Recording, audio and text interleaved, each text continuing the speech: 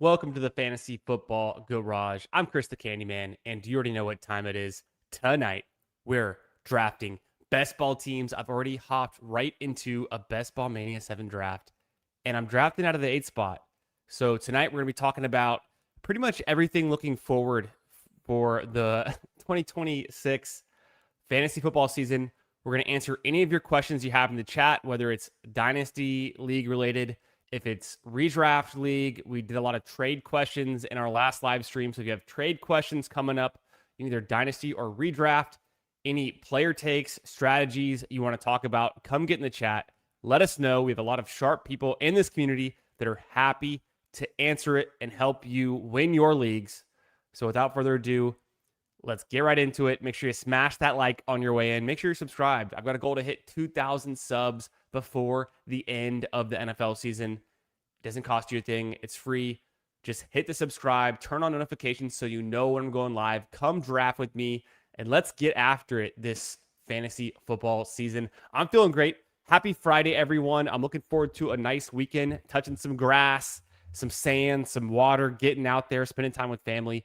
But it's drafting time. It's late on a Friday night. We got to take advantage of these rooms. People are stumbling out of the bars on the East Coast right now, and they're entering a Best Ball Mania. We're about to swoop in and ship this tournament on July 24th. So thanks for being here, guys. Come get in the chat, say what up, and we're starting this one off hot. It's hot best ball summer, and we're not even at the peak yet. Just getting started. We got Jeff T in the chat. What's up, brother? Always good to see you. We got Brian in the chat. Shout out to the Goobers. All right, this is a pretty easy click for me. We're going Christian McCaffrey here, and I didn't update my leg up ranks, I think probably since Tuesday. So maybe I'll do that in a side tab over here, get the latest ranks downloaded, get the latest CSV in there. But McCaffrey at the 8 spot, easy click for me. Honestly, JT getting pulled up to the 4 spot, I don't hate it, but I really like Puka Nacua, and so that kind of stops me from taking JT that high most drafts. Bijan Robinson at the 3 feels like a gift for the player who pulled up Jamar Chase. I don't think that's necessarily wrong either, but getting Bijan at the 3 spot's nice. Puka at the 5 is incredible. And then going JSN and Amon-Ra, we take McCaffrey at the 8 spot. I've been seeing James Cook go higher and higher. I'm wondering if James Cook becomes the running back that, separates from the others that go at the 1-2 turn in the beginning of the second round. And James Cook starts to be that guy who goes consistently ahead of the Jefferson and Lamb tier of wide receivers. We know that James Cook led the league in rushing last season. He's on a dynamic Bills offense that can score the ball with the best of them. So if you're looking for touchdowns, if you're looking for high usage, James Cook's one of those guys. I think he's a pretty decent click on the board. At this point in the second round, I don't mind going with another running back. So I'll take Amarian Hampton. I'll take Chase Brown or Devon Achane, whoever is available. I'm really in on all of these guys. So I'm gonna rank it just for right now. I'm gonna go Achane, Hampton, and Chase Brown. Henry goes. I don't think Henry's a bad pick either in the second round, but let me take the number 1 explosive running back in 2025, number 1 in juke rate, number 1 in explosive rushing plays, Devon Achane, with Christian McCaffrey, who was also the touch leader among anyone last season. If you just separate out Christian McCaffrey's receptions from his run game, his receptions, receiving yards, and receiving touchdowns, he would have been, I think it was wide receiver 11 on the season last year. Pretty incredible stuff. So I'm not worried about the Dolphins. I'm not worried about their offense. I think Achane can compensate for that. He's the engine of the offense. He dominates the touches. He's going to be the top target earner on that team, no doubt, unless they sign someone like, even if they sign someone like Brandon Cooks, I don't see him out-earning Achane in targets. So I'm not really worried about any other effects there. I think Achane's going to just dominate. And I think he's in line for a solid 20 touches per week easily. The touchdowns have never been a problem for him.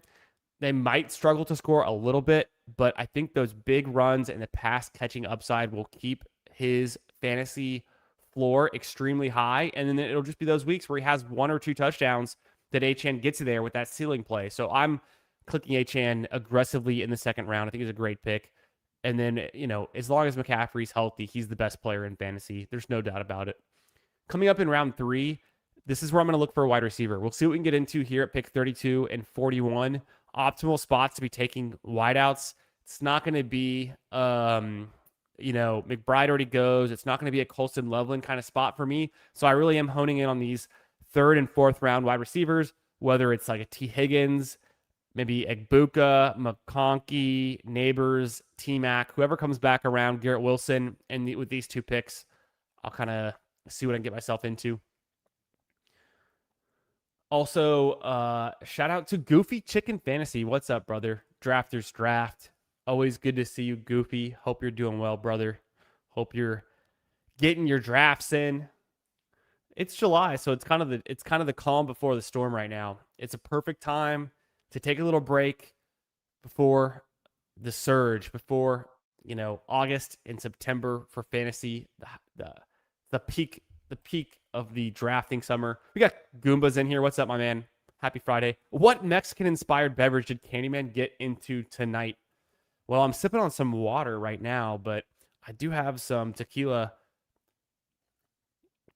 and some margarita mix in the pantry if we want to tap into that a little bit later. We'll see how late the stream goes.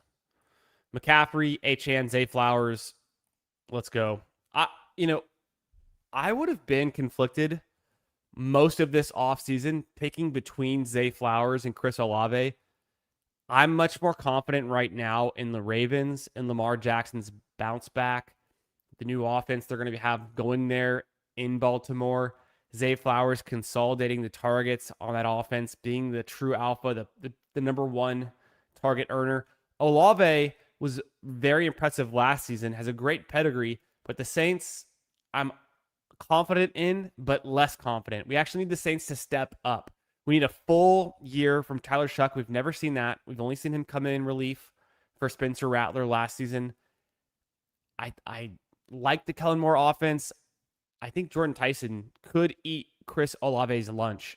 And we know Chris Olave's already been dealing with some blood clots and some other off-the-field, injuries, whether it's concussions. So, and Tyson comes with his own baggage as well on the injury side. But would I be surprised if next year we're drafting Jordan Tyson ahead of Chris Olave? It wouldn't surprise me. I don't think it's the most likely outcome, but there is enough probability there to make me do a double check. Versus Zay Flowers, he's definitely the guy going forward. After take Flowers, we see Olave and McConkey go off the board. Neighbors, I think, is a good pick. Waddle has been steaming up because it picked 37 in this draft. Javonte Williams is a solid 4th round pick. Very nice. T-Mac, McLaurin go. So I'm going to have my choice here. I could either do Travis Etienne Jr., Garrett Wilson, Josh Jacobs, Mike Evans. Luther Burden would be a big pull-up there for Luther Burden. I think I'm going to go ahead and take Garrett Wilson because I think he's just undervalued. I also have been drafting a lot of Travis Etienne Jr. in the 3rd round, in the 4th round. On this specific build, I'm looking for another wide receiver that I think can be have a breakout season, maybe be a guy we're drafting in the 2nd round next year. And so Flowers speaks to that. I think Garrett Wilson speaks to that. And let me just hold on to my double anchor RB with McCaffrey and Achane for the time being and see what value falls to me at running back. I mean, there's some decent value there at pick 41 to get Travis Etienne Jr., whose current ADP is 36.3, but he's also been a little bit of a faller this last week. Some people are afraid of the Kamara news and the signing. I'm not afraid of that at all. It's just on this build, and I'll probably take some Travis Etienne Jr. later tonight, and I might as well take him in the 3rd or 4th round, before I had the option of passing on him at pick 41 tonight in this first Best Ball Mania draft. It just kind of comes down to the team that I'm building, the narrative that I'm going for, and getting different in a little bit of my drafts. And so Garrett Wilson's a guy I've been really high conviction on all summer long. I'm going to continue to hammer Garrett Wilson. Would not be surprised if we're drafting Garrett Wilson ahead of Drake London or Nico Collins or George Pickens next year.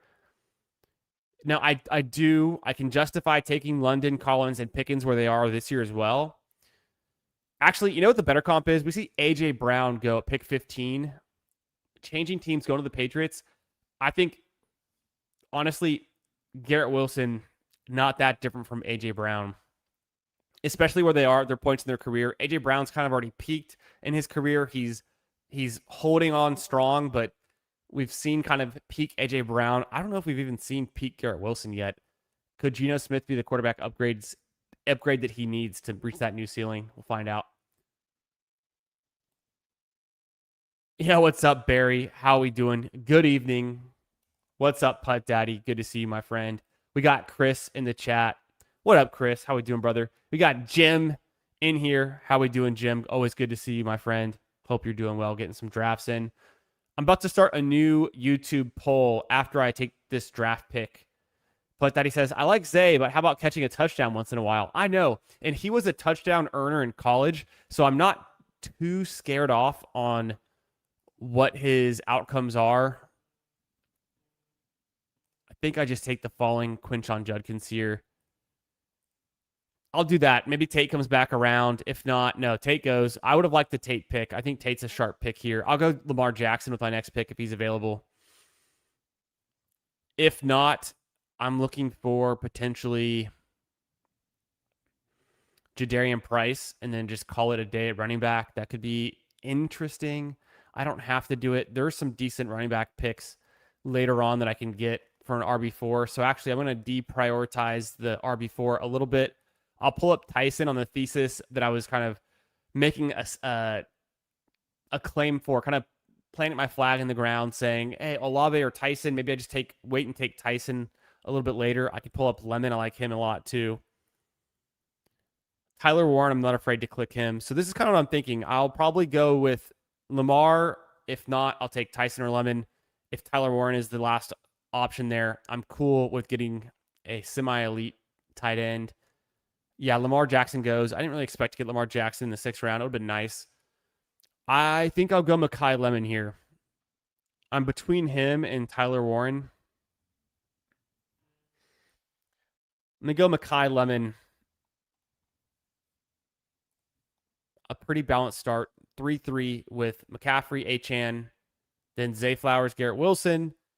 Back, I get Quinshon Judkins, and then Mekhi Lemon to start off this draft. Let's start a YouTube poll. Tate is a steal here, in my opinion. Yeah, I like Tate a lot there, too. If Judkins wasn't available, I probably would have gone Tate. I think Tate's a pretty nice pick. Let's see if someone takes Trevor Lawrence and ruins the 12 spots day. Yeah, look at this guy in the 12 spot. He's got Brian Thomas and Parker Washington for the double stack. So he is definitely looking forward to getting Trevor Lawrence with his next pick.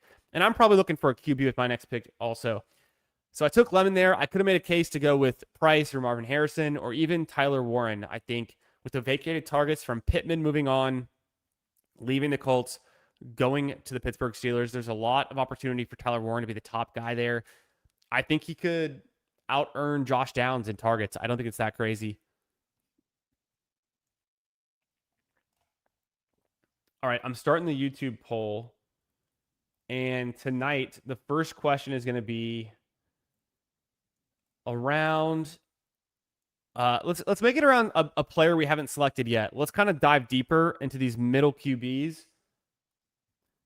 Or no, you know what I want to do? Let's do the older veteran tight ends. The first question tonight is, who are you drafting? Who do you prefer?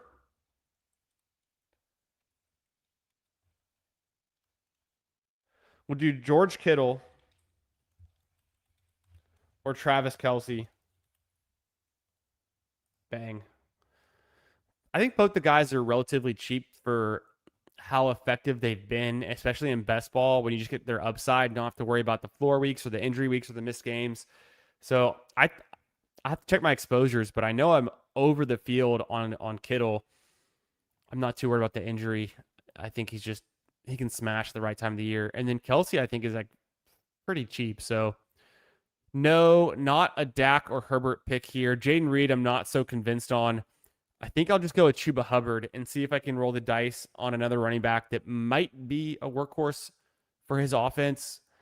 I think that's the pick here. I'll do that. I don't take a ton of Chuba Hubbard, but it makes sense. The Panthers have a great offensive line. I think the Panthers on whole, Carolina's offense is underrated right now.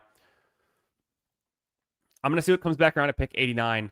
Sutton was there. I think Sutton's a decent pick, actually. I hadn't picked Sutton for a few weeks now, but I've come back around to it. I've been reading some athletic articles today on different teams. One of them was around the Broncos and the top 10 players most crucial to the Broncos' success in 2026. Waddle was number 7. Sutton was actually number 5. And I know it's just like a think piece article, but it does remind me about the connection that Bo Nix has had with Cortland Sutton over the last 2 years. Over the last 2 seasons, the passes, the connection between Bo Nix and Cortland Sutton and the total catches between those two, the completed passes, ranks number 10 in the NFL over the last 2 seasons. So that's something to really not take for granted, I think. The connection is strong. Cortland Sutton's been a red zone target. He's a big bodied receiver. He can get it done.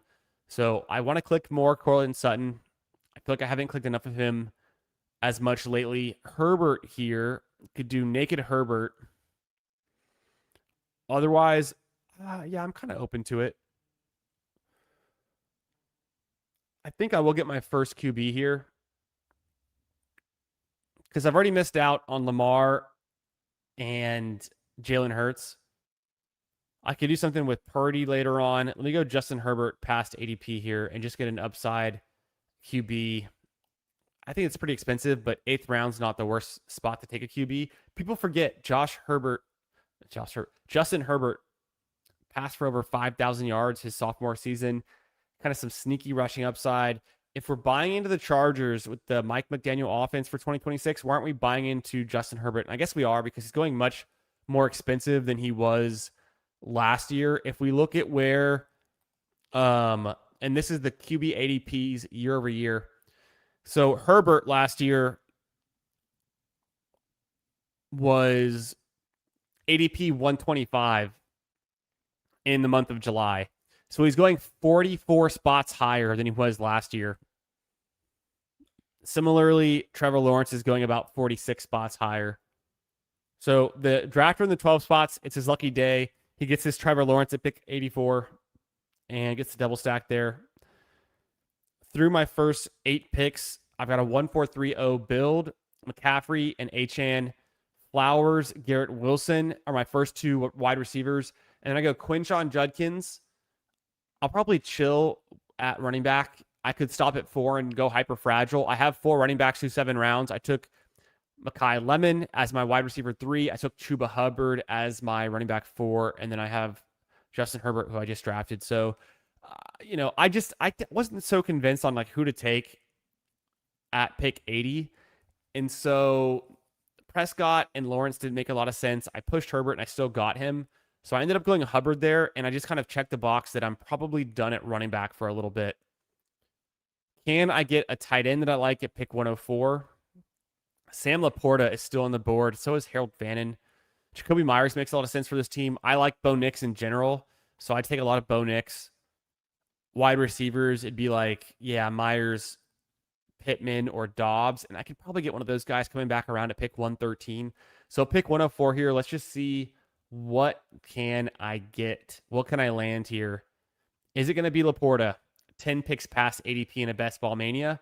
You betcha. So I'll sign up for some Sam Laporta there. Big ADP discount. Fits the team. I was going for a tight end in this range. I like it. I can probably still get Bo Nix goes, but I can probably still get a wide receiver at 113. Yeah, the drafter who took Harvey at 82 also takes Dobbins at 87 and then grabs Bo Nix at 106. A big bet there on the Broncos. I don't hate it, but I don't really love having Harvey and Dobbins on the same team with the prices that they're currently at. It seems super expensive. I don't really know how that pays off for both of them. I like both of those running backs. I have never taken them on the same team, especially not anytime recently where their ADPs have converged more or less. The wide receivers I wanted are gone. I could still do Wandale or KC. Or do I pivot and take another QB in this range? I'm kind of leaning Wandale.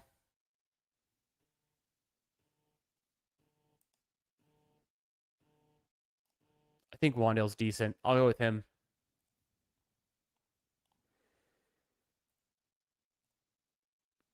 Kelsey, but for the old crusties, I have like 18% Goddard. You know, Goddard was my most drafted tight end last season, and he's one of my most drafted tight ends this year too. I just believe in Goddard. AJ Brown's gone. It opens up the offense for Goddard even more. Just being, he was coming off a career year in touchdowns, and Goddard is just completely undervalued. So yeah, I'm way in on Goddard. Jeff saying, I normally hate drafting at the ends, but the 12 spot is having a good draft. IMO. Yeah, I don't mind his team. He's been getting some good values to fall to him and the way he's played it. So let's look at the 12 spot. He goes Barkley, Ken Walker. That's fun. He gets Neighbors and Waddle. He pulls up Waddle, but I don't hate it. He then throws Brian Thomas, Parker Washington, and Trevor Lawrence onto the squad. So a pretty fun start. He comes back around at running back with Rico Dowdle. The triple stack, which Kobe Myers. Okay, now it's a little bit crazy. And then Jordan Mason. So if this wasn't Best Ball Mania, if this was a smaller field tournament like the Pug or the Frenchie 10 or whatever is out right now, I'd like this team even more. I actually don't like triple stacking Trevor Lawrence at these prices. 4 of his first 9 picks are Jaguars. That's an extremely heavy consolidation around one team, the bye weeks alone, but just that team's performance. And also, Brian Thomas, Parker Washington, and Jacoby Myers are not priced as if each one individually succeeds. They're all literally priced as if they are the top option in their offense as a receiver. So to get all 3 is you're kind of betting on a parlay that is one leg defeating the other leg of your parlay in my mind. So I don't actually like that. The double stack was fun. It was interesting. I still don't do it really a lot. The triple stack was overkill.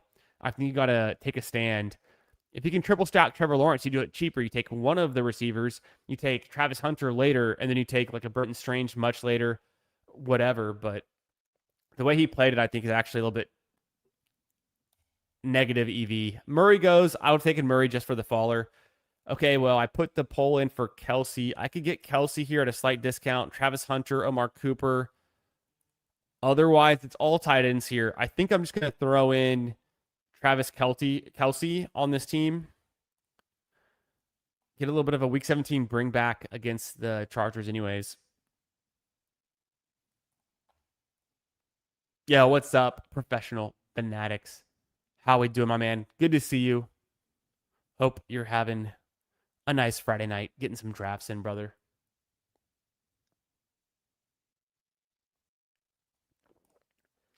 I like Fannin over Laporta straight up. I think the Fannin FUD is a little too much. I don't mind that take, Fannin over Laporta straight up. But at the end of the day, it's the Browns offense versus the Lions offense. The Lions will score an extra touchdown per game more than the Browns will on average. And so that just kind of pays off in itself. It's that simple for me. Yeah, overstacking. It's not the move in a large field tournament. If it was a 16,000 entrant tournament, I could see it paying off and being kind of a fun bet. When there's more than 500,000 people, it's just not going to be what wins.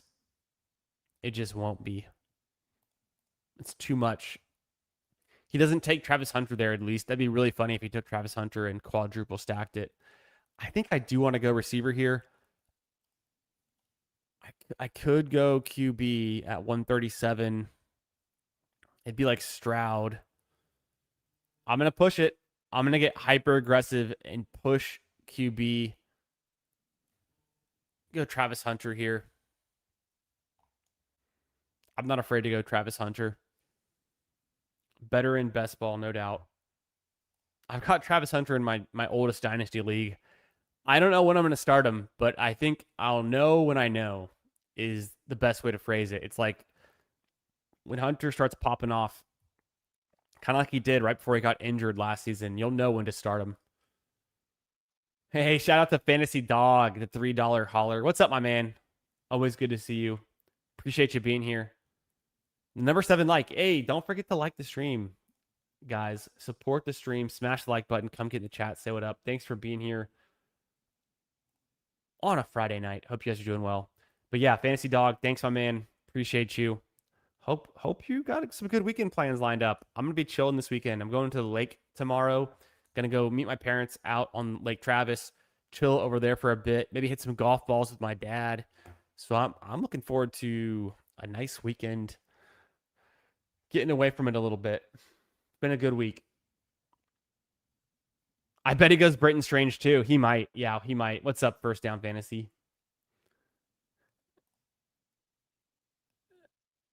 Yeah, he doesn't go Hunter there. He could still do the Strange thing. Dallas Goddard actually goes really early in this draft, pick 120 on the left side of the board.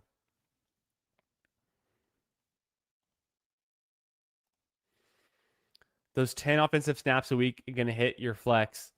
Brother, if it's 10 offensive snaps and 5 of them are targets for Travis Hunter and 3 of those are catches and 1 of those is a touchdown, it might just be crazy enough to work. People forget Heisman winner, second overall pick. Jacksonville traded up for him.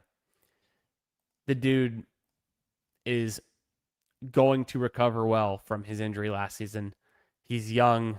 He can bounce back. The Liam Cohen coach speak around how excited he is to use Travis Hunter. I'm in. Yeah, I almost took Stroud last round. I'll definitely take him here this time. Not stacked up. Maybe I can backstack him a little bit.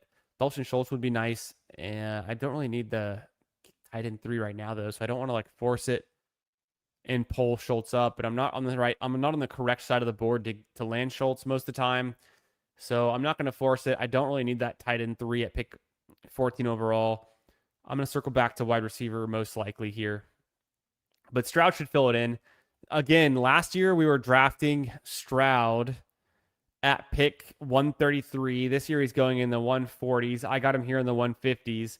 Same range last year where we were getting guys like Jordan Love, or Trevor Lawrence or Justin Herbert. Stroud was going in the same tier as those guys. We see Herbert and Lawrence take huge leaps forward. Why not Stroud? In his second year with his new offensive coordinator, maybe Stroud takes a big jump forward. Hey, $2 more from the Fantasy Dog. Too kind, my man. Appreciate you. Thanks so much for the donos. Have a great game, my guy. You're my guy. Appreciate you. You have a great game.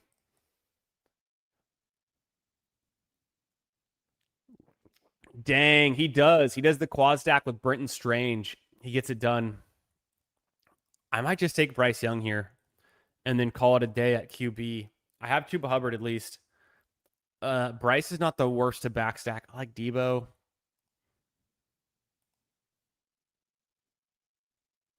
I'll go Bryce Young here. I think Bryce Young is super undervalued right now. One of Stroud or Bryce Young is bound to jump back up into the 120s, 110s kind of draft range by next year. It's too obvious to me. We see it year after year. QBs that disappoint, like Trevor Lawrence or Justin Herbert, they go too cheap and then they bounce right back. So I will take shots on starting QBs on playoff teams. Don't forget it. The Texans and the Carolina Panthers both went to the playoffs. The Panthers lost in round 1 to the Rams. What are you going to do? The Texans actually won their first matchup. So before losing terribly to the Patriots, but so I'm done at QB. Can I find a way to backstack Herbert, Stroud, and Young, who are all unstacked right now? At least I have a little team stack going on with Hubbard. Where is Trey Harris? So Trey Harris would be a fun pick for me on this team.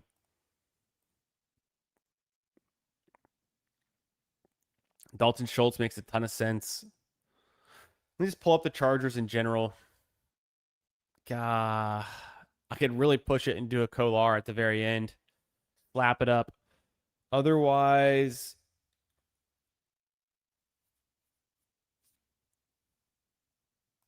Dell, Knoll, not the worst picks. I don't love the Brazil pick. I think it's okay. Trevor Etienne's kind of interesting, but not on a team where I have Chuba Hubbard. Probably not. Also, I still need to update my leg up rankings. I downloaded them on Tuesday. I could probably get a newer download. I might just wait till the end of this draft at this point.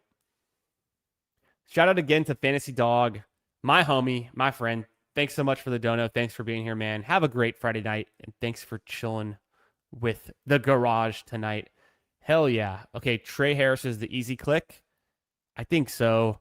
It's either him or Schultz. I'm going to get more upside out of Trey Harris. Schultz is more of a floor play. Let's go for Trey Harris. The guys after me, I mean, he goes Helm, and then a lot of them have 2 tight ends, so I might just get lucky and get Schultz also on this team. No more wide receivers with a week 13 bye. No more wide receivers with week 7 bye. It's not the end of the world, but let me just see if I can kind of avoid that. It'll be a tiebreaker on some of my picks. Not that I would do it, but don't forget the Elgru quadruple stack Bengals when he won. Well, didn't he have it right here? Elgru had Jamar Chase, T. Higgins, Joe Burrow.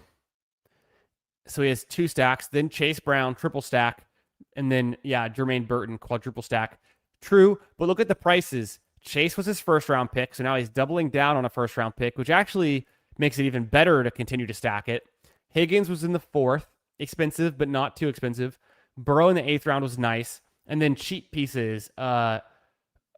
Chase Brown in the 11th round is super cheap, and Burton was a 0 all year long, but in the 14th round was super cheap. So I would say there's a difference in that kind of stack at those prices, which obvious, it's obvious. It makes sense, right? So it's all about where you can get it. Through my first 16 rounds, we have 2 rounds left to go out of the 10 spot on this one. No, I'm in the 9 spot. I'm in the 8 spot. Jeez. All right, out of the 8 spot, 3, 4, 6, 3. I go Justin Herbert, C.J. Stroud, and Bryce Young at QB. Running backs, I got 4 through my first 7 rounds, so I was kind of done early. I have Christian McCaffrey, Devon Achane, Quinshawn Judkins, and Chuba Hubbard. That feels pretty good. I could just stop at 4. I'm trying to think if there's any. I could do Vidal late. Otherwise, I don't know what I would want to do there. Not sure. Wide receivers, Zay Flowers, Garrett Wilson, Mekhi Lemon, Wan'Dale Robinson, Travis Hunter, Trey Harris. So I finally stacked up Justin Herbert. I have Sam Laporta at a big ADP fall, about 10 picks. Travis Kelce and Dalton Schultz. Almost 20 picks past ADP for Schultz. So I complete the stack with, it finally works out with me and getting Stroud and then backstacking him.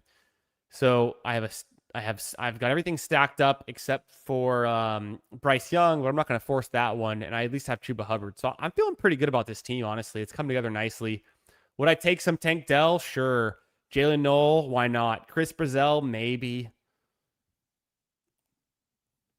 Jaden Blue's interesting. Marshawn Lloyd's interesting on this team, where I have a bet on the Texans. I can kind of see it. I think Blue's just a shoo-in to be the RB2 on that team. Katron Allen, to me, is kind of like this deep sleeper right now that could take over the Washington job, so he's pretty interesting. Other than that, we're wrapping this draft up. We have 2 more picks to go. Can I get Tank Dell here? Why not? Yeah, the quad stack. The best charts. Appreciate you, Fantasy Dog. Kind words. Be like Fantasy Dog. Get in the chat. Smash the like. Always supporting the channel. Appreciate you, friend. All right, I get Tank Dell there. This team's coming together really good in these final rounds. Like, it's coming together kind of nicely in the late rounds here. Do I take one more running back? Do I continue to go receiver? Okay, Blue goes, Lloyd goes. If Katron Allen goes, I honestly, for me, Mooney's okay. Keon Coleman's okay.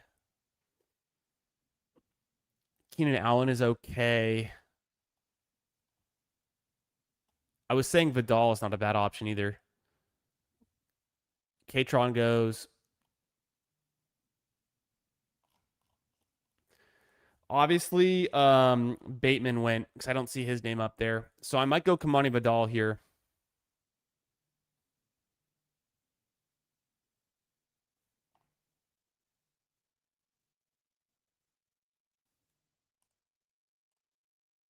I'm going to go Vidal.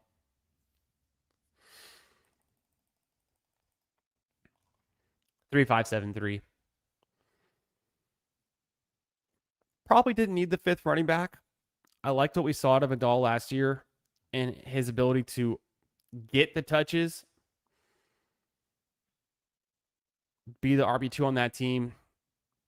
I don't draft any Keaton Mitchell, so I need to continue to draft more Kamani Vidal. Kamani Vidal is a guy that I drafted a ton of in the big board, so if I'm going to continue to fade Keaton Mitchell, I should be drafting Vidal at least every once in a while. He made a lot of sense on this team where I've got the whole Chargers thing going on. And there wasn't really another wide receiver I would have loved to have gotten. I don't know what they would have added to this team. Getting one more wide receiver would have been fine, but at the end of the day, if Zay Flowers, Garrett Wilson, Mekhi Lemon aren't getting it done, then that's just it. I don't know if a late wide receiver would really help that much. But I feel really strong at running back. I feel completely sufficient at QB. I got a lot of upside. I feel good about the wide receivers. The tight ends are a smash. Incredible values at the tight end. This team has a lot of ADP value, so I feel good about it in general. Yeah, overstacked to the moon. Don't forget about LeQuint with that Jacksonville stack. Did he take LeQuint? No way. That'd be hilarious. No, he didn't. He could have though. He could have gone LeQuint. And I don't hate it. It's not the worst pick. I think it's better in 20 rounds on DraftKings PPR, but LeQuint is a guy. He's on my taxi squad in one of my dynasty leagues. Honestly, that did probably feels like he's living right now. Exactly. Exactly. He's loving it. Legette's not a bad throw-in for the last pick. I will admit that. I have thought about taking some Xavier Legette. The problem with Legette is I honestly do believe he still plays some snaps this year. It's just that he gets like so relegated from Jalen Coker being more relevant and having a great playoff game against the Rams, putting up 100 yards, like what was it, 8-9 receptions and a touchdown. So Jalen Coker is the guy who takes over what Legette was supposed to be. Legette's still going to get some run. I think they still have, what's his name? The other receiver on the Panthers, Moore. They've got Mechie, which is pretty interesting. They signed him. They have David Moore there. David Moore could have some kind of role. Mechie could have some kind of role. And I think they're all like him, like pairing him with Legette. All of those guys are going to, even Brazil, they're going to be pretty limited in what they can do in this offense. Brazil is more of a field stretcher. I don't know what Legette is anymore. But I think Legette is draftable. It's just, I don't think he can retake his role over like a guy like Coker. And even Coker's role is not incredible, but it could get better. I'm mostly playing the Panthers through the running backs and through T-Mac. And then Bryce Young. I'll take naked Bryce Young. I think he's just a value. Luckily, we did land it on Dell, so that feels pretty good. Yeah, the backstacking just kind of felt to me. I mean, look at this value I got somehow on Dalton Schultz. Almost 20 picks past ADP. I couldn't believe it. I needed it. I almost took Dalton Schultz where I took Trey Harris at 160. Or no, what did I take? I took Bryce Young at 161. I considered taking Trey Harris there. I considered taking Dalton Schultz there. And I'm glad because I got both of them. I got Trey Harris 10 picks past ADP, and I got Dalton Schultz 17 picks past ADP. So sometimes you can push and get lucky. I mean, last night when I was drafting, I tried to I tried to push Stroud around the corner on the left side of the board. You guys remember this. I took Woody Marks first and then tried to push Stroud around. It didn't work out because the drafter in the one spot had Higgins and he took Stroud. Looking back, I don't know why I would ever draft Woody Marks ahead of CJ Stroud. That was just not the right play. So, but luckily, I think that was my pug draft last night, wasn't it? So, just my opinion, I think wide receiver over Schultz was the move. Yeah, and I get both. I can't believe it worked out. And I still got Tank Dell too, which I got him past ADP. Like, I think I just got really lucky on this one. The other drafters in the room didn't want the players on the teams that I was stacking up and making big bets on, which sometimes you get lucky on that. If you're taking players on perceived bad teams, that other people won't snatch up your late round picks because they don't care about those picks unless they have the QBs to stack them or whatever. So, anytime someone can take your Ravens or take your Cowboys or take your Lions or your Bengals, but rarely will someone jump to take a Texan or like a Panther if they don't really need to. Start mixing in Vidal in the last round. I think so too. I'm pretty much on this wavelength, so I got to draft like it. I think out of the rookies, says Goombas, Brazil has been getting some of the best early news. The Tet slot news and coaches talking about Brazil on the outside, sacrificial X, or does he make something out of it? Yeah, I kind of view him as like a sacrificial X. I'll be interested to see what he can do. I don't have a lot of faith in these field stretching, big, fast Tennessee wide receivers that we see come out of college year after year after year, but I sprinkle in some Brazil. He's just not a guy that I'm going to hammer. In the PPR Frenchie got some LeQuint. That's fancy. Exactly. I took Kate Otten in the 18th round of my third tight end in BBM. Sometimes rooms give you some big falls. Yeah, sometimes the tight ends just fall. I've gotten some late Otten, but that's pretty nice. What's up, Schwaggins? Well, if it ain't that time of night again, yes, sir. Good to see you. How we doing? Brother, we're doing great. We got a nice little team here for the first Best Ball Mania of the night, and we're about to jump right back into another Best Ball Mania draft. So if you want to jump in with me, here's your countdown. I'm showing it on the screen. I know it lags 5 or 7 seconds. Some of you guys are a little bit behind. Come draft with me. I'm going to join. It's 10:21 Central Time. I'm going to hit enter on this at 10:22 Central. So that's 8:22 Pacific. That's 11:22 Eastern Time. That's 9:22 p.m. Mountain Time. If you don't know your time zones, I just did the math for you.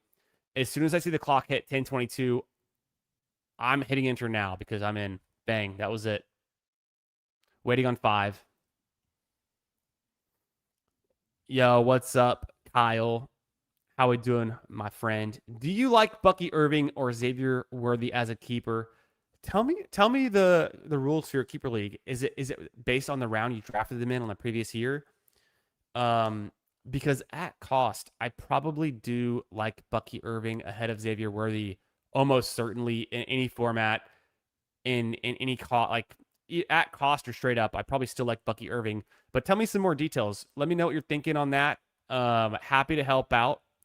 Tonight, we are answering questions for your leagues, whether it's Dynasty, Keeper, Redraft, Best Ball Strategy, anything you have going on. I'm drafting Best Ball teams tonight. I'm jumping back into another Best Ball Mania draft for $2 million up top. It's the flagship contest on Underdog. And that was my 41st draft out of my 150. This is number 42. And I think we got some friends and family in this one. Let's see who made it in. Holy shit, this room is sharp. This is going to be tough. We got Blaze in the 2. We got Amped Phil in the 5. I'm in the 7. We got Schwaggins in the 9. Somehow Schwaggins and I are always within a pick or two of each other. We got Nathan in the 11. And we got John in the 12. If I didn't call your name out, let me know where you're at. But this looks like a pretty packed room. So, hey, only 2 out of 12 advance, and I'm planning to be one of those. So if you're in this room with me, you're praying to get that 1 out of 11 advance. Good luck. Let's get right into it. Also, I'm going to turn on some little, we're on draft number 2 of the night. I'm going to hit the retweet. Follow me on Twitter at FFB Garage. I'm going to hit the retweet. Let everyone know that we're live right now.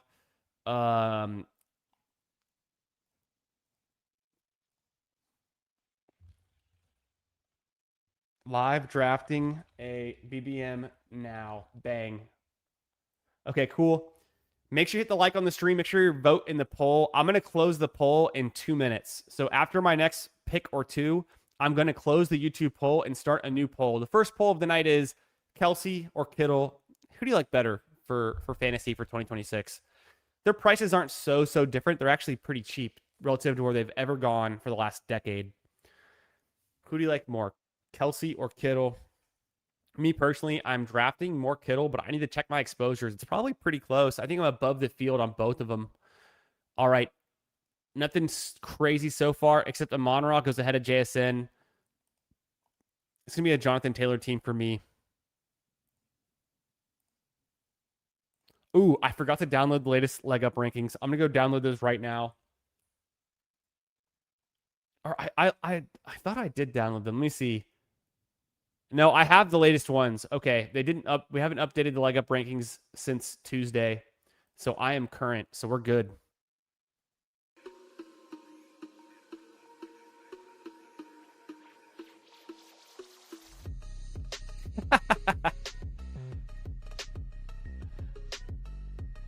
Shot my lowest round of the season today. Feeling good, brother. Nice. Schwaggins, what did you shoot? Was it a 69? You played in 2 hours and 15 minutes at golden hour. Can't beat it. That's incredibly fast. Were you playing solo? That is the fastest I can imagine playing a full round of 18. That's incredibly fast. I mean, just picking up your gimme putts, just no practice swings. I like it, but that's incredibly fast. Yeah, John's in the 12. Shout out to John. I see you there, brother. I'm keeping tabs. Fantasy Dog says, I got in the wrong draft. How is that possible? We were waiting on 5. You got in the overflow, or did you get in the underflow? Either way, Fantasy Dog, you know what I like to say. Sometimes it's better to not be in the streamed draft room. Whether your pick is after ours, you get to just hear, see our board and hear my thoughts as we talk through these picks, and hopefully it helps you make a good decision on your draft and see where some players are going. So not the worst thing, but dang, that's crazy. Yo, what's up, Adam? How we doing, brother? Good to see you. Hope you're having a great week. Happy Friday, my friend. I'm in the 13 spot. Yeah, it's that classic Jeff humor. The 13 spot. Ooh, Jonathan Taylor, Ken Walker. Yeah, sign me up. Sign me up for that combo in a Best Ball Mania. Let's go. Something crazy. CeeDee Lamb goes with Rashee Rice. You don't see that every day. Do I hate it? No. I think it's actually kind of fun. Because Lamb's never on the left side of the board, and Rice is rarely on the right side of the board. But Rice was going in the 3rd round for a couple weeks. And maybe someone would have a Lamb combo with Rice in the 3rd, but it's pretty rare. So I like this. It's just fine. What Schwaggins is doing here. JSN, Achane is fun. Amon-Ra, Derrick Henry is really nice. Puka and Pickens is sick. Chase and Bowers. I mean, there's almost no wrong way to play the first 2 rounds. So get different combinations. Go for your guys. Have some fun with it. A 75? Yeah, Schwaggins, I knew you were a golfer, and you've given off some hints that you're pretty good, but that's intense. I have never broken 80 in my life. I've broken 90. I always strive to break 90 when I play. It doesn't always happen, but I have never broken 80. I think my best round, it's been too long. Well, 85, I think. And that was when I was in high school. I played more in high school than I do now. It's just a sad fact. I'm going to play tomorrow. Me and my dad are going to get out there tomorrow. We're going to go out and play. I don't know if we're just going to hit the range, or if we're going to hit the sim, or if we're going to actually play 9 holes or even 18. We'll kind of see. It's hot as fuck outside right now in Texas. It was 109 degrees the last 2 days. Today it was a little bit cooler because there was a morning rain, so I think it only got up to like 98 today or something crazy, but hot as shit. Yeah, what up, Adam? Tough Country Club 2. Nice. The one I played at a few weekends ago with my buddy, Forest Creek Golf Club in Round Rock, is rated one of the top 5 hardest golf courses in Texas. which I didn't fully understand that. And I was playing it for the first time, and I shot a 42 on the back 9. So I felt pretty damn good about that. I think it's just T. Higgins here. It'd be T. Higgins or Zay or T-Mac for me. I'm going T. Higgins. T. Higgins pissed me off last year. He sucked in redraft for the first half of the season. Then Burrow was hurt. But Higgins can always be that guy you just have to have. So whatever his price is, he's always worth sprinkling in any given draft season. I will say that. He's been cheaper. He's been more expensive before. Round 3 is not the worst price. I hate not having like the ultimate upside, but if you're attached to Joe Burrow and that Week 17 shootout game against the Ravens, I'm looking forward to that. You can make an argument that Zay Flowers has more targets and more receptions, but I guarantee T. Higgins almost certainly, I won't guarantee it, but I'd say he almost certainly has more touchdowns than Zay Flowers does.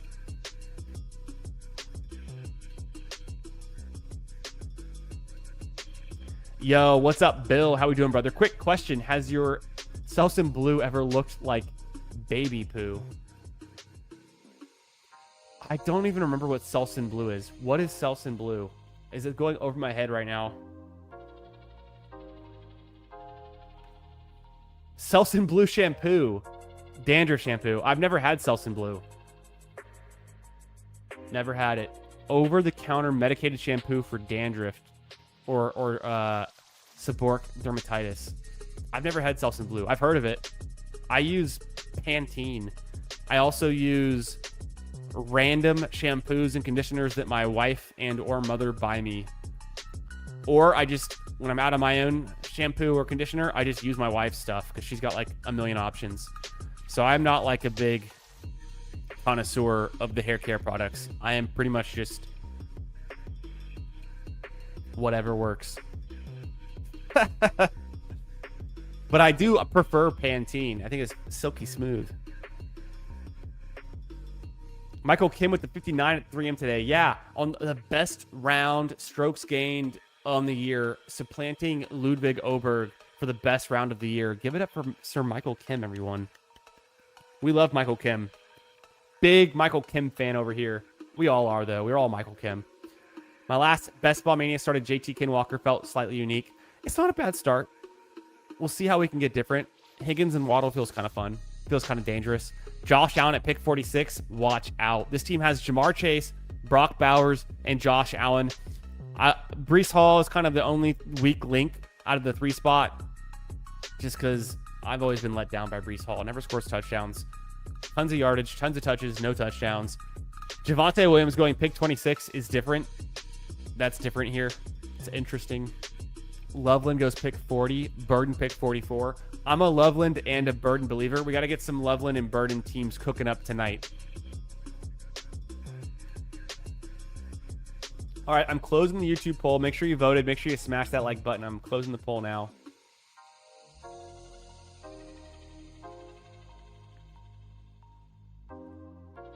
This room is a little funky. It's interesting. Nothing crazy. 42 rocks. Yeah, I'll take 42 every day of the week, twice on Sunday. Yeah, what's up, Dope Chris? How we doing, brother? What's your highest draft place finish in this? In Best Ball Mania, I have never made the finals in Best Ball Mania. So I'm still looking to make the finals. And this is... I've maxed it the last 2 years. I half maxed it 3 years ago. And that was my first year entering it. So this is my 4th year drafting Best Ball Mania. Let's go Tate here. I took Judkins last time, and I want to go Tate. Let's go Tate for sure on this one. But my best finish in a large field tournament, I've finished, what was it, 7th in the Poodle a few years ago. That was for 2K. Last year, I made the finals of the Poodle 2. Kind of min-cashed, wasn't great. Made the finals of a Pomeranian draft. Kind of min-cash, wasn't great. And then I did have a pretty nice windfall on PGA Best Ball 2 weeks ago. I took home 7th in the big scramble, which was pretty nice. My best finish ever in all best ball contests was I finished 5th in the Albatross. Not this year or the year before. It was actually 3 years ago. I got 5th in the Albatross. I also got 21st and I think like 50th. So that was pretty nice. That was for like 9K. But I'm still looking to get a big windfall in my NFL best ball tournaments. I've had some okay results. 2023, I was pretty much break even. 24 was a down year. Last year was a slight down year. So I've been plus money in golf over the last 4 years. I've been slightly down in football. But that's kind of my expectation. I'm not expecting to win every year, but I'm hoping to build some strong teams that I can ship a tournament or get a top 3 in a big tournament like this and take home a large prize that kind of pays off for a while. At the same time, this is one of my hobbies. I spend a lot of time doing this. I do it for the enjoyment. And the goal is not necessarily to win everything and win big. It's kind of just to draft, have fun, and stay engaged in the fantasy football community and stay sharp. And this, I feel like drafting all these best ball teams helps me crush my home league draft, which is coming up the end of August. My home league, we're on our 17th year. We do an auction draft. We usually do it Labor Day, but we're doing it the week before Labor Day this year. We all meet up, and it takes about 6 hours to draft. It's 10 team league, super flex. 3 wide receivers, 2 flex, and a super flex. Let's go Lemon, I guess. Oh, I could have gone Parker Washington last second, but because I took Lemon last draft, and I have Tate on this one too. It's whatever. So yeah, still looking for that big kind of flag plant victory in a large field best ball tournament, but these things are hard to win. So if you're going to enter them, you got to know the odds, the stakes, expect to lose, be surprised when you win. But I feel like it also, drafting them, it's great practice, keeps you sharp, and it's fun too. I'm doing it for the fun of it. What about you, Chris?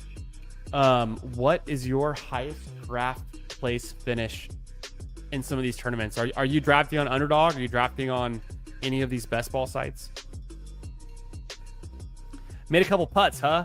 Yeah, you got to drain some putts. Got to make some more putts if you want to score low, if you want to shoot low, right? What's up, Danimal? How we doing, brother? This is the second Best Ball Mania draft of the night. We're just getting started. Yeah, I think so. With Burrow healthy, come on. I didn't expect Burrow to come back to 79. He goes to pick 75. He could have come back. It would have been a nice addition to the team. This could be a Bo Nix-ass team if I've ever drafted one. With Jalen Waddle here. All right. Not a Herbert team. I took Hubbard last time. Could do Sutton and double stack the Broncos.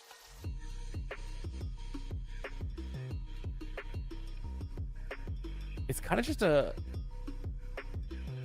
Hubbard team again. I'm in a similar spot on the draft board. I'm drafting to the 7th spot. I was in the 8th spot last time. I go Hubbard here at 79. Yo, what's up, Fantasy Fitness? How we doing? Happy Friday. Love that Javonte pull-up in 2. Been doing it myself. Flips the board and leverages Pickens, who's been drafted in that zone. Plus, he can outscore every other running back who went in that area. I don't hate it. I don't hate it at all. I think, yeah, Javonte had a true breakout season last year. He's healthy. He's still young. He's on one of the best offenses. He's consolidating the touches in that backfield, so I like that. Famously, you can't wear black without the blue. I lost for a second. I was like, what the hell are you even talking about? Stelson blue. Now I know. I'm predicting a late snipe. No snipes for me. What's up, Steve? Good to see you, brother. Hope you're doing well. I'm lined up. I'm going to be drafting with Steve and Meg coming up soon. A couple Fridays from now. Looking forward to it. Damn. Oh, well. Mahomes goes. I would have taken Mahomes with Ken Walker. Could have been nice. I don't even like Josh Downs that much. I really don't even like Josh Downs that much. I'm going to go Corum here.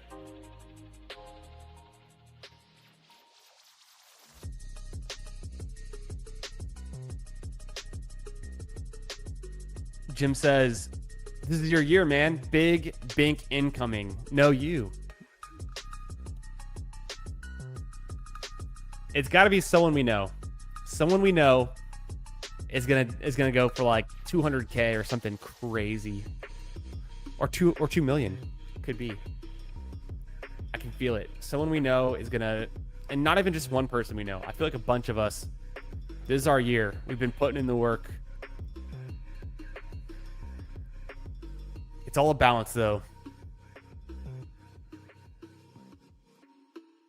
I've been pretty selective with the tournaments that I enter this year. Like I said, this is my 42nd Best Ball Mania. I'm going to be heavily weighted towards August and September. And then I have done 0 eliminators so far. I'm hoping to do 50 to 75 eliminators in August and maybe get a little bit more than that in total, but it depends on how fast it closes. Did you guys draft the Frenchie 9, the $80 draft? I didn't have time to do it earlier. I was considering it, but obviously now it's closed. The other Frenchie is a $40 entry. I think I want to do 1 or 2 of those. I don't know if I'll 3-max it, but I could. I mean, it's interesting. What do you guys think about the Frenchies that are out right now? Also, I'm going to start a new YouTube poll. I forgot to do that. I'm pretty in on Achane. I like Achane a lot. I like all of the running backs that go in round 2, so it's hard because I like them all. But I drafted Achane on the last team with McCaffrey Achane team. I'm way in on Achane. Do not want to fade that guy. Oh, Jackson Dart team, if I've ever seen one before. I'll have to get lucky. Bo Nix comes back around. Do I just take Bo Nix on a Waddle team? Nah, I like Dart more than Nix. So if I get Nix to come back around, Godspeed. I don't think so. The drafter, it's Nathan in the 11th spot. He has 2 swipes at Nix. He's almost certainly going to do it. So I think I'll plan to go for tight end or wide receiver 5 when it comes back around to me. All right, new YouTube poll. Also, throw some Lambos in the chat if you got them. I'm feeling the yellow Lambos tonight. The new YouTube poll is going to be...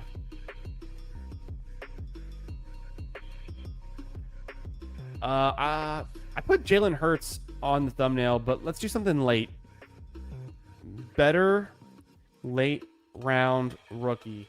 Question mark. Katron Allen or Nick Singleton? Bang. That makes sense, right? That's pretty fair.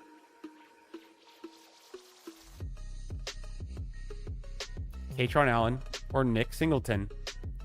Who we liking these days? Vote in the poll. Let me know in the chat. Of course, I called it. Nathan goes Bo Nix. I like that for his team, though. It's a good start. Fits very well. Pick 114. I said I was going to go tight end or wide receiver. Ooh, Dobbs. Could be another Wandale team. Could be a KC team. I don't know if KC fits, though. I've got so many rookie wide receivers, and Dobbs is still there.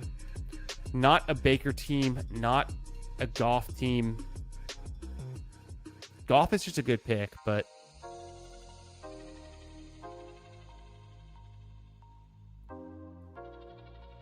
I'll go Dobbs. I kind of do like the...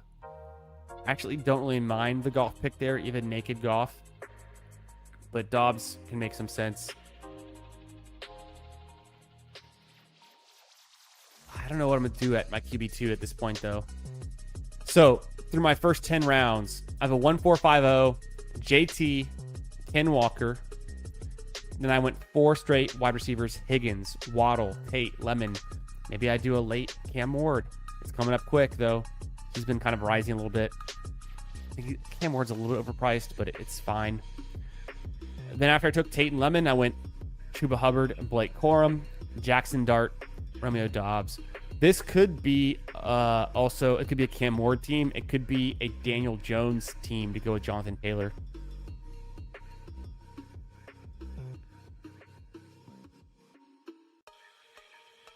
Hubby over Herb and Patty. Interesting.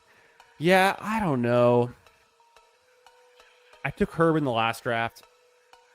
He's a little expensive. Patty would have made some sense. I thought he'd come back around at 90, but he's been a riser. So at least I get some running backs, you know, filled out. But I'm not high conviction on Hubbard, even though I've drafted him twice tonight.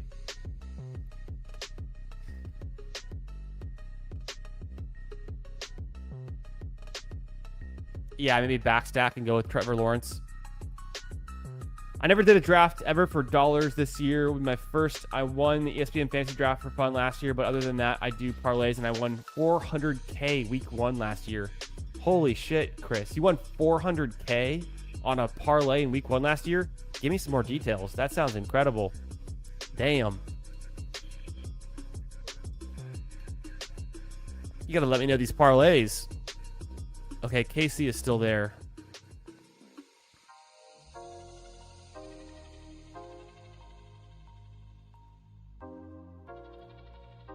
It's just KC. It's just KC.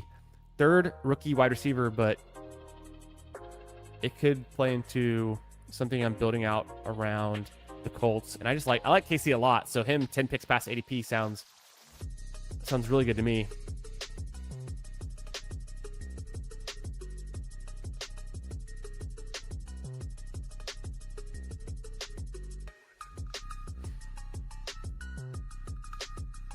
But Chris, let me know that parlay. That sounds insane. Wow, 3-spot ranked his team, 3 QBs in 8 rounds, building a superflex monster. Tanked his team. He went, yeah, Burrow and Lawrence on top of Josh Allen. It's a little bit much. It's a little bit too much. He's like, I got an ADP value on Burrow. I got an ADP value on Lawrence. Can't avoid it. That's why you push QB and you don't take Josh Allen that early, I guess. But he has honestly a pretty good value at Josh Allen at 46. So I don't blame him, but it's just not the right format to go that deep, that early with that much draft capital at QB. Hard to pay off. Kind of digging the background music. Oh, I appreciate that. Yeah. Let me know if you hate it. If anyone hates the background music, I go back and forth. I mean, it kind of gets me in the zone. It's kind of fun. I don't even know it's there half the time. Opted against the earlier one. Might do a 40 tonight. Yeah, I might do a 40 tonight. That could be fun. Maybe after this one, we'll get into it. The head-to-heads were kind of a cool aspect of it. Well, damn. This is Daniel Jones. Over Stroud. Ward is gone. I like Cooper. I like Shaheed. I like Omar Cooper. I like Rashid Shaheed. I have 6 wide receivers. I really don't need those guys, though. The thing I'm so far behind at is tight end. I would have taken Goddard there at 138. He goes the pick before me. I'm so far behind at tight end, but I can play a little bit of catch up later. I want Daniel Jones. It's not worth risking pushing him to 151. Cam Ward was already gone. I probably would have taken Cam Ward before Daniel Jones to go with my Carnell Tate, but I will take Daniel Jones with Jonathan Taylor.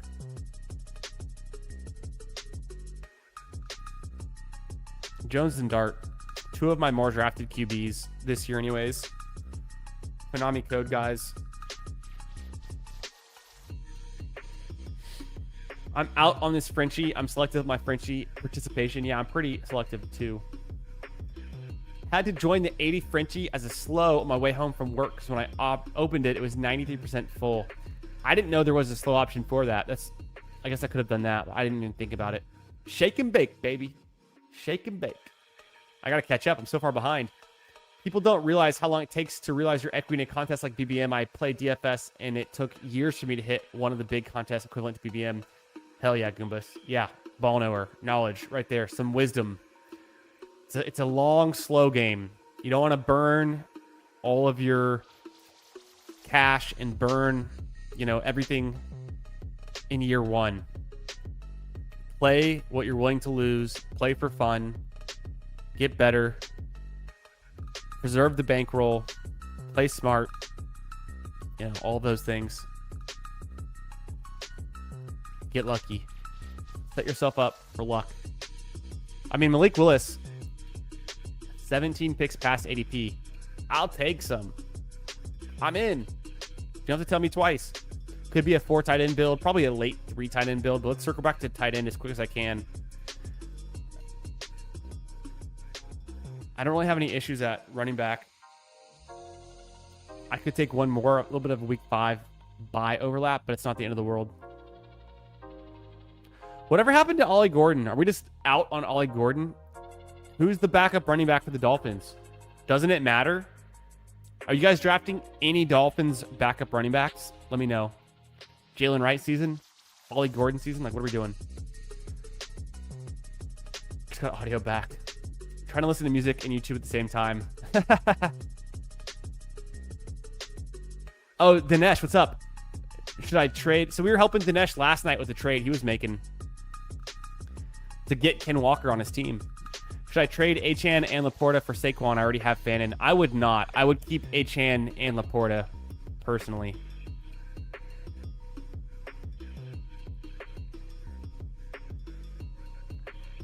Like the party. Hell yeah. Alex says, better to have Amon-Ra plus DJ Moore or Rice plus Jacobs. Make this pick, then I'll think that one through. It's a head scratcher. Hunter Henry, Dalton Schultz.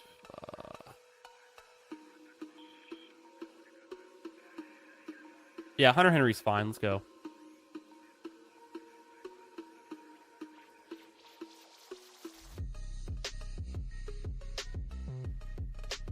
Alex says, better to have Amon-Ra plus DJ Moore. Okay. Wow, DJ Moore went pick 60 in this draft. That's pretty wild. He usually doesn't go that late. Or Rashee Rice plus Jacobs. Yeah, just give me Rashee Rice plus Jacobs, I think. That's how I would play that.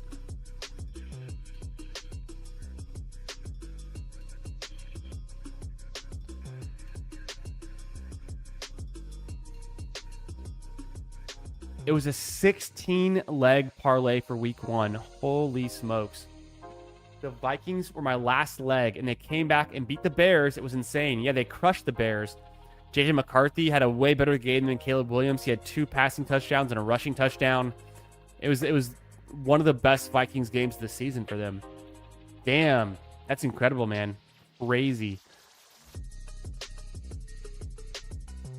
Must be a pretty good season for you. I don't know what the odds would be on a 16-leg parlay, but to win $400,000, how much did you put down? Was it like a $100 bet, or was it like even less because of 16 legs? I mean, you could have put $20 down, I'm guessing. That's crazy, man. That's awesome. That's a huge win. That's a bigger win than like 99% of us will ever realize doing this for the rest of our lives. So that's pretty sick. Frenchie 10 is 94% filled. Oh, shit. Well, we might, after this Best Ball Mania, we'll jump over and see if we want to do a Frenchie 10. 100 to win 400K. Yeah, I guessed it. Okay, yeah, there's in the chat. I could have looked and seen it, but I guessed. It must have been 100. Feeling all right.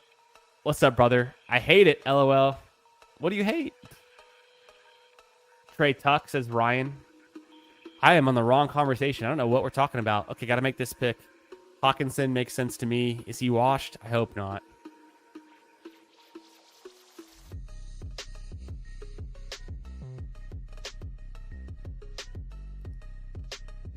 I'll just do Hawkinson. I need to play catch up at tight end. These guys are fine. I'm pretty solid right now on wide receivers. I could do a late Dolphin. Makes a lot of sense. Or just go Darnell Mooney.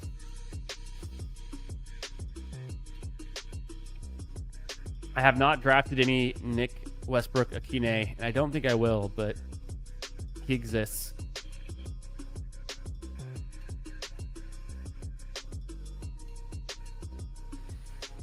Three picks left to go on this Best Ball Mania 7 draft, my second draft of the night. Game Tide says, Achane scored 4 touchdowns, 200 yards, and in 70-point game. Don't ever trade HN. Yeah, we love HN. That's my dream non-elite QB room. The one that I have with the Konami code, all the rushing upside, hell yeah. 7.2% Gordon. Yeah, I think that's actually pretty sharp. I might put Gordon on this team. I think that's pretty sharp. All right, I'm on the clock. Could just be Dulcich. Could just be Dulcich here. Otten is still available.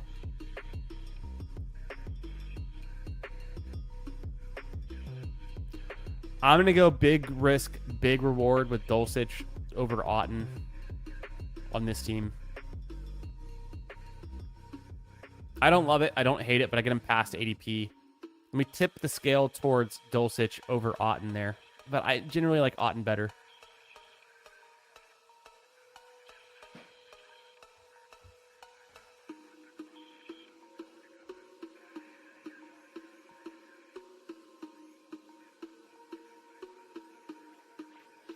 My biggest win ever was I won 20K on a World Cup final. Had Spain win outright in Spain to win 1-0 and Fran Torres to score. Wild day.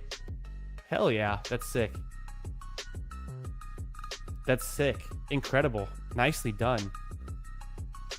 That was a fun final for me to watch. I was watching it with my brother-in-law, who's like a big Argentina fan, and we were all on the edge of our seats the whole game because Spain was just so offensive, and the goalkeeper for Argentina was like keeping up, but it was just, it's one of those things where it's like, how long can he keep this up until he lets up a goal?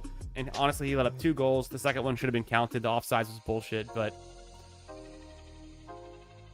it was a fun match. I mean, it could have gone either way. It really came down to the end there, and it was closer than it should have been for how dominant Spain was.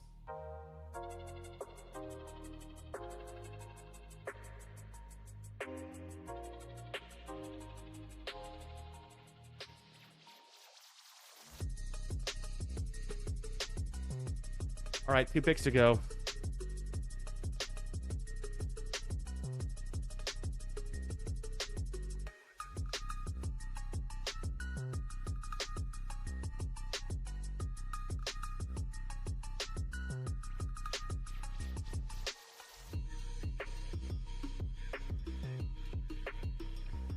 I let it hit Mooney there. I don't think a Mooney bounce back's that crazy. I have so many rookies. I have Tate, Lemon, and Concepcion. I don't think it's going to be like a Chris Bell or a Douglas team. Tolbert doesn't really get me excited. So, do I go Ollie Gordon or Jalen Wright?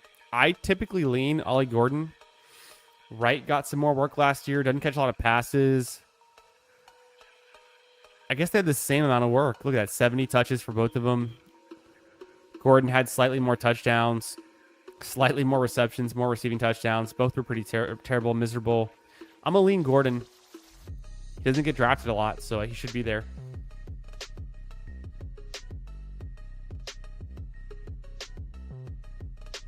Three, 4, 7, 3. Maybe I could have avoided taking Dulcich and just stuck with 2 tight ends. No. Or maybe I could have avoided taking Mooney.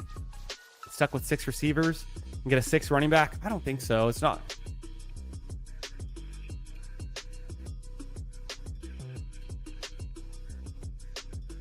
I'm going to go Ollie Gordon for fun. It's a best ball mania. Let me draft a player I don't really have a lot of and just... I mean, no one's... like, he's super underdrafted, I will say that. And I liked Gordon. I mean, Gordon was the guy in college football 2 years ago.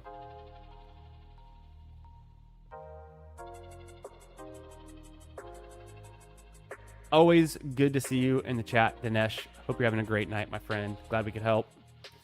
As a Vikings fan, I remember week 1 when JJ McCarthy looked like he was better than Caleb Williams. John says, I got the Diggs, Hunter, Debo sandwich.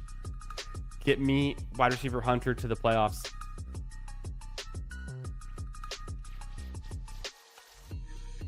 Yup. I got both JJ jerseys after that. I had to. Bro, of course. Of course. The world's biggest JJ McCarthy fan. We found him. It's Dope Chris. Hey, appreciate the good luck. Yeah, I'm feeling good this year. I'm feeling good. Even if I don't win big in one of these tournaments, if I could ship my home league this year, it would mean a lot to me. We typically draft on Labor Day. We're doing it one weekend early this year, but it's year 17. We've all been in this league since we were sophomores in high school, and we make a destination out of it. We rent a big Airbnb, and we have an incredible weekend, and we drink a lot of beers. We play games.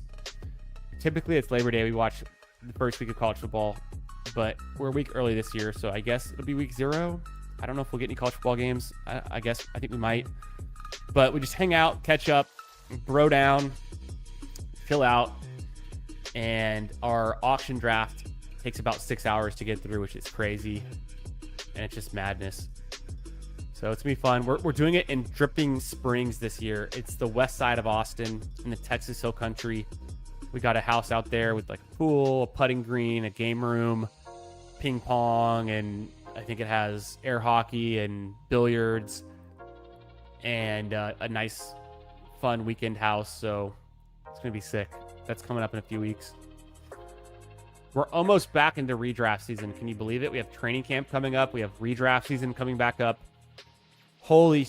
Also, I know Dildo Swaggin said he was pissing green, but I didn't really catch what he was saying until I looked at the board. He drafted his first running back, Gainwell, in round 9. He took 8 more all in a row. Tracy, Pacheco, Algier, Kamara, Davis, Allen, Emmett Johnson, and Najee Harris. That's insane. Swaggins, you're a madman. Wild. I mean, it's different. You won't ever see me draft a team like that, but the Zay Flowers, Lamar Jackson stack. You got Rice with Mahomes, CeeDee Lamb on this one. Brian Thomas bounced back, the elite tight end with Loveland. It might just be in a double stack Kelsey. It might just be crazy enough to work. I mean, you're going to be getting a lot of 3, 4s, and 5s in your RB spots for about the whole season until Gainwell pops off or Scatterboo gets injured again or something happens, but this is a pretty wild team. Very unique. Gordon could have a season like Jamal Williams out of nowhere. This is also true, except Jamal Williams was playing for the Lions and Ollie Gordon's on the Dolphins, which certifiably we all assume will suck, but maybe they won't be the worst team. So there's only one way to go, and it's up when you're the 32nd ranked team in the league. Punching in 2-yarders. I would like that. I had Ollie Gordon in managed leagues last year, and pretty much impossible to know when to start him, but in best ball could be better.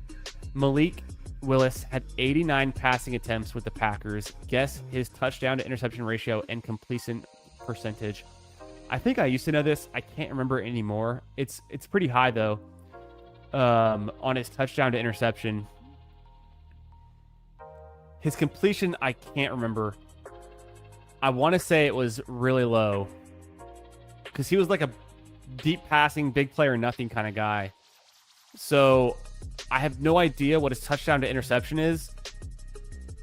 He didn't have that many touchdowns, so I'll say it was like, let's just say 2-1. But I don't know if he had that many interceptions. I can't really remember.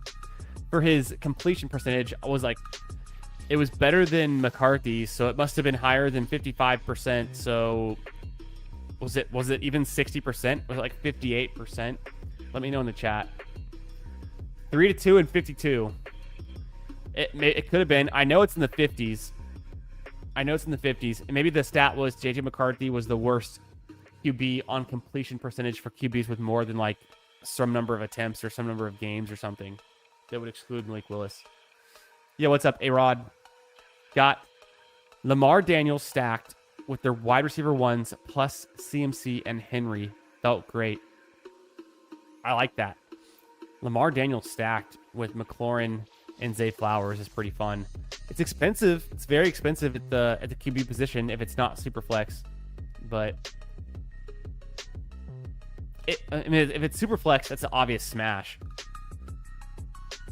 If it's best ball single QB, there's still some way to work it in. If it's redraft, that's tough because you can only start one if it's single QB redraft. But it sounds like you're talking best ball, I assume. 9 RBs is certainly a choice. Yeah, when Kenny Gainwell was RB1, it might not be the worst thing, but it's kind of crazy. Got to fire the full clip. 4 QBs greater than 9 RBs, says King Calorie. Look at this, though. The Die Fox in the 10 spot. He drafted a 1-5-10-2 team. Oh, King Calories in the 3 spot. I was like, that name looks so familiar. What's up, King? How we doing? King. Okay, we're going to review 2 of these teams. We already reviewed mine. We already reviewed... Or actually, I don't think we even reviewed my team yet. We already reviewed Schwagen's team. Okay, let's go to King Calories team. 4-5-7-2 with Chase, Bowers, Hall, Allen, Swift, Washington, Burrow, Lawrence. This is the team we were talking about earlier. It's pretty expensive at QB, but you got values on all 3 of them. Pittman as wide receiver 3 doesn't seem bad.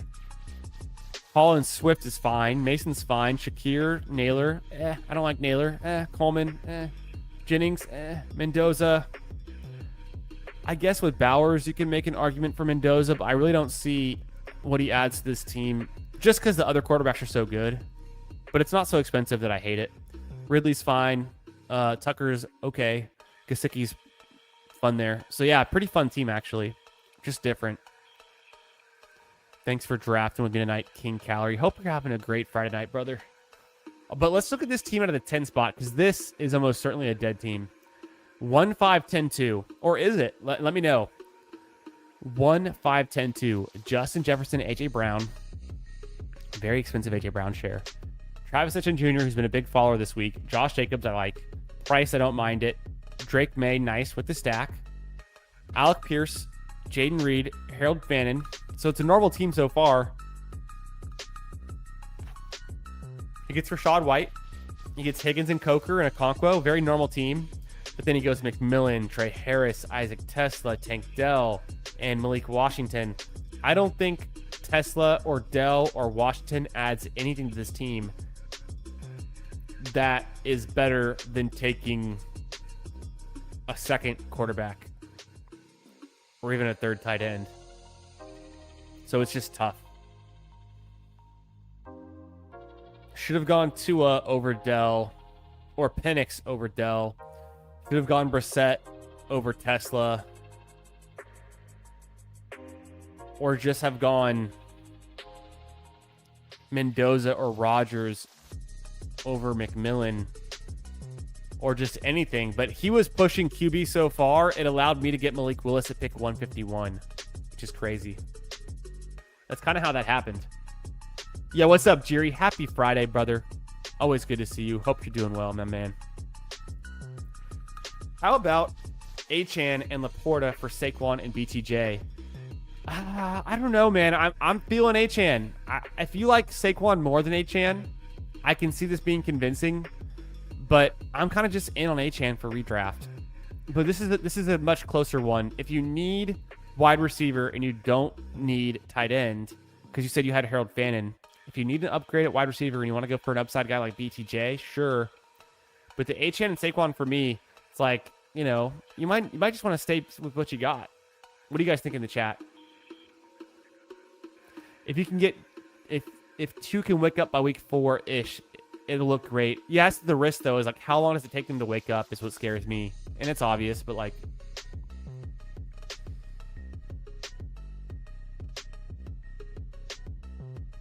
yeah.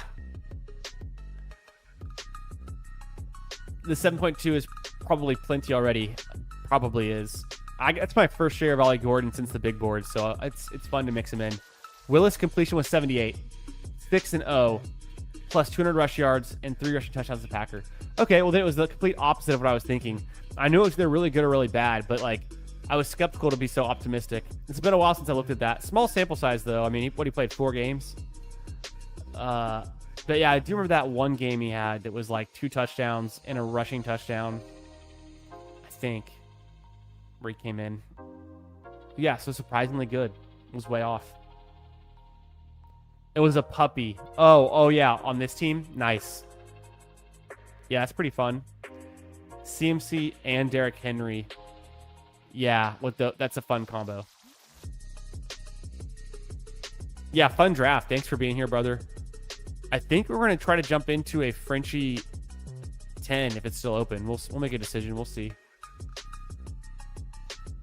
Dope Chris says, can you give me each of your NFL division winners for this year? Yeah, I don't have like a lot of formulated thoughts on that, but like firing from the hip.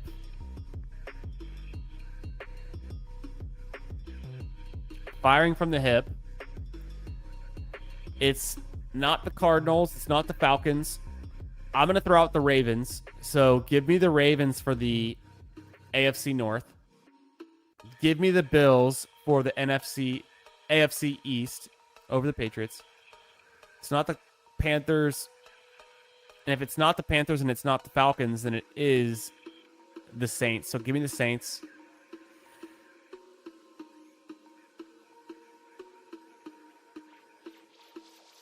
Probably over the Bucks. Yeah, I guess give me the Saints. Give me the Lions over the Bears and the Vikings. I already took the Ravens. Give me Dallas. Give me Denver. Did I take anyone? I took the Lions. Give me Houston. No, actually, I don't know. Houston or Jacksonville. Actually, give me Jacksonville. I'll take Jacksonville. Give me Jacksonville. I already took the Broncos. And then give me the Rams. Rams. Easy.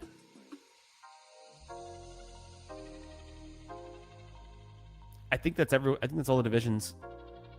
Did I miss one?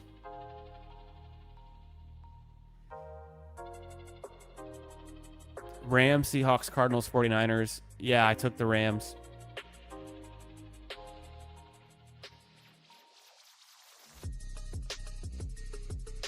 I think I covered it. What about you, Chris? What do you think? How do those line up for you? Also, I have not even reviewed my own team yet. We'll get right into a team review. Got to try to shoot the moon in this contest, brother. It's true. Got to get different. John says, I thought 10 spot was going to take Gino from me. Got lucky. Yeah, he let me get Malik Willis super late because he only took that one QB, so it's pretty wild.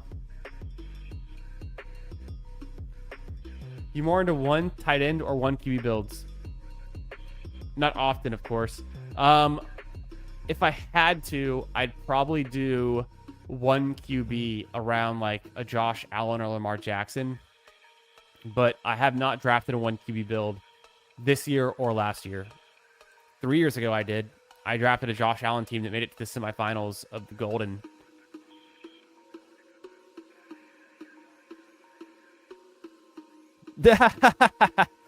Had a great team if some jackass didn't have 4 QBs. Yo, what's up, BBG? What's up, brother? I feel like my question's being avoided. BBG, did I miss your question? I saw Jiri in here. Did BBG ask a question? Did I avoid it? What are you talking about? What are you talking about, BBG? What question? I don't even see your question. BBG's tripping. My question's being avoided. I must have missed it.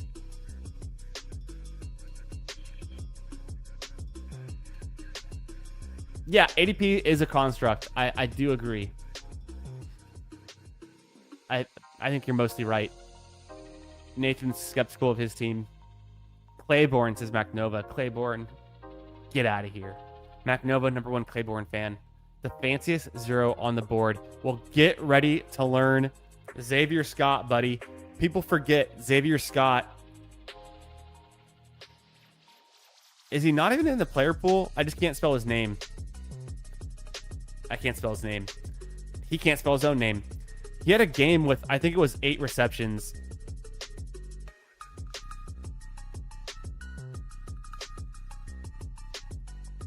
John says, Bucks are pretty sizable favorite in NFC South right now. Without Liam Cohen, I am not the biggest Bucks believer, but they get healthy. I think they're decent. Baker Mayfield's not terrible. Nah, give me the Saints. Any more drafts, Ryan? Yeah, hell yeah. We're about to, I might jump into a Frenchie 10. I have not drafted one yet. I think it could be fun to do a Frenchie 10. We've done 2 Best Ball Manias so far. Down for the Frenchie. Broncos is bold. I think the Broncos is fair. You know, they would have made it to the Super Bowl if not for the Bo Nix injury. They're a pretty complete team. Good offensive line. They got Waddle. Good weapons, good defense.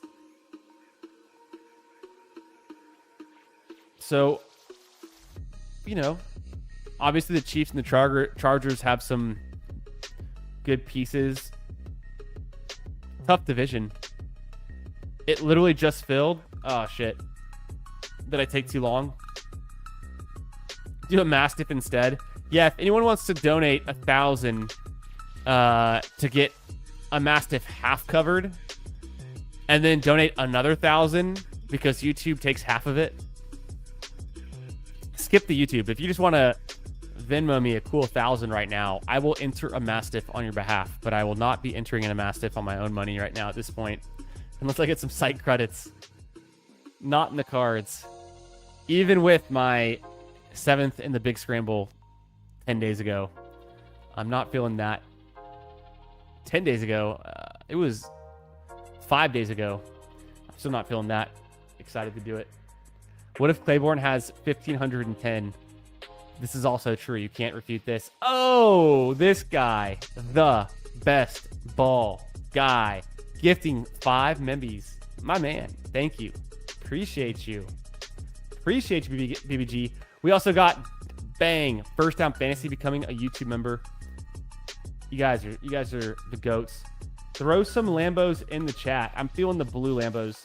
Some blue Lambos in here tonight in the garage. Let's go. Thank you, BBG, my man.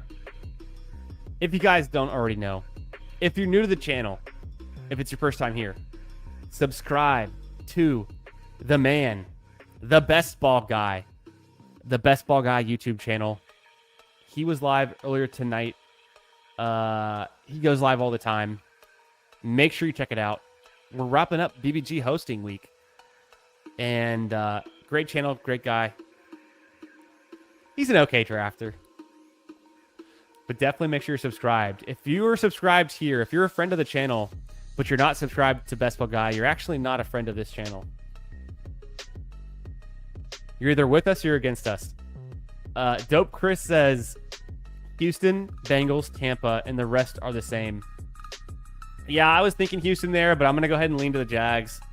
The offense is the difference maker for me there. Bengals, yeah, Ravens, Bengals, toss-up. Tampa, yeah. Saints are winning it, the whole thing. But you still don't like Shuck. Shuck's just overpriced. I mean, the price on Shuck, look at where we were taking. Last year, we were getting... Last year, you could have gotten Trevor Lawrence at pick 131, Justin Herbert at pick 125. Now they're in the 80s. I don't think Shuck does that in year 2.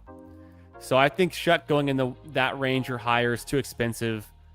I'd rather take a bet on a guy this year like Cam Ward or CJ Stroud or Daniel Jones or Bryce Young. All of them over Shuck at cost. But who is the Shuck of 2026? Could it be Carson Beck? Could it be... No, that's about it. It's either Carson Beck or it's no one. Could it be JJ McCarthy? Is JJ McCarthy actually the guy we should be drafting? Does he win the job back after Kyler sucks again? I don't know. Who is this year's Shuck and Dart?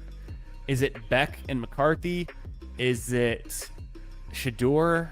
I really don't think it's Shador, if I say so myself. The Frenchie got filled. Yeah, we're screwed. I guess it's the end of the stream. Good night, guys. We can't draft anymore. No, we'll definitely draft more. Either Fast Puppies or Best Ball Manias. We'll see what we can get into. 1 out of 12 in the Mastiff right now. That's funny enough that you checked. Invite me on stream. All right. You guys think we should do it? Let's see here. Let me grab a little copy code. Bang. Check your DMs on the Twitter machine. BBG. I'm sending it right now. I just gotta scroll down and find you. Bang. Dang, it's been like a month since we drafted together. Right about a month. Well, technically we drafted together last week, so that's a lie. But the last time we drafted together on my channel, I'm kind of surprised at that. Time just flies, man. Okay, BBG's going to come on. We'll draft some more drafts. Stay tuned. Let me get... Oh, shoot. Well, I have a new overlay right now, but I don't have the overlay set up for guests. But we'll go ahead and get into the old overlay for having guests on. We'll mute the music. BBG is queuing up right now. He'll be joining any second. I'm actually going to go pour a drink. Well, let's wait till BBG comes on so that he can vamp and chill. And then I'm going to go pour a drink. I've got water here, but if BBG's coming on, I'm a little bit too sober for this interaction. Especially at 11 p.m. at night. Oh, there he is. Bang. Bringing him right on. You're right where you need to be, Chris. You don't need to be drunk to talk to me. That's crazy. See, that's offensive. No, I'm just kidding. I want to have fun. Let's do it, brother. Let's do it. Okay. Most fun I've ever had in my life is hanging out with. What? What was most fun I've ever had in my life is hanging out with Chris in Houston. No, lies. Too kind. Lies. No, best night of my life. Well, I mean, you did have some pretty good times. You were avoiding the question earlier. You're avoiding the question. That's okay. I never saw. I have no idea what you're talking about. What question was it? Maybe it never question? sent. I swear you didn't send it. I go through the chat religiously. You know what? Okay, it only sent. It did not send. I'm looking at your comments via the StreamYard right now, and it's like it got filtered out. Oh, did it get blocked? Did one of the? I used a adjective that was not kind. Apparently. Oh, I do have the little auto filter on, by the way. Yeah. I know. I felt super disrespected because I asked the question and no one answered it for so long, and I was like, "Am I just being ignored here? Like, Chris embarrassed about me?" No, that's crazy. By the way, oh, YouTube's freezing on me. I was gonna say, there it is. Add as moderator. You're just a standard mod on the channel now. Bang. Long overdue. Yeah, BBG hosting week prompted by myself out of nowhere. It's like such a funny thing. And honestly, a lot of people that I want to stream with did not come on this week. It does not mean my channel is done like collaborating with people. I still want to have a full. I need a full. I need like a 4-hour episode with Chris. Honestly, I'm leaving. Okay, I need a 4-hour episode with Chris. I want a 4-hour episode with Steve Schaup. I have to collab with Goofy Chicken. 4 hours if he wants to. I mean, the guy doesn't know me, but he might be interested in it. If I'm missing anyone, let me know. We've already streamed with Meg this year. Didn't really have any big dogs on. Last year we had Pete, we had Liam Murphy, we had Karain. I need to have Nez on for sure. I need to have Nez on. I want to have John Warner on too. Me too. John, I need to get John on. He's been a supporter of the channel. He's super chill. I feel like he's one person I have not streamed with yet that I definitely want to draft with. I just feel like people don't hit him up. They hit up Nez for some reason. I feel like you just got to reach out to him and he would come on.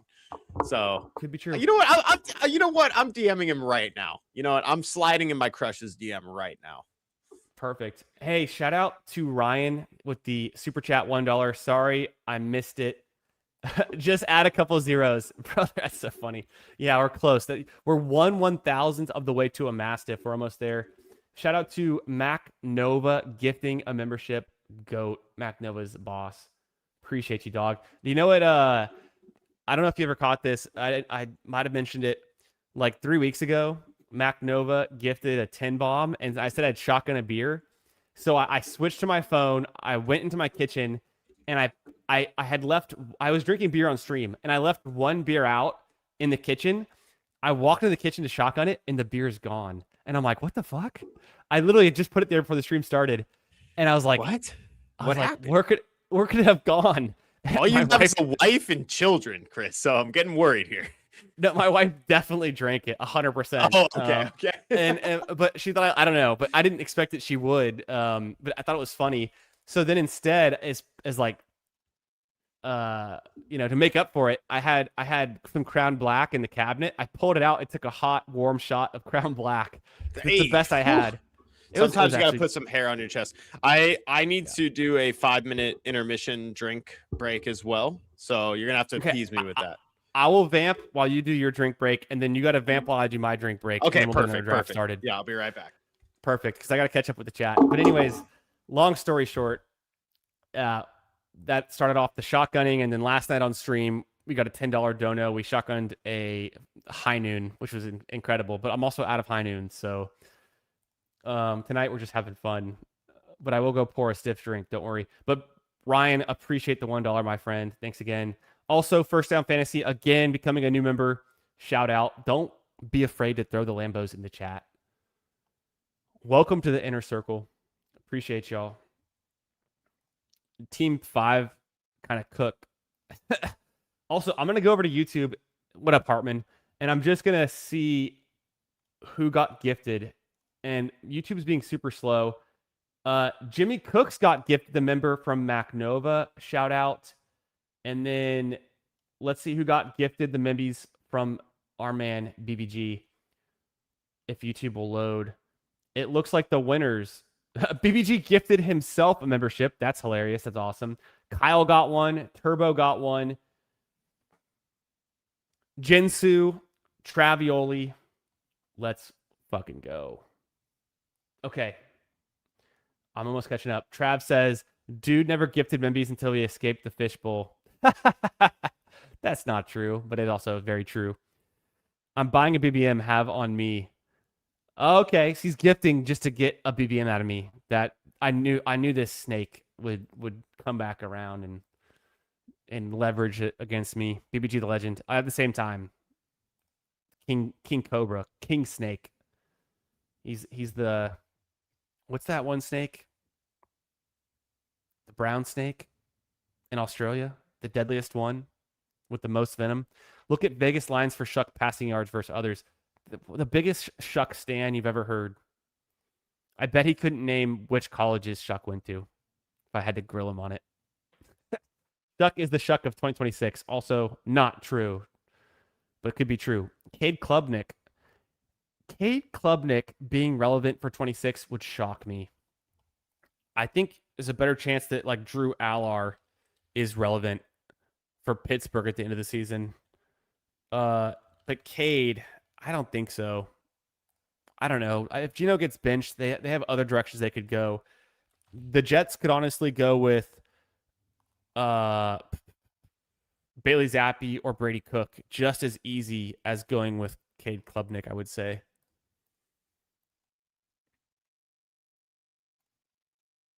I got so much Cade in the number 9 in the field general.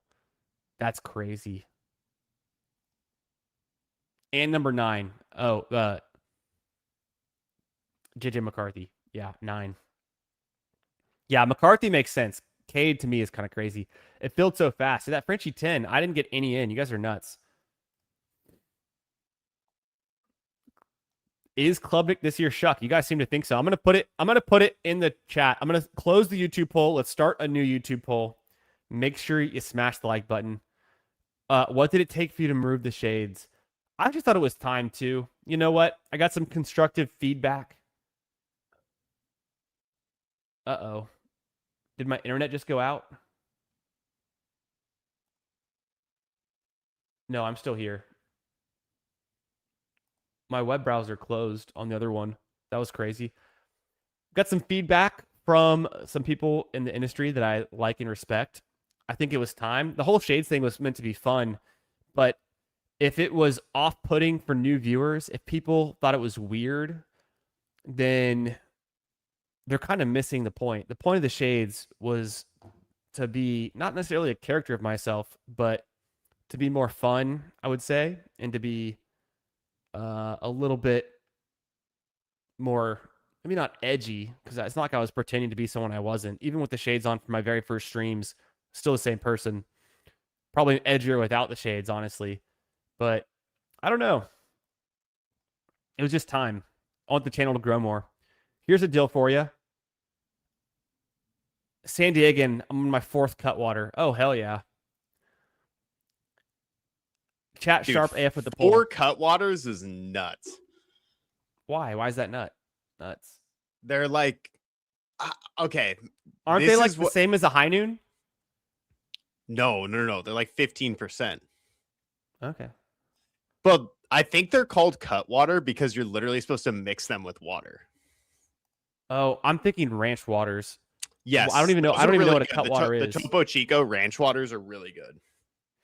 I don't even know what Cutwater is. They're potent. Okay. I'm starting to poll. Who is this year's Shuck/Dart? This year's Shuck/Dart. There's no one else. It can't be anyone except Beck. There's no like who. What are the options? Cade Klubnik. No. I know. I don't think so either. But the chat was saying that was their favorite. If you want to get super cute, you could talk yourself into Taylor Green taking over for the Browns. That is kind of interesting, actually. Carson Beck is the obvious one. Or should we do JJ McCarthy as the last one, or should we do Drew Allar?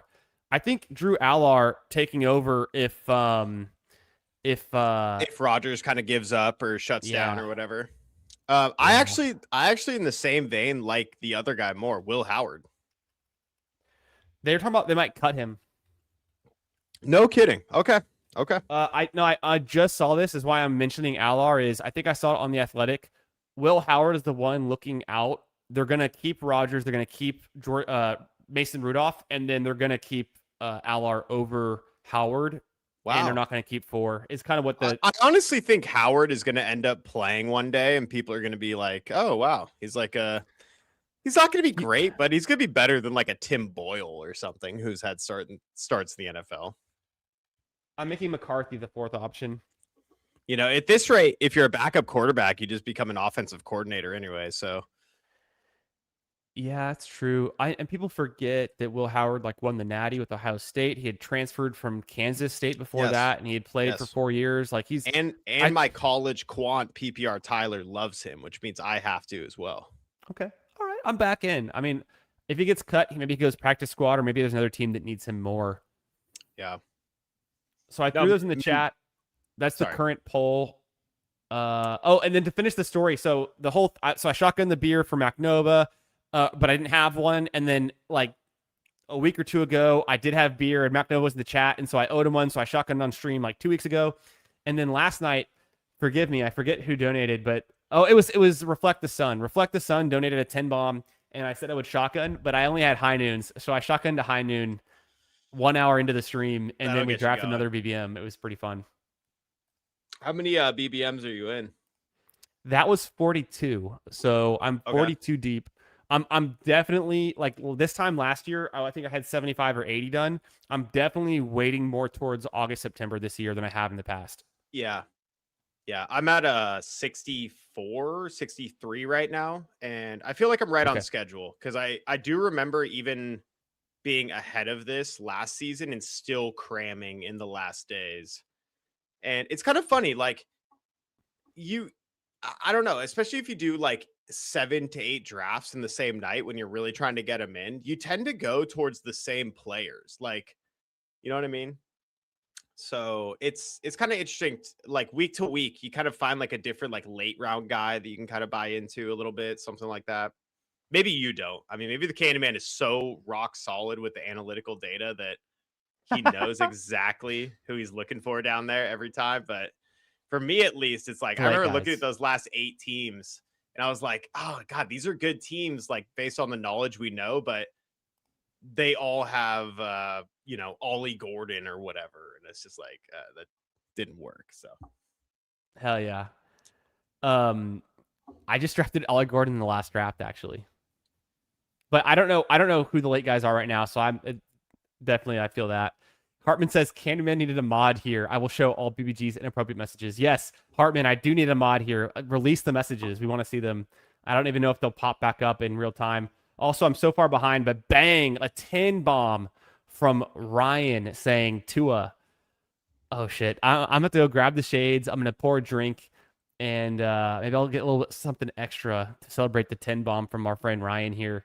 We Let's owe him go. something, so I'll bring something. We'll figure it out. But Yeah. let me. I'm so far behind the chat. Here, what we'll do? BBG is gonna scroll through the chat on YouTube Yeah. and catch us up, AMA, whatever you guys want. and he'll let me know. So the last thing I saw was Hartman's comment here. Start from there and just make your way down as far as you can get, and then I'll play catch up. I'll be back in like 2 minutes. I don't even know where that is. Okay. All right. It's way up there. And also let's do no, that's not good. Not what I expected. That's not it. Well, boom. Well, I don't know. Yeah, no, actually felt cute, might delete. Let's just keep it here. All right, be right back. I can hear you, by the way. I'm keeping the headphones on. Okay. Yeah, I'm ready. Hartman, mod this guy. Don't be afraid to mute him as well if you have to. He can mute me? Almost certainly not. Okay. Well, I don't know where to start, but I'm looking at the chat here. We got give us some funny big board round 20 clicks. I had Kyle Williams week. Let's see, this year, who was a big board click that I was into? Really big on James Conner. That one, might prove not to be that bad. Really big on Najee Harris. I kind of went with the old guys in the big board. I feel like so many years in a row I've been burned by drafting the fancy zeros, as Chris would call them. And so this year just wanted to just try to take non-zeros. Never got into Joe Mixon, never got into Tyreek Hill, so at least I can stand on that. But yeah. DK and Io Manor I took a lot of because Cam Ward had no weapons. That's a good one.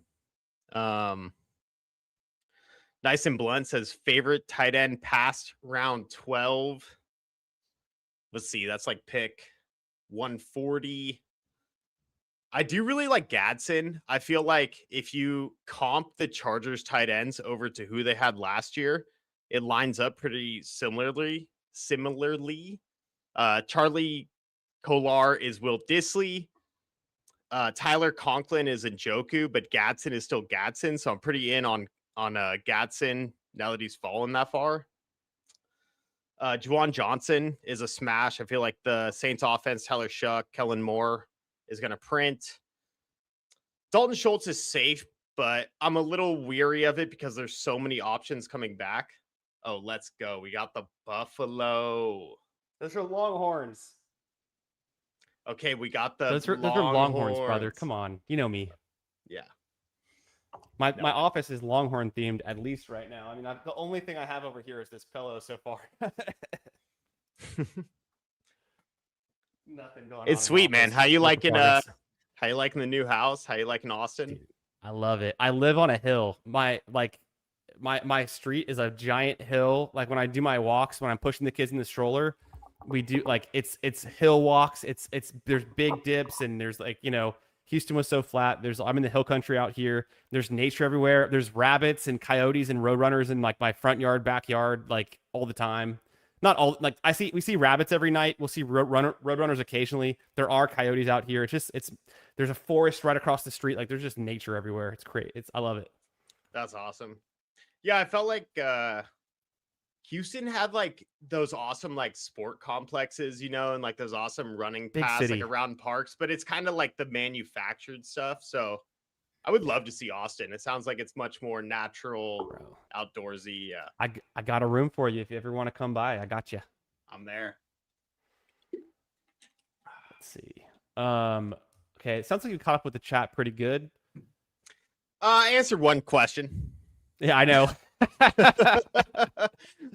It's literally Shuck and Dart again.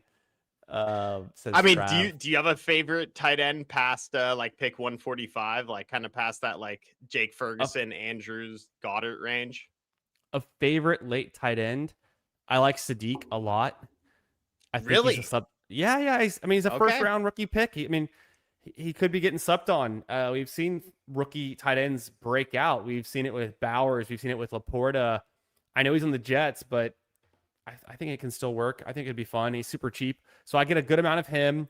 I like Schultz. I think Hawkinson's fine. I do get that Hawkinson's kind of like dust and busted, but yeah, I think he's okay at his cost. So then super late, it's probably just ends up being Freiermuth and Gesicki.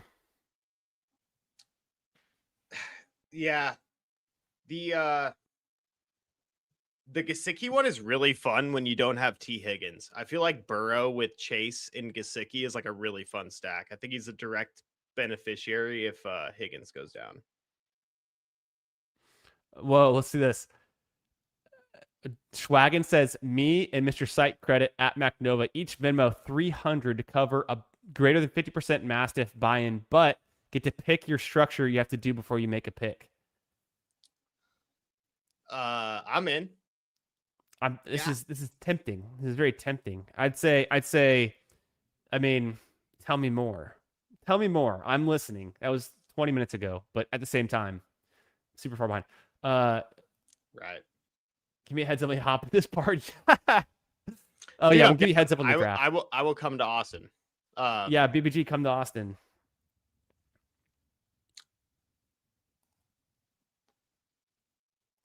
I need to have Steve on. I need to have you on. Yep. Oh, that reminds me. I'm gonna go live with. I'm gonna do Friends of Best Ball Friday night with Steve and Meg in a couple Fridays. So I'm excited for that. MacNova says, Candyman made up for it. Stud. Oh yeah, no. What I really need to do is open this window, and I haven't done it since I've like moved into this office, and I think it's time. So MacNova and I, we're gonna meet up IRL next week at the ship chasing meetup in Austin. It's gonna be sick. That is so sick. That's next week. Yeah, it's literally a week from right now. We're all gonna be drunk on 6th Street. Let's go. I promise. Tonight we're drinking some Woodford Reserve. We got an old fashioned going. We have the maraschino cherry. Actually, this is Luxardo cherry, and then a little bit of the bitters, Angostura bitters in there. Big thick ice cube, slight water pour over. I actually do mine sugar free. I don't use simple syrup, so I like it a little bit more straight. But that'll put some chest hair on your back. What else we got? Do you ever do local bourbon like some Still Austin? I love Still Austin. Still Austin's great. I have not like really explored. I like Dripping Springs vodka. I've been there, but this is all stuff I was doing like when I was in college. So like now that I've moved back here, I haven't like done adventurous stuff, like gone to a bunch of breweries or distilleries and things. Just places I know of, either visiting friends over the years or when I was back in college. So, but no, if you have any recs, let me know. Yes, I have had probably 10 underdog drafts refunded ever, probably like 2 or 3 per year. Got the Frenchie in. Klubnik is the Christian Hackenberg of Bryce Petty's. Oh, damn. That's like, I mean, not even the Zach Wilson of Bryce Petty's. Shit. Braun to the Knicks. BBG, any thoughts on breaking news? LeBron James to the 76ers. Yeah, feels like D-Hop to the Chiefs, you know. Okay. Good. I mean, like no money contract. No, wait, to the Knicks. Wait, he went to the Sixers. But he wanted him to go to the Knicks, says Dope Chris. Dope Chris had a 16-leg parlay in week 1 last season. He put $100. He won $400,000. What? Isn't that crazy? Dude, on JJ McCarthy, man. On JJ McCarthy in beating the Bears. You changed your life. That's crazy. Yeah, I told him, I was like, that's like 0.1% ever would happen, like for the rest of your life, but it already happened. That's pretty sick. 30% each have one Long Island, 3 White Russians. Okay, I'm catching up. It's literally shuck and dart. Do I give what's up MTX Thrill? Do I give redraft keeper advice? Of course. Yeah, let me know your questions in the chat. I was joking when I put the clickbait thumbnail title or the YouTube title that an expert gives fantasy answers your fantasy questions for 2026. But actually, he showed up. Here he is, BBG, our fantasy expert, here to answer your questions. So hit him up. If you super chat, we'll jump ahead to your questions. If you are a member, we'll also jump ahead. But at the same time, we're going to draft some live teams. We're about to jump into a Best Ball Mania 7. So buckle up. It's Friday night. Pour a drink. Let's have some fun. Mendoza, actually not a bad shout. I should have thrown Mendoza in the poll, but it's like almost too obvious, right? Yeah, he like doesn't count. He reminds me of Drake May. He's like the Drake May's rookie year. Oh, Brissett's Yes. going to keep him on the bench forever. Yeah, fucking right. Yeah, exactly. Another example was like that I had good success with was Kyler coming back from the ACL. No one wanted him. It's like 18th round Kyler on the Cardinals. Yeah. He was good when he came back. Ty Simpson's not a bad shout. That's pretty crazy, though, because it would mean that Matthew Stafford doesn't finish the season. Right. Yeah, I think you're right, Lou. I think Mendoza's probably the obvious Shuck one, but can we go deeper? Because Mendoza's going ahead of where we were drafting Shuck and Dart last year. We were drafting Shuck and Dart past pick 200. They were mostly undrafted. And so Mendoza's 100% drafted. So he's kind of a different thing.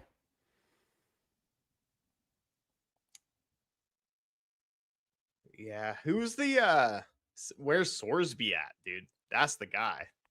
Nah, he can't play anywhere for a year. Hartman, I have no idea what this question means, but don't bring that up. Don't bring that up. I think I left it on the screen for a little bit too long. I drafted Jerome Ford this year. I drafted a lot of Jerome Ford last year. Man, that was tough. Hartman, I'm about to ban my own mod. What up, FF nerd? How we doing, brother? Good to see you. Kriyoth says James Conner's a good one. James Conner's a fun late pick. I love DK as a late pick. He was big board, perfect, but then he got buried with the Wandale trade and the Tate, But people forget, BBG, that Chimere DK set the record of scrimmage yards in a season for a rookie. He had the highest ever. What, with return yards? Yeah, he had 2 punt return touchdowns, and he was a kick returner. Yeah, that's not going to matter. Tate's one of the best picks on the board. I'm going to stand on that. And it is what it is. It is what it is. So. All right. That's true. Okay, we're so far behind, but we should just start this draft. Britton, start it now. I'm grabbing some ice water. I think I need a little like ice bath almost. This room is 95 degrees, and I feel like I'm overheating a little bit. So a little ice water and start it up. I'll be right back. Definitely. All right, we're jumping in, guys. It is 11:46 Central Time. I'm jumping in this Best Ball Mania at 11:47 p.m. Central. That's 9:47 p.m. Pacific. It's 12:47 Eastern. It's 10:47 Mountain. So, and also BBG, we all know what he's doing. He's not getting nice. He's going to who knows what he's doing. You can imagine BBG maybe taking a little rip of the pen. Who knows? We'll see. You never know with these Cali guys. Hartman's actually banned for that last comment. I'm half asleep, but did he say that'll put some chest hair on your back? Someone's paying attention. What's up, Anthony? How we doing, brother? Hope your drafts are going well.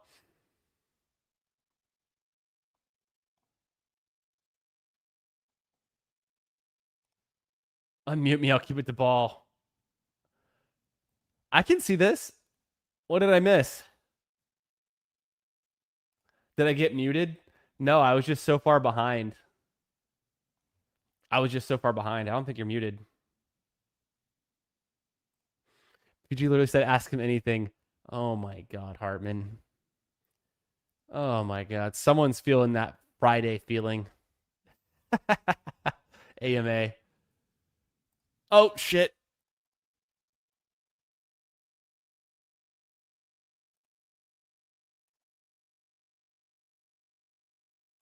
You guys got to remind me. I got carried away. I started going back to the chat.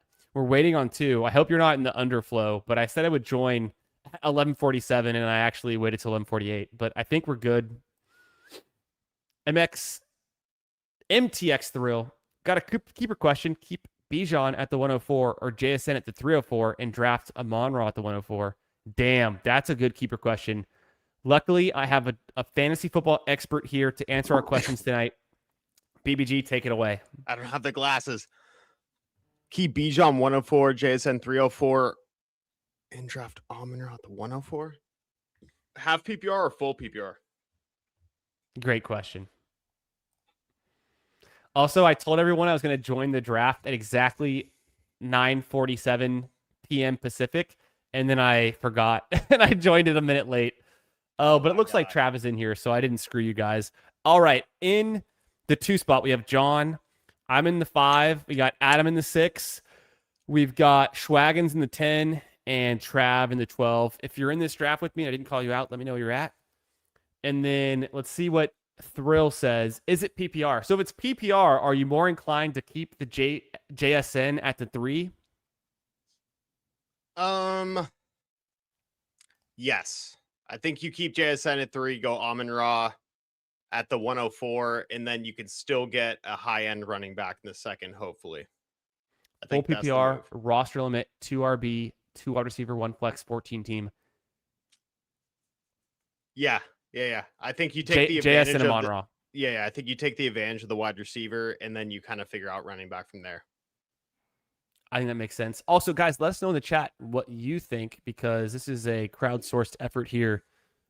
I do have a fantasy expert on the stream, so we'll take his word as gospel, but at the same time, we're all here to help each other out. All right, CMC. what are we doing here, fantasy expert? I'm CMC. All right, I like it. Let's go. Yeah. CMC at the 5 spot. In the underflow, Pat Corain got Gibbs at the 102. Trav, you're in this one and the underflow, and Corain was in the underflow. That I fucked up. Imagine if we would have been in the draft I said we were going to be in. Imagine Trav, winning BBM against a BBM winner.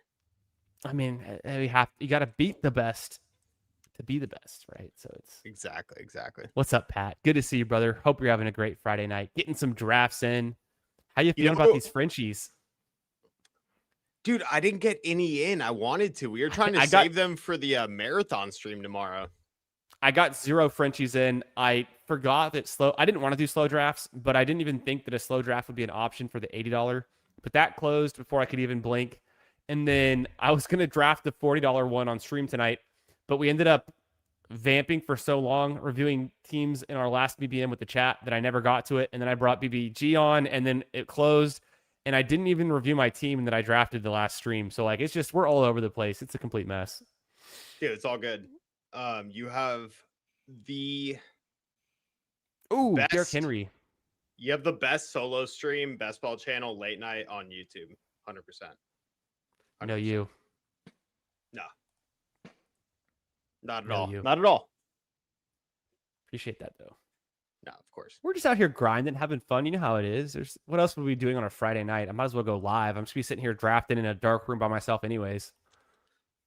Dude, I love it. You're all backlit and stuff. I feel like every week you add something. You're like, okay, today's the nice chair. Next week is the blue light. Okay, I've had this chair for like 3-4 years, but yes. The camera angle's different. It used to be low to high. Now it's high to low. It's a little different. Yeah. Also, I got this new overlay. Bang! Look at this. It's not bad. Pretty basic, but great. Simple.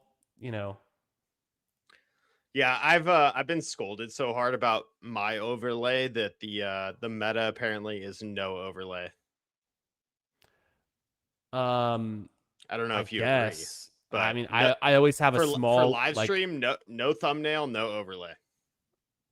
Who are you, Flock? Flock, Davis. These are the people that have told us this. Davis is Flock, yeah. What do you think we do here? I like Bowers so much. I'll do it. Yeah, let's do it. But then who's our wide receiver 3 at pick 29? Or our wide receiver in the 3rd round, I mean. See, that's the thing. Do you want to go London then, or go McBride? No, I want Bowers. Okay, because McBride could be there. The only way I regret this is if McBride falls. And he's does. 50-50, Exactly. So, I don't know. Basically, round 3 wide receiver is pretty flat tier, right? I don't know if you have a big preference, but I really like Olave. I noticed you Mhm. have him a little bit lower than his ADP, but I think These are the leg up ranks as of Tuesday. They haven't updated them since Tuesday, but I have not been drafting off of leg up ranks all year. I only started uploading them last week, and then like I use it as a reference point. But it's sometimes different than my player takes, and in the late rounds, it just gets kind of repetitive if you are constantly taking Ted Hurst 20 picks ahead of ADP. So it's like I don't always do it. right, right. Um, Smith goes late second, which is obviously extreme. I was gonna say if he fell back, that's a really fun pairing with McCaffrey. Mm-hmm. He doesn't, so we're back up on the clock. It looks like someone must have fell. I guess it's just McBride fell. McBride, of course, of course. T, Zay, or Olave? I am T or Olave over Flowers. I don't know if you have a lean. I probably lean T just because the offense. You Do cool it. with that? Yeah, yeah, yeah. Okay. And I drafted T on a team my last BBM I just did, but I'm okay with getting T. Just he can be a guy that you have to have easily. My only scare with Olave right now, and we do this sometimes when Olave has like a great season, we buy him high the next year. When he has a bad season, we like buy him low the next year. I agree with you. I think where I'm trying to buy him right now, it's not necessarily like a big hit, but I think it's small miss, small hit kind of thing. I don't think you're gonna flop with Olave. Obviously, like concussion concern. If he gets hurt, then of course. But I don't think you're going to have a big miss with Olave. I think he's going to command a ton of targets on a offense that is so fast paced in a good division with a good quarterback, with a good OC or head coach. That I really don't think there's much downside. But I do agree with you that we've done this with Olave before, where we took him in the second round Mhm. and he completely flopped. And I think he was so bad 2 years in a row that's how he got to the six. That's usually I mean, correct me if I'm wrong, Chris, but isn't that the Yes. usual chain of events? It's like, all right, you're a high draft pick. Okay, you're bad 1 year, we'll knock you down like a round and a half. Oh, you're bad 2 years in a row, it's another round and a half. Like we're seeing that with Marv. We saw that with Olave. Like Olave was a 5-6 turn pick last year. Like Yeah. No. there was no faith in him at all. So Totally. and then he goes out and he's like the half PPR wide receiver 9 or something, or like maybe slightly worse than that, but it was like top 15 for sure. But I'm making a bet on the Saints offense this year. Okay. I think they can Yeah. win the division. That's really Yeah. about it. But I kind of agree with you on that as well. Aren't you worried that Jordan Tyson might actually be the next alpha wide receiver for the Saints and Olave becomes the wide receiver too? But let's hold that thought. We're back on the clock here. Garrett Wilson, Waddle, or Burden? How do you feel? I'm Or Montgomery? Garrett, Waddle, or Terry is how I want to play it. Garrett or Let's Waddle? Waddle. He's kind of the hot ticket, riser this week. So I'm not at 44 feels good. I saw him go pick 36 in the last draft. Yeah.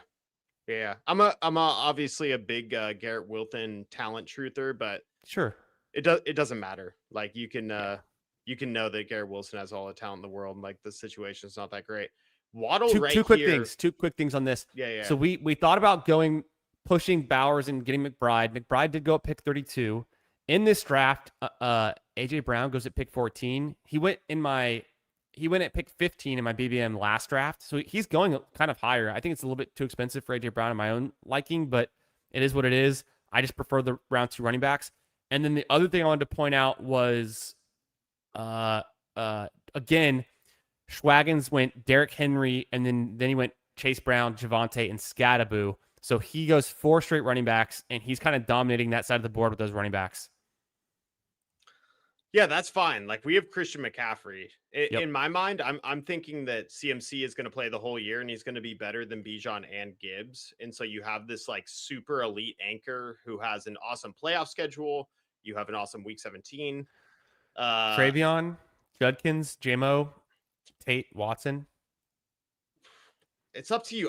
I'm Tate, Judkins, or Trevion. No particular order. Tell me your favorite. Well, it's Trevion with the Waddle bring back. Yeah. Bang. I think I'm it not pairs opposed. very nicely with CMC too.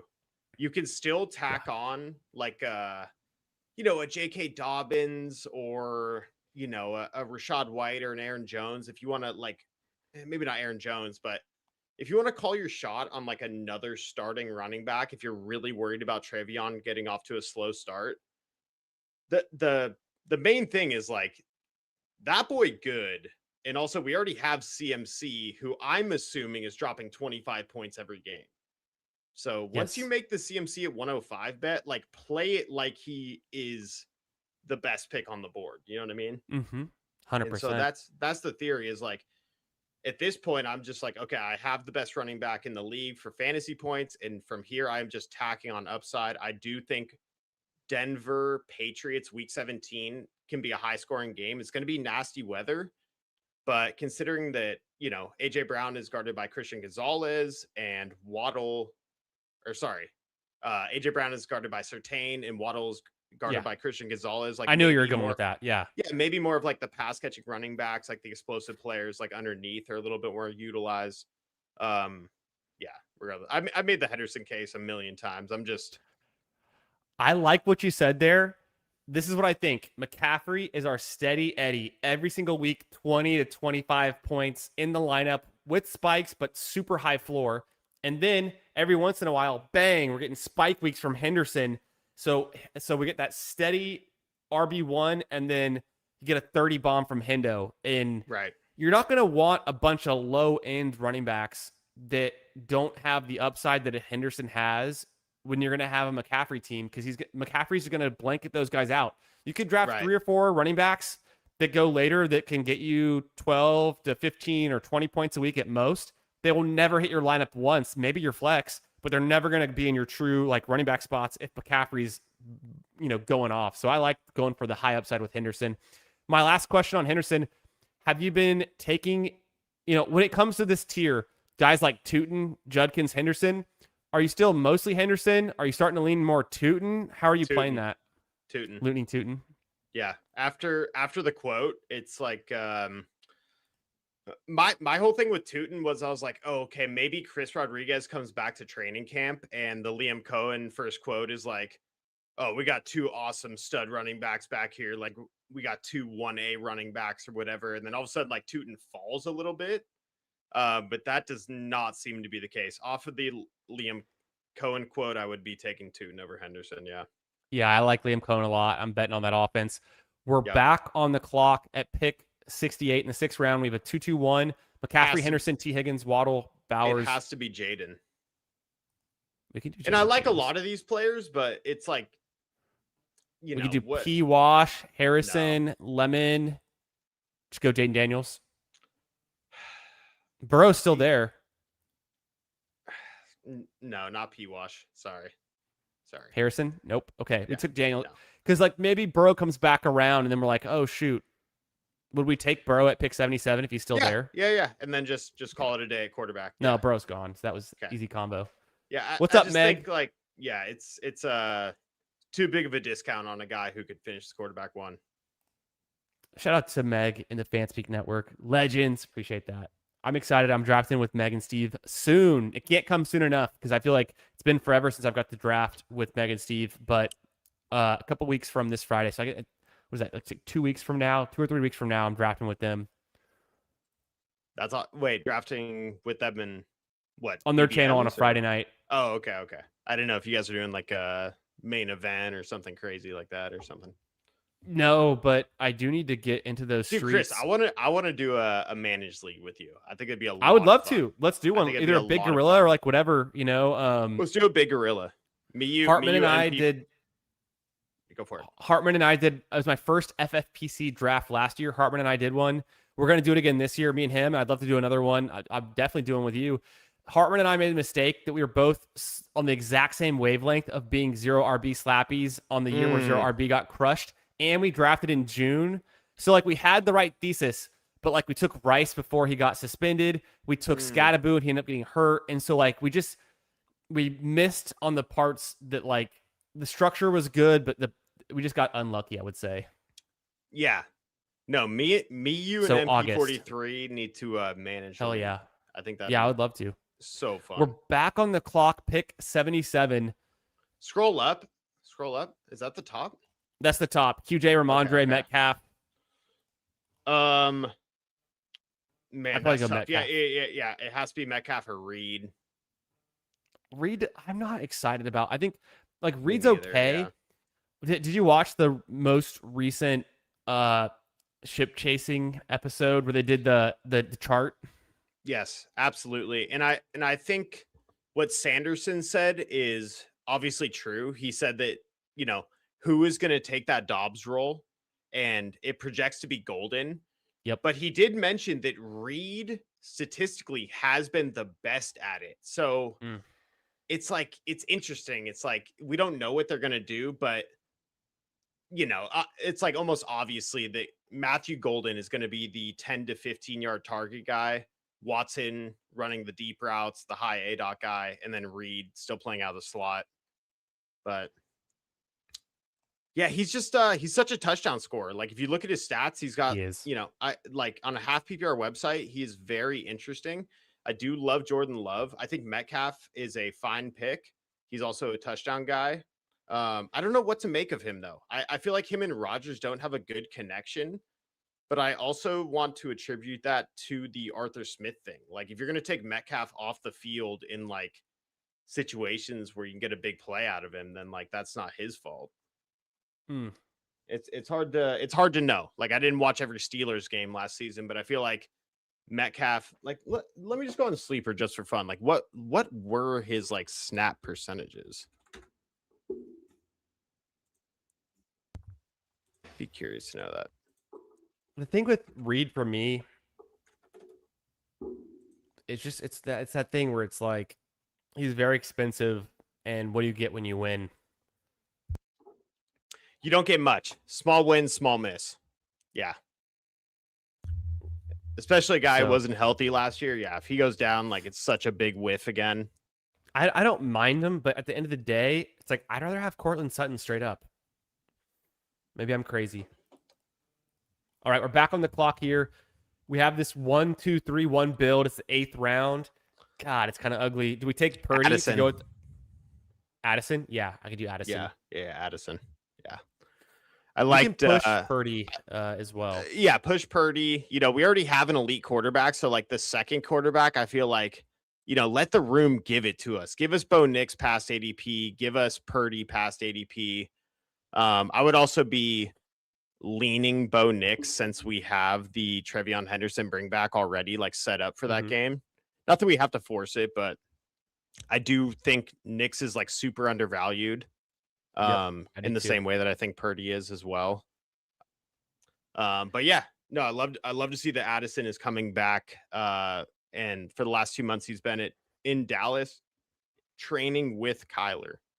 Ooh. That's a good sign.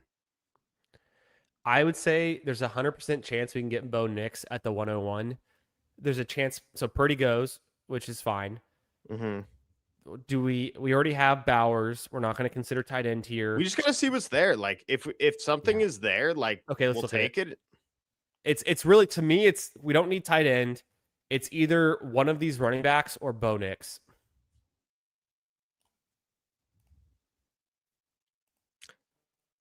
I got tabbed a running back. Should we go Dobbins? I'm Dobbins, yeah.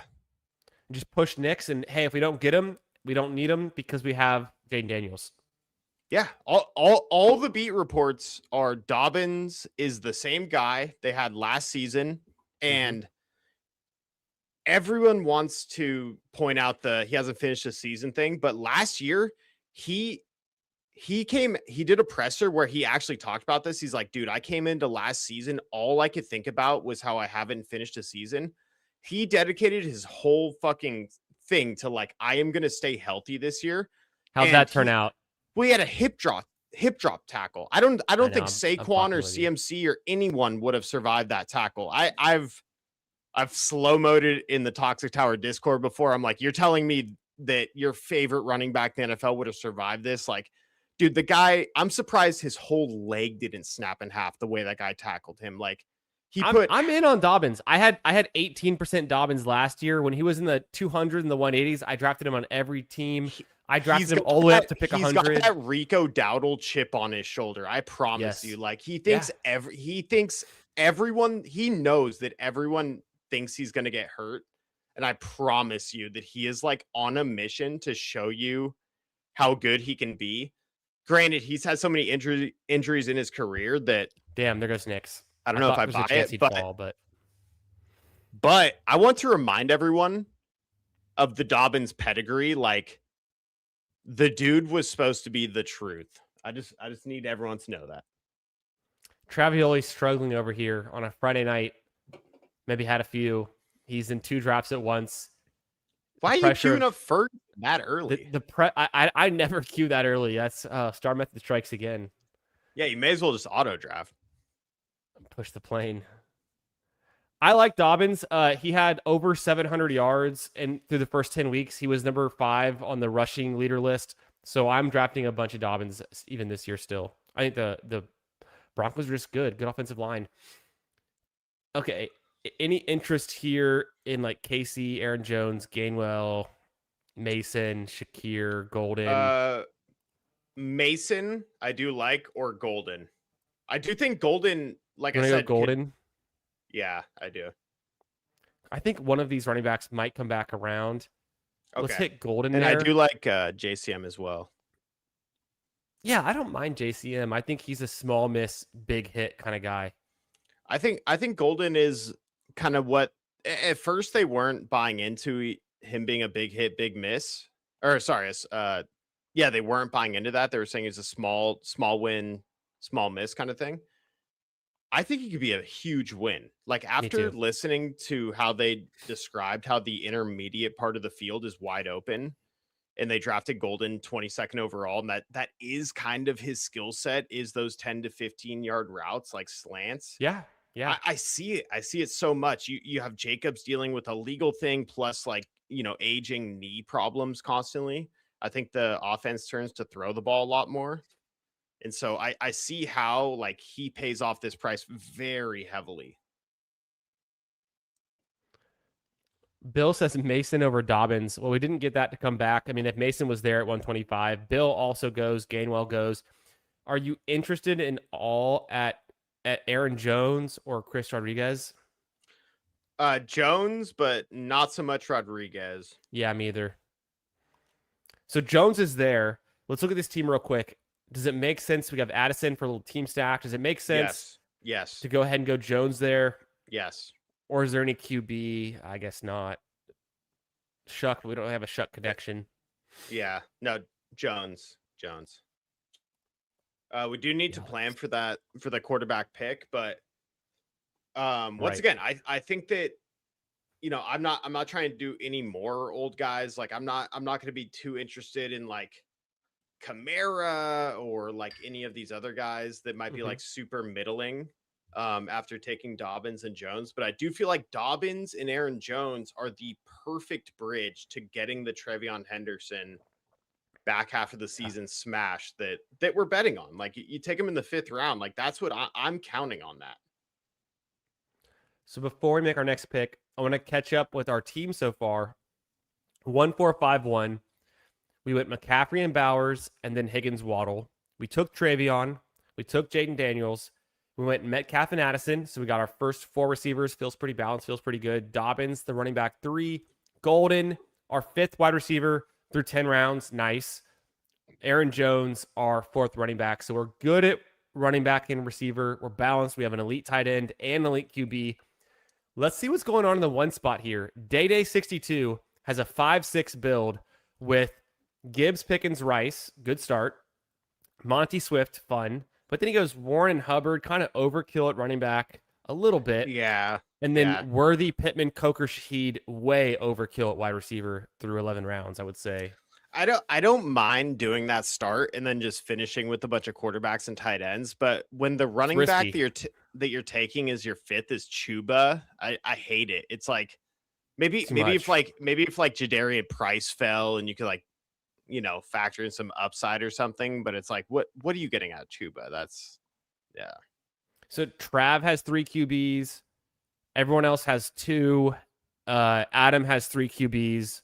We have 1.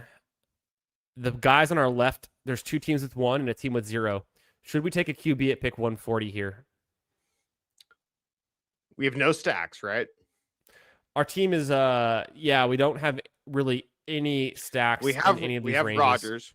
We have Rogers and We Mendoza. have like Rogers and Mendoza, but those are both later, you know. Yeah, which is fun. We could do Stroud for a bounce back season. Do you like that? I would Jones. I think I would go Omar. I can do Omar. Or Chig. Chig is the stack. Chig is a stack. I'd push Chig. Let's do Omar. Yeah.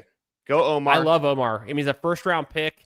I think he's the wide receiver 2 on the Jets, and I think it's an incredibly good price. We were drafting guys like Trey Harris, Jack Besh, and Jaden Higgins, who are all second-round picks and later in this range or earlier, and now you get Omar Cooper, a first-round pick at 140. Like, what's going on? No, agreed. The Jets stink that bad? I'm not buying it. They're that bad. Me neither. But no, we have double Minnesota too. So now we have extra quarterback outs. We have Geno, we have Mendoza, we have forgot the other one, Rogers. Hey, and maybe the Jets are so bad because they traded off all their defensive pieces that they're the 2026 version of the Arizona Cardinals, and they're throwing the ball 50 times a game with Geno, who's trying to keep his job. Yeah, it's like the defense is terrible. The only thing that's actually kind of commendable is the O-line. It's not great, but it has a bunch of first-round picks over the last few years. Quick question from Jay. He says, Candyman and BBG, quick rank of these groups of receivers for redraft. Nico, AJ Brown, Olave Rice, Flowers, Egbuka, Waddle, Burden. First one for me. Once again, it depends half PPR or full PPR. Let's make this pick, and then I'll do it. Yeah, we're on the clock. We'll come right back to it. We have plenty of time. I think Daniel Jones here for me. Past ADP. Yeah. Naked Daniel Jones gives us some safety at QB. We could still go 3 QB with a Rogers later, or a Geno or Mendoza. Or what else would you want here? Like Hunter Henry, Juwan Johnson? Juwan, I would take. I think I got it. Okay. Nice. I do like Juwan. I think it's a nice tight end too, for sure. Oh, I think so. I think he's super underpriced. Once again, I think people are discounting him because of the Tyson thing, but he's such a good pick. Back to his question. Him and Henry. Well, Dimes, we just didn't have a stack or anything. There's no back stacking him. He's coming off an Achilles. I would just cool it a little bit. These are good points. These are good points. I draft probably too much Dimes, but I just think he's an easy underpriced QB who's super underpriced last year. He's still underpriced. He is, but let's have a Colt at least. You know what I mean? Sure. Yeah. Or at least a Brown for a bring back, something. But true. I'm just gonna act like they're half PPR. I would go AJ Brown, Nico, Rice, Olave. Yeah, I would for half PPR. For the second group there, Burden is definitely last, especially if I'm going to talk redraft. Yeah, I don't want to worry about starting Burden each week. I think I would go Egbuka,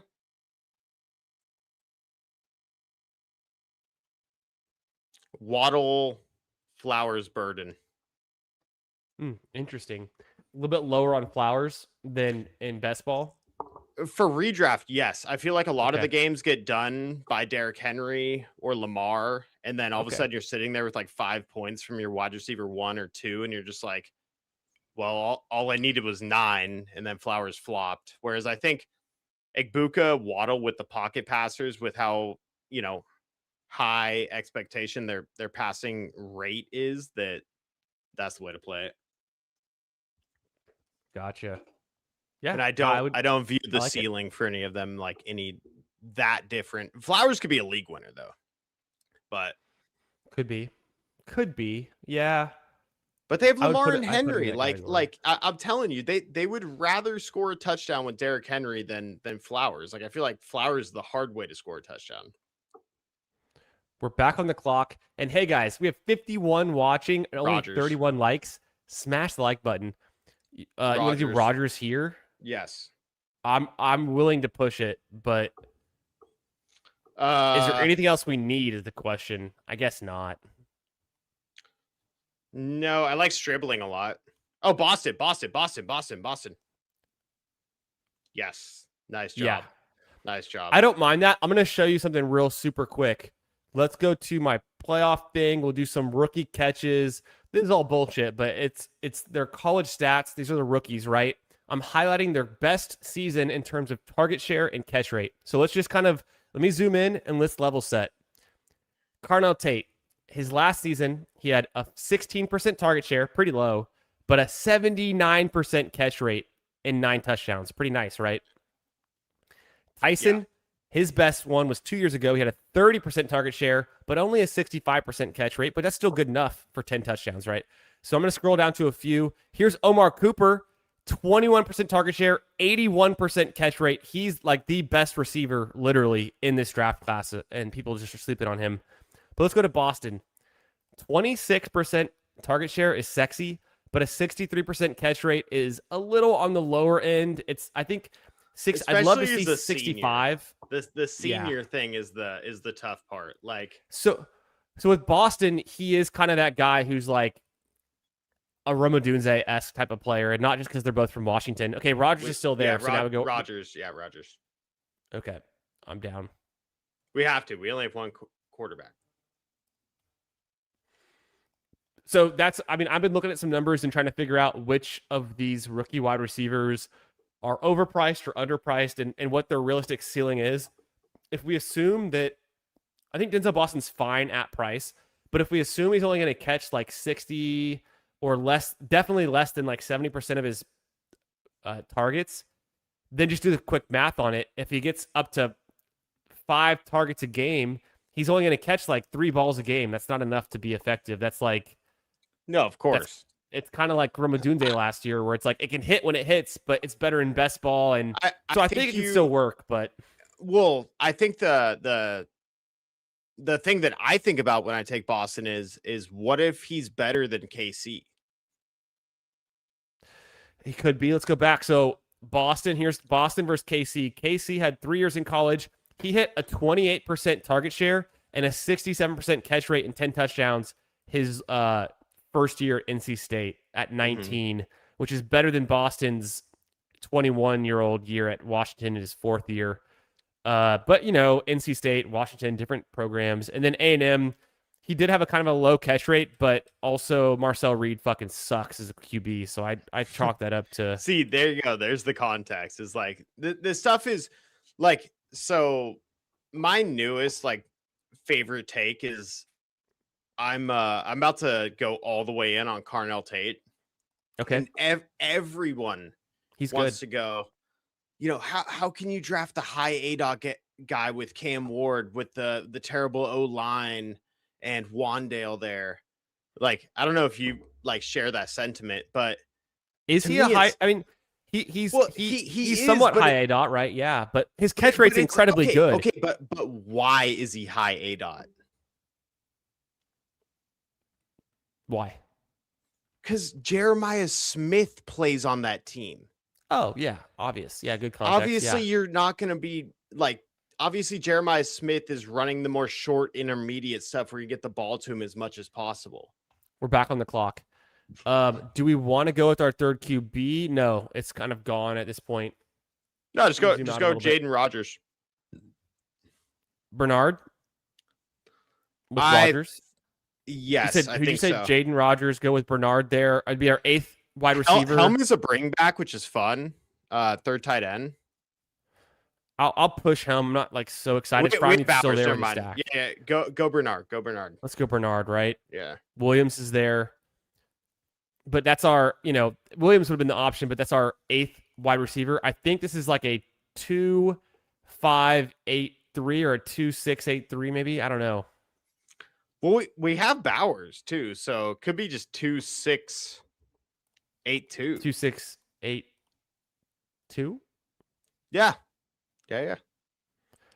I like the idea of the bring back with Helm. I like the idea of the stack with Firemuth for Rogers. We have a double right now. We have double stacked Rogers with Metcalf and Bernard. We don't have any Tennessee bringbacks. We don't have to get super fancy. Singleton's still there. Katron Allen's still Singleton's there. fun. I really like Katron if he falls. Both tight ends went, so I think we're gonna probably end up. And we have Bowers and I forgot our second one, but I'll recap the team real quick. Bowers. We have Jaden Daniels, Aaron Rodgers, McCaffrey, Henderson, Dobbins, Aaron Jones, T. Higgins, Waddle, Metcalf stacked, Addison, Golden, Cooper, Boston, Bernard stacked, Bowers, Juwan Johnson. So we don't have any other commanders. Do you want to go? So Katron Allen goes. Do you want to go Nick Singleton? Do you want to go Antonio Williams for 9th wide receiver? Seems kind of eh. Yeah. Singleton's a little bit of a value. You want to get him? No, go Singleton. Go Singleton. It's fine. Yeah. Because I'm just like, I just don't think we need a 9th wide receiver. We don't. I hate 9th wide receiver teams. Like, I just can't stand the field anymore.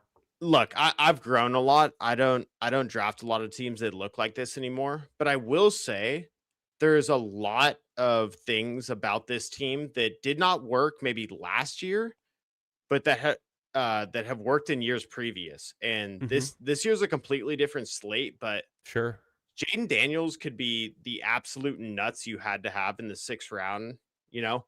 And if Rodgers plays the whole season, like, he's probably scoring better than Stroud, like better than Darnold, like, or at least comparable to those guys. And it's like, you never really needed a 3rd quarterback before.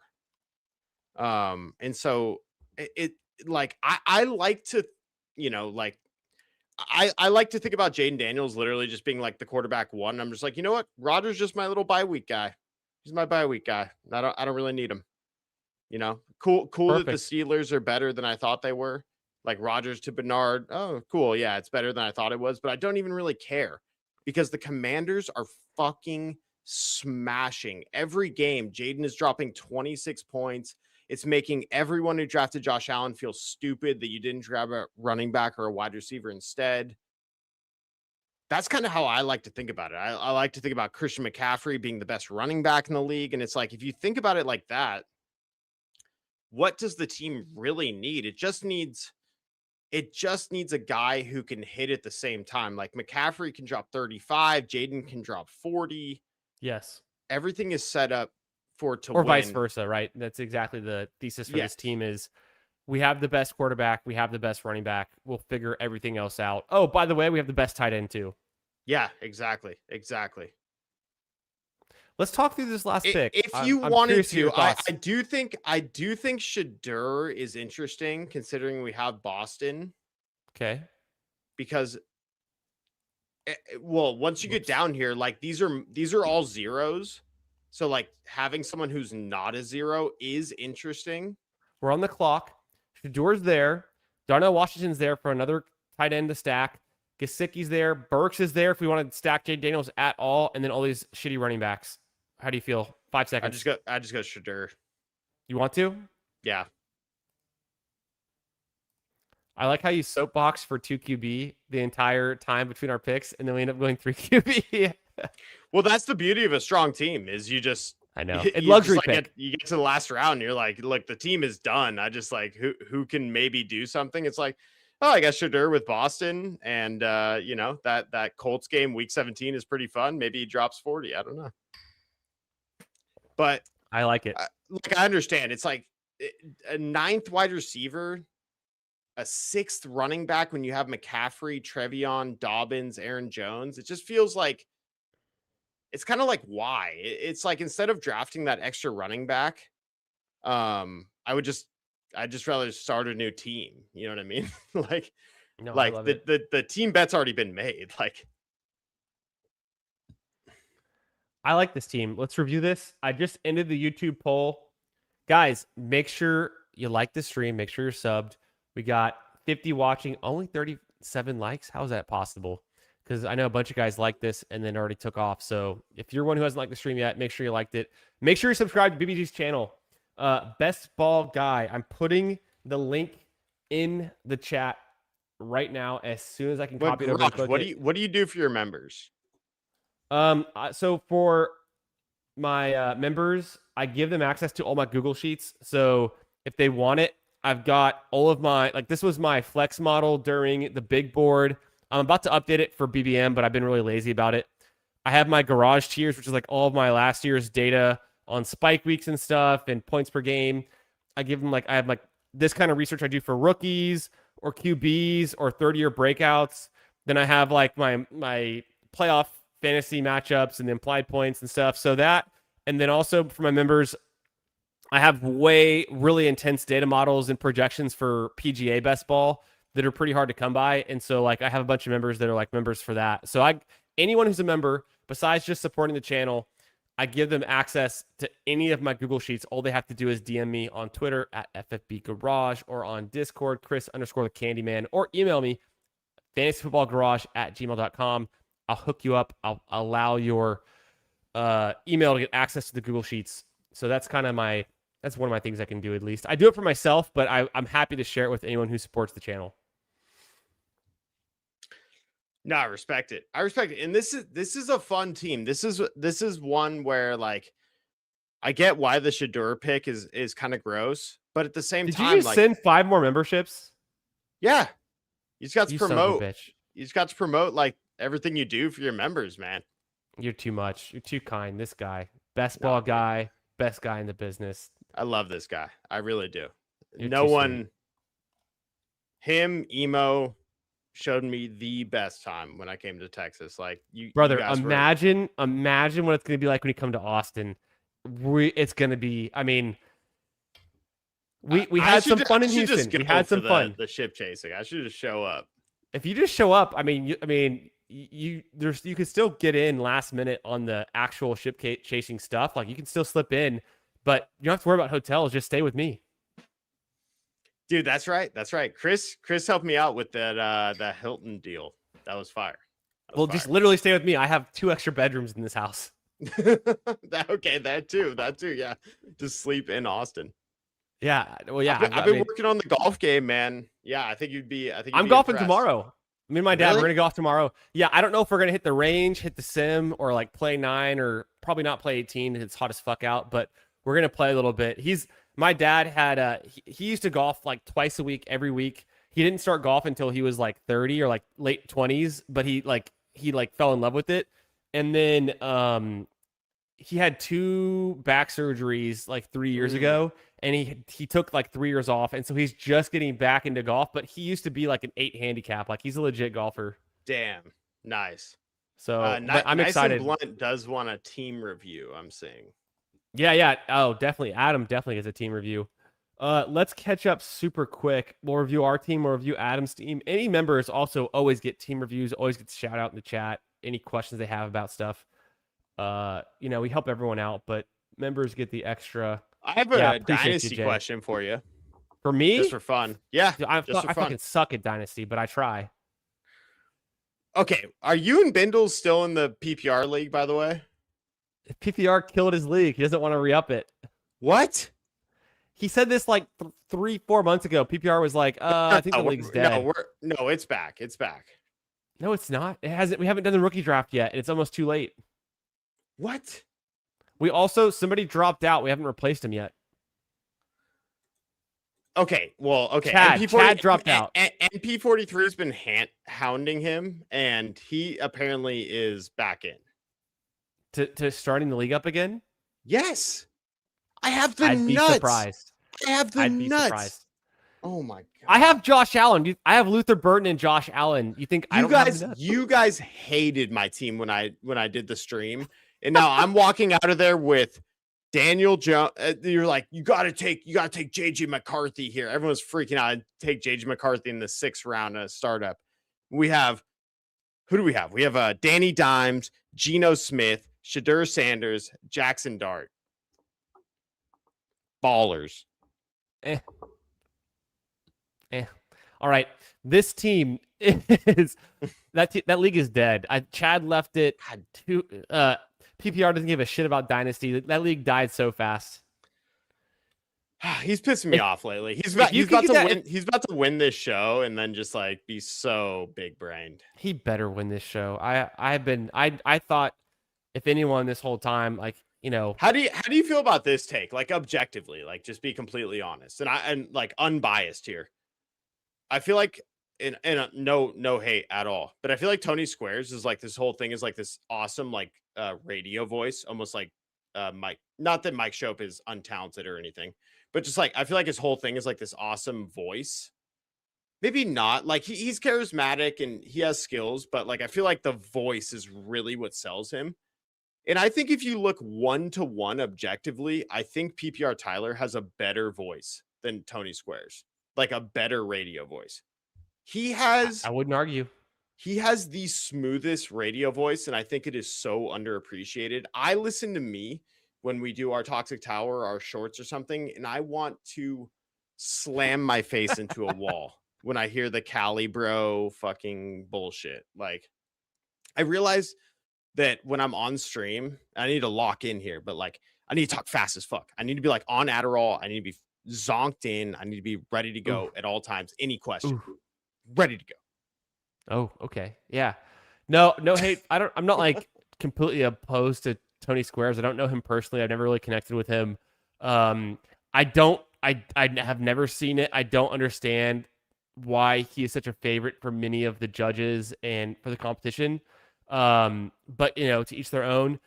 I think PPR should win. I think he has limitless potential in the space as a creator. I think he's a guy that can be full-time fantasy.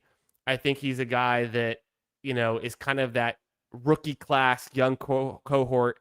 Like he looks up to Flock, which is hilarious because I remember before Flock started. Like I'm just old. I'm like Unk status, right? But guys like PPR are kind of like he's got everything ahead of him for content creation and in being in fantasy. And even if it's not his full-time thing, like he still is a grinder. He's out there working it. I don't know Tony well enough to attribute those types of things to why he would deserve it over PPR. I don't know. And I like Cups a lot too. I think Cups also got a lot of potential. And I mean, I've interacted with Cups a little bit on stream, and he's a super chill guy. He's super smart. He brings something to the table. I think he's definitely got like as far as he wants to go with fantasy in the community. Like I feel like everyone also supports him, but it seems like he's pretty reluctant. Cups DM me on my birthday. He said happy birthday, bro. Oh, he's super supportive of the community we've never too. even spoke before. I'm like, dude, you're such a he's that's a chill so dude. kind of you. Yeah, absolutely. So and here's the other thing. Neither Cups nor PPR needs to win this competition to reach their full potential in what they want to do. So it doesn't even matter if they win. Tell them that right now. These guys, I mean, they already know. They already know this. They don't need us to tell them. They already know. So good. But they don't need to win this. It would be nice to win this. It's cool. But the journey is the reward. Like you don't have to actually win these things. It's about the whole journey. And so, I'm been pretty impressed with just all of the guys that we've met along the way that have kind of come out of the woodwork. Absolutely. Like I've done lots of streams with Blizzy. He and I connect on golf. Like I like his content a lot. Yeah. The commish, he's been like a grinder this whole time. O'Hara, needless to say, and so many others. I mean, also so many of the guys that we've gotten to at least stream with a little bit, everyone's super chill. And so I feel like one of the things I like best about the competition is that it just brought us a new extra group of people to interact with in the fantasy space that we might not have run into otherwise. Yes. This is why I reached out to O'Hara to do those recorded videos because Sorry. Let's go. Go ahead. No, you're good. WF Omega with the 5 gifted Mimbies. You guys are coming in strong tonight. Appreciate you, Omega. The man, my dude. man. Fucking man right here. The community is almost amazing, missed it too. Man. And I've had I've had some rough moments with the community, if you will, like with the Toxic Tower. Like Chris, you were there for the toxic, like the most toxic tower. It was so toxic that we couldn't be toxic on stream because there was so much like built up like stuff. Like, I mean, I was just getting hounded like analytically. Like that was like the revenge. And whatever. I'll deal with that every time. But but no, like this is why I reached out to O'Hara's because of this show. Like it's such a great Yeah. show, and that kid is, and like they said when he got eliminated, it's like this is a young Karain. Like that kid is so sharp. Like we've been doing these weekly recorded videos that come out every Saturday. We have one coming out tomorrow in less than 12 hours. It is Nice. awesome. It's a game that he made. It's called This or That, and it's kind of these different pinch points throughout the draft where if you had one draft this season and you're looking at Saquon through Derrick Henry, like which running back would you actually take? You know what I mean? Like Ooh, I which like one that. would you really take if you had all the money on the line? So we kind of did that. We did the round 3 wide And receivers. that's perfect for this time of year as we get closer to redraft content and redraft season, because everyone only has 1 or 2 or 3 drafts. Exactly. And so I think we laid out great points for all these different pitch points. We each kind of like made our own team. Round 3 was the wide receivers. We did the round 6 quarterbacks. It was a great time. We did that cluster of tight ends from like Kelsey to Goddard. Like who would you take out of that range? So Oh, I love it. the kid is super sharp. He's a writer, and he's got infinite potential. I almost feel kind of weird, like, well, I don't feel weird, but I'm like, I just want to help him out as much as I can. And I'm like, you're taking your time out of your day to help film these videos with me, like for my channel. Mhm. But Christmas comes around, and I've been thinking, I'm like, dude, I want to give O'Hara like $500 for sure. I definitely want to throw that kid some money. I mean, dude, I just respect him so much. He's so sharp. The whole competition was great. PPR is the man, dude. I was watching an old episode we did where I had to do 5 burpees with 3 push-ups for every pick I did. And I called it Cardio Club in 2024, and I posted it in the Toxic Tower Discord as like a throwback. Yeah. And I'm watching that thing while I'm doing burpees, and we only have like probably 25 people watching because my channel just started. I did it as a 200 sub like goal thing, and PPR is so engaged. I know in the back of his head he's like, dude, why did I sign up for this? Like, you're not even communicating with me because you're doing burpees in your room while we're drafting. And he is there like locked in, like making it entertaining. And I'm like looking at it, I'm like, dude, he is good. He is good. He really is. He is super solid. Because I want to show you something. Yeah. Is this on the screen right here? Okay. This was 15 months ago. So when I started my channel, I used OBS, and this was the first time I switched to StreamYard was about 15 months ago, last year at the beginning of the year. This is in March or whatever it was. And PPR was the first person that ever came on my channel because he was in the chat and he goes, yo, bring me on. So I throw him the StreamYard link and just spontaneously, and we did a draft together. And so I shot him this picture the other day. Isn't that funny? I mean, nothing's changed. I'm wearing the exact same hat, like same setup. I mean, different house, but he has his same setup. Like, but just time kind of flies. Like that was. Do you have the Toxic Tower Discord on your desktop there? Well, I just have Discord on a web page right now. Can you go to the NFL best ball chat and just click on the burpee stream? Like, just look at me and PPR Tyler in 2024. Where did it go? Because what time did you post it? What time? Like 4? Like an hour ago. It wasn't long. Maybe his general chat, NFL best ball. No, probably his general chat then, or I'm looking for it. General chat. Yeah, it's got to be in general chat here. Yeah, here it is. I'll pull it open. I'm gonna actually. It's just so funny looking at it. Holy like, shit! Look at this. Look at this. My view is already halfway through. I'm a viewer of this. That's how you know I'm a real one. Yeah. Because I was 26 minutes in when I gave up on this. Look at this. I have ripped up gaming headphones. I had just started streaming, and me and PPR met each other before we even had like 15, 20 subs each. And we're doing these streams to help us out. And PPR is hosting this entire show while I do 5 burpees for every pick I have to make. And if I can't complete them in time, then I have to give the subscribe. That's cold. Oh my God, this guy's not even fucking subscribed to me. No, that's bullshit. You know what happened? I've been subscribed. I've been a member for years. You know what happened is I'm actually a member right now. I think it must have gotten unclicked. I let my son play with my phone all the time, and I think he must have unclicked it recently because I was wondering what like he messed with it like literally today. Where's my phone? No doubt. I've always been subbed. That was weird though. That's an interesting catch, or maybe it's some weird web browser thing. But oh my god, it is about to drop more. off. It is one more. It is one more. That is crazy. I must have got unsubbed somehow. It wouldn't have been me. It's my kids. I give them my YouTube. They watch like shows on my YouTube. What, they didn't like my show? I guess not. But here's the thing. I'm a more real one because well, also could you hear that audio or no? No. Oh, I was hearing the audio. It's going crazy. It's just PPR talking.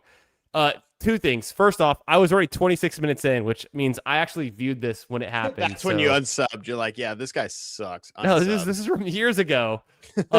Number two, this is when PPR was in his apartment with his girlfriend, right? Look at that Cooper Cup over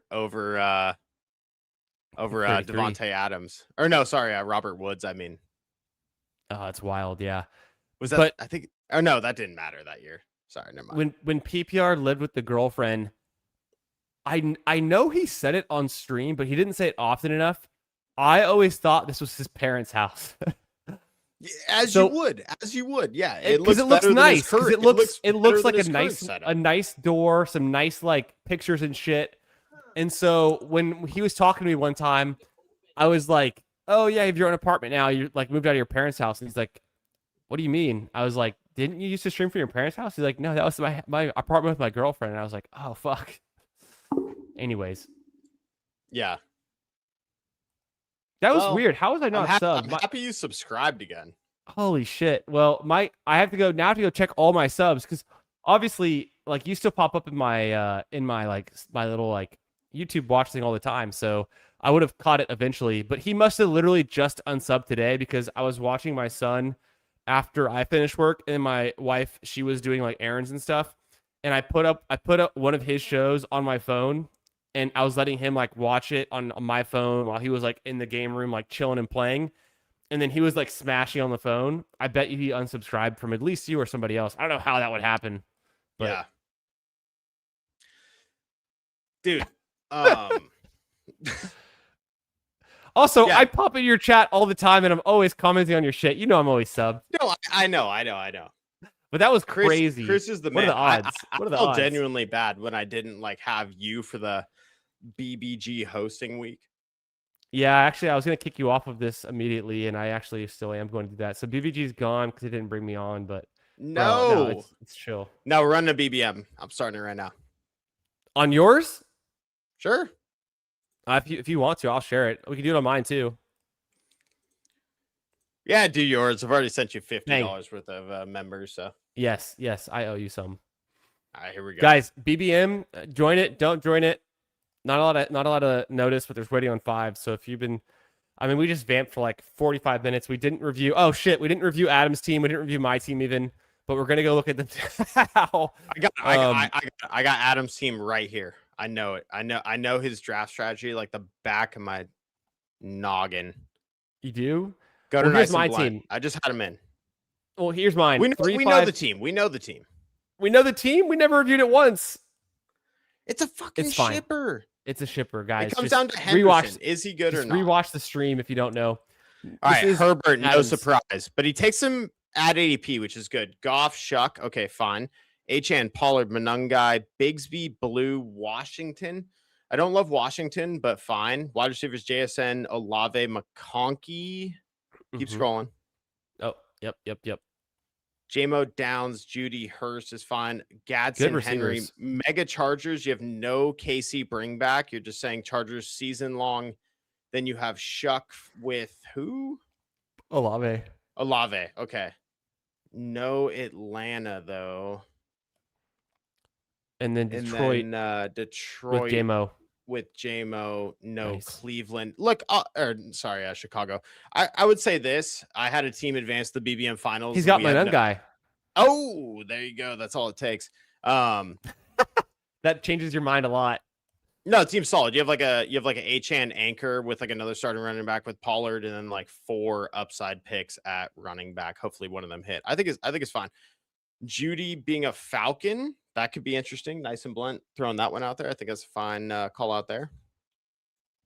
We're back on the clock in our new Best Ball Mania draft. Appreciate you, Adam. As always, I like that team. That was a nice team, actually. Puka, easy click, right? Puka could be the Easy. number 101 overall. He could just be the 101. Have you seen his bite marks? The dude has a RAS of a 10. Like, with that kind of bite mark, come on. He is so good. Ship Chasing's having a meetup in Austin next weekend, Friday through Sunday. There's a lot of like paid activities, but there's still time to join. So if you're in Pete's Discord, if you're a Ship Chasing member, you can get the details. There's an email list. There's a sub channel on Discord for the Austin meetup. But there's a general meetup. I think it's just Friday night, or maybe I'm wrong. Maybe it's Saturday night, where like everyone's invited if you're around. But if you want to do all of the activities, you need to get in on the Ship Chasing official list of who's going to be there, because we're doing all this paid activities like a barge on Sunday, and we're doing drafts on Saturday, and then there's like head counts and stuff, and there's like meals and like, you know, buses and party barges on the lake. So bro, if I came, I'm buying everyone everything. No worries. I'm just balling out like that. You know, you got me to invest in Marvel, and we've been killing it since then. You know what I mean? Marvel's down like 40%, but yeah, no kidding. We're working our way back up. It's a small investment. It's a long-term play. It is long-term. What was I going to say, Chris? Let me catch up real quick. So, Chris, yeah, if you're in Austin and you want to hang out, Ship Chasing meetup next week. If you're out of state, I would say try to get in on the details. I have no idea what PPR has to win. He's going to win. PPR is going to win. He's going to win. He's going to win. He's absolutely going to win. Chris, how do you feel about the fact that I don't do anything for the Toxic Tower? That was so funny that's like the point of contention right now. I think, you know, I didn't take this position last week when I was on the Tower stream. I actually played the bully to you a little bit more than I expected. According to PPR, I bullied you, which was maybe his role or something. He felt like jealous that I was bullying you in his place, but I felt a little bad, but I know you can take it. So at the end of the day, I didn't care. Yeah, it's fine.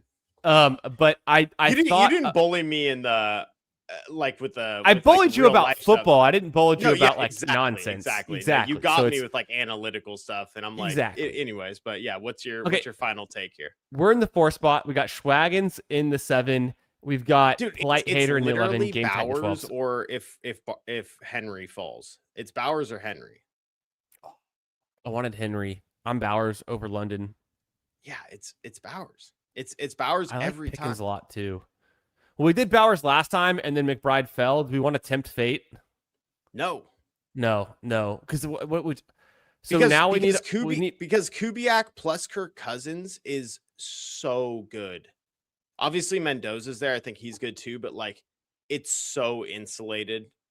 I honestly think that people are going to regret that Bowers wasn't like in the first round.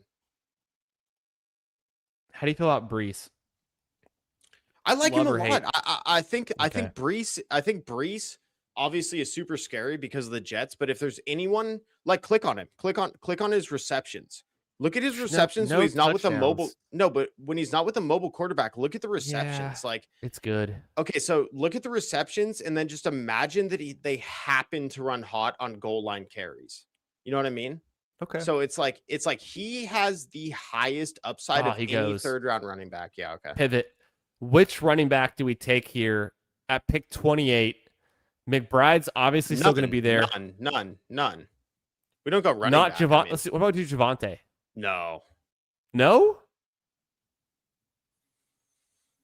I wouldn't. No. I would take Flowers or Higgins again. Yeah. We just did that. Go Flowers. You sure? Yes. Okay, I'll do Flowers. Yeah, absolutely. It's pretty hard to get Lamar at pick 69, and I don't necessarily want to go. One of my favorite things that Sean Siegel has ever said is when you hit on the guy in the 10th round, you typically don't take them in the top 3 rounds the next year. Okay. And he was talking about running backs. And when you said that, he was referring to Bucky. Bucky smashed as a late round pick, and Siegel's like, I am out. I would never take that profile at the 2-3 turn. And I think the same thing about Javonte. Kyron's interesting, but I think with Puka, it's kind of detrimental. What's up, Seth? Yeah. What's up, Wilson? How we doing? Meg still here, game tight. I like that thought process though, and I understand too, and I get a little bit scared when it's what are our options? I mean, because it's like we took Bowers, but now we passed on McBride again, and then Loveland's going to be nice there at 45 or 52. We're going to have to pass on him again, and then are we forcing in a running back here? But I do like the running backs here, so I mean, Puka and Bowers, I'm cool with. It's when it comes to Flowers in the 3rd round where it's like maybe we should have just taken Kyron or Javonte or like Jacobs or Etchen Jr. Yeah, it's tough.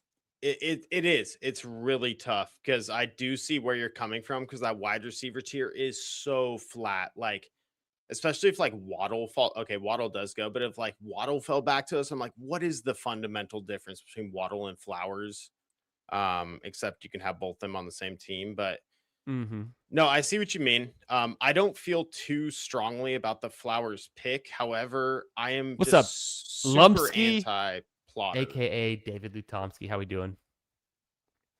Also, shout out again to Omega.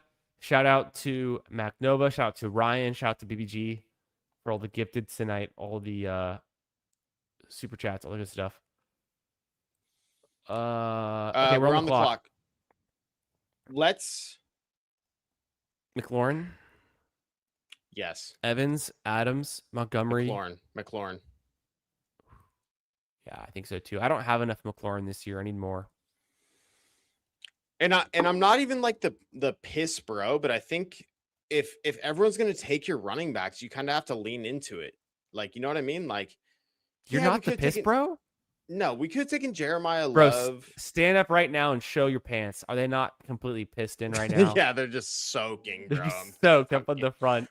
You're like Billy Madison. Like it's not cool unless you pee your pants. No, but it's like you're Captain like, Piss, bro. But it's like if I'm not going to get a value at running back, I'm not just going to capitulate to the game. You okay, but now we have the hardest choice because we have to pick one of these guys at 52 to be our anchor. Which is it? Good question. Do you feel any differently about one versus the other? Because if you don't, I would break the tie to Bucky for week 17. I am scared Bucky can't handle the big workload. I would go Swift because Ben Johnson has the highest rush rate offense. I like every Swift. Want to go year. Swift? Yeah, I love Swift. Yeah, let's go Swift there. I think just that's an analytical thing. Like Ben Johnson every single year has the highest rush rate offense. So whether they want to use Monangai or not, like Swift is going to be so involved. All you have to say to me is Ben Johnson, and I'm in. I'll draft any bear. Swift, give him to me. Adunze, I'm a little bit skeptical. You heard me talk about him last week, but no, I think Swift is a great value. Yeah, you were skeptical on Adunze, but I was in. Yeah, it's funny because he's been cheaper. Swift has been cheaper, but I still like him at these prices. I mean, last year Swift was like the biggest bargain. I think I'm out on Burden. Out on Burden? Yeah. Good luck winning in 2026, brother. You might just have to have him. He can literally be the guy you need in week 17 all over again, but be the worst advance rate piece of all time. Yeah. Or he's like the best advance rate piece, and he's the guy you need, and we're drafting him in the 1st round next year. Dude, I might honestly need to like do a film breakdown. I need to watch the Bears like final 5 games of the season and watch every single snap and decide whether I'm in on Burden or not. So what really gets me, and I can point you at some quotes, some coach speak, some articles, some athletic articles. The Bears are dead set at trying to make this team be their Super Bowl team. Obviously, right? They're dead set on Caleb being their guy, right? They're fully invested. The number one thing they want to improve for Caleb is his accuracy and his ability to extend drives. So I read an article earlier this week about the Bears and what they need to do to succeed in 2026. It's from The Athletic. It's about what Ben Johnson is saying, not just like beat writer shit.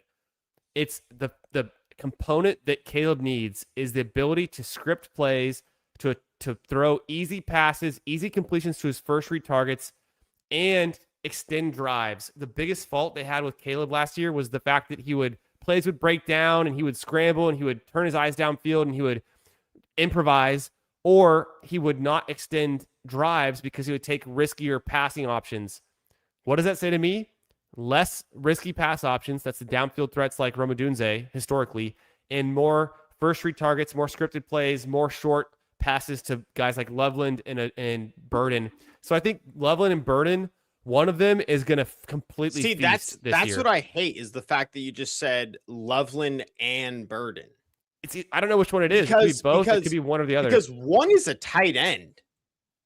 Yes. That's the major difference. One is a legit tight. And so now you're comparing like a quote unquote breakout wide receiver with their tight end. It's like, I would just take the tight end every time. I wouldn't even I think Loveland's a great value where he's going. Smash. Like Loveland is the guy that could compete with Bowers. I think McBride, we're going to see, like, we've already seen his peak and his team's just not that good. So yes, the passing attempts could get there, but maybe they're never as high again. You think Jaden here with the stack. It makes a lot of sense to me. 100%. Bang. 100%. Also legitimately the best pick on the board. True. Do we start to hammer running backs before it gets late, or we kind of take what like comes to us? We've got, so through our first 6 picks, there's 3 running backs I want, and if they happen to go, then we will not capitulate. Perfect. Puka, Bowers, Zay Flowers, McLaurin, Swift, and Daniels get the stack with that. I love the McLaurin Daniels stack. It's something I tried to get a lot last year. I'm trying to get more of it this year. This is probably my first McLaurin Daniels stack in BBM this whole season. I maybe have got it once before, but like I know I've been hunting for it. We're gonna get one of them, Pollard or Ramondre is the pick. Love it. I probably slightly prefer. I would go Pollard because he's more okay than Ramondre. Yeah, just do it. It makes it easy. I'm pretty even on both. I think Ramondre is on a better offense, but he's splitting some work. Pollard, the offense could get better, but the offensive line scares me. Well, Pollard's gonna be like the guy. Like Spears has never been the guy. Yeah. He's just not the guy. He's just not the guy. Spears is the guy when Pollard's hurt, or he's like the passing down guy. And then Singleton might mix in, he might not as a rookie. At the end of the day, Pollard was really bad for the first half of last year because the offense was bad. And he was good for the second half of last year because he started to score touchdowns. So he's a little bit, all the running backs are touchdown dependent at the end of the day. But Pollard being on a worse team, it's like you're making a big bet on the Titans. So I'd rather it's easier for me to be like, oh, the Patriots just continue to be good. I absolutely agree. I just as my second running back, I want Pollard because just like the Henderson bull case, it affects Ramondre. Like if Henderson's having spike weeks, that means Ramondre is doing nothing. And I think people take Ramondre as like a very safe play in the 7th round. But once again, like if Henderson's having spike weeks, like Ramondre is doing literally nothing that game.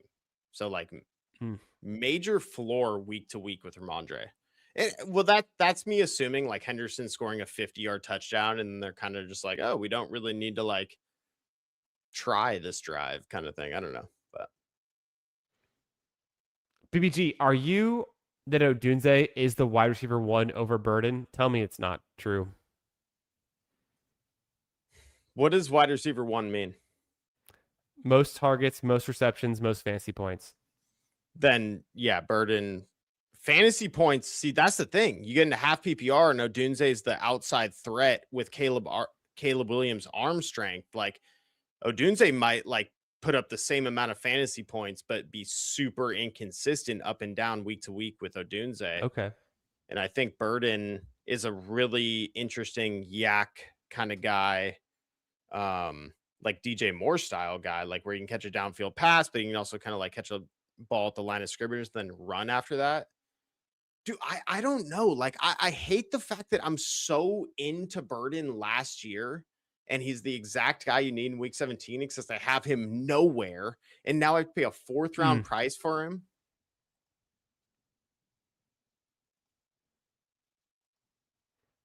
Yeah.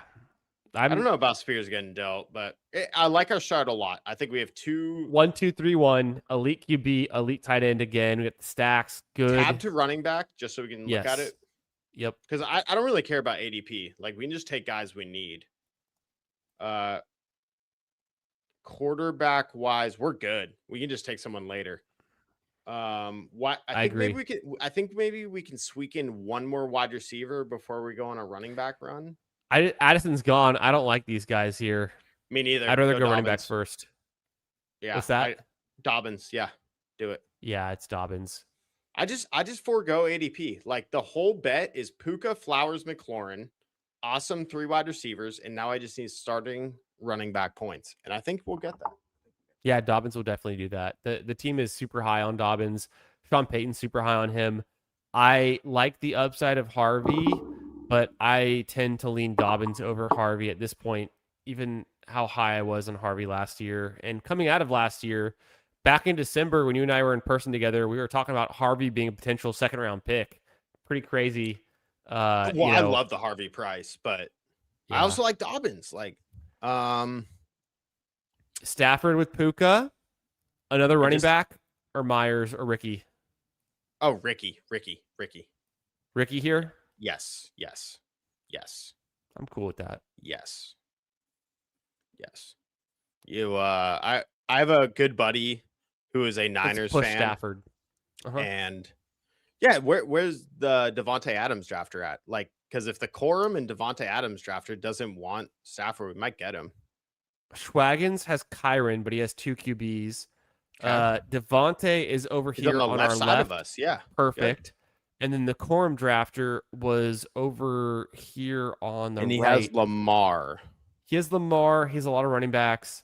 He might be forced. It's game tight. He might be forced into going more receiver. I think his build is pretty bad anyways because of the amount of running backs with no receivers. Well, he might just need wide receiver or tight end over going QB there is like what I could easily see. There's also guys like Polite and Rube Waddle who don't have a QB. They might just take a naked Stafford, with one of their picks. So, and I also think that's bad. I think it's a bad move. I think there's like a 50-50 chance Stafford comes back around. He's not crucial to this build. It'd be nice to have Puka with Stafford. I don't think we need it. We got McLaurin and Daniel, so I feel pretty good. If Stafford comes back around, we'll take him. If not, we have a lot of good options potentially for falling running backs for our RB4, or we could just go ahead and finish up. Can you scroll up on the guy in the 3 hole? I want to see his team really quick. He took Purdy, but he didn't take Pearsall. He had Evans. Okay, so he went 4 straight with Evans with Devonta Smith bring back. Okay, that's a fun team. Monty, it's a nice team. Pollard. Yeah, it's a fun. He's got Chase stacked. He's got Evans stacked. He has London and Smith. So he has Montgomery and Pollard. He is hunting running back heavy, and so are we. So this pick might come down to a running back. I think so too. Yes, because I think look at the left of us. Everyone has either 2 or 3 running backs, and the guy right before us, RD, has 2 running backs. He's going to take one. Schwagins has 2 RBs, but you never know what Schwagins is going to do. So, yeah, I think a lot of teams are looking for their 3rd or 4th running back pretty soon.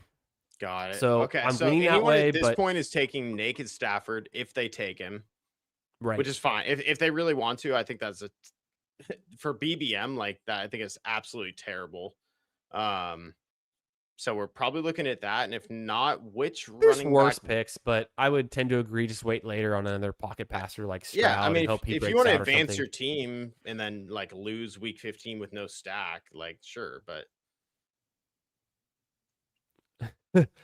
just in case everyone in front of us is drafting with us, we're really selling them to not take Stafford. Obviously. I mean, I think. Oh, fuck, Ruben. He takes him. Mason, you think? I think I'm JCM if he goes. JCM's gone. Mason. Yeah, that gets us there. Yes. That's a very fun running back room. Yeah, I like it. We made up ground quickly. We made up the kind of ground with the last 3 of the last 4 picks for running backs, so we're definitely catching up. No, Chris, and I mean, one thing I've been preaching on my channel as of late is like I think people forget like the absolute best picks on the board last season were Javonte and ETN. And those are basically guys that were just like ambiguous backfields. And a lot of people will say the same thing about Mason, Aaron Jones. They'll say the same thing about Dobbins and Harvey or and even JCM Stevenson. and JCM and Rashad White. And they'll be like, oh, it's a 1A, 1B situation. I heard the same thing about Javonte and ETN last year. And they just absolutely smashed the entire year. So I think people, for the most part, have no idea what is actually going to happen. And what, for all we know, we might literally have like 4 top 10 running backs on this team. Bears, Patriots, Broncos, Vikings are all very exciting offenses. However, I do think that Aaron Jones is interesting as a handcuff. Don't love to do it, but we got to pick quickly. What do you think? Andrews? Aaron Jones? Yeah, double it. Double it? I'm not opposed. Yeah. They're both so cheap. Double it. Yeah. This is the thing. And so basically, like, we're not counting on the running backs to be the league winning type of guys. You're assuming this team helps advance because up and down Vikings spike weeks from the running back room. But then once you get to the playoffs, you're assuming Jaden is dropping nukes. You're assuming that Puka, Flowers, Bowers, those guys are absolutely going off.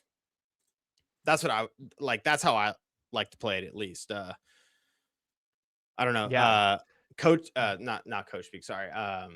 Fanspeak had very positive data on handcuffing last year. And so if you handcuffed Ramondre and Henderson, you had an elite combo literally every single week of the season. If you handcuffed Chuba and Dowdle, you had a very good week every single week of the season.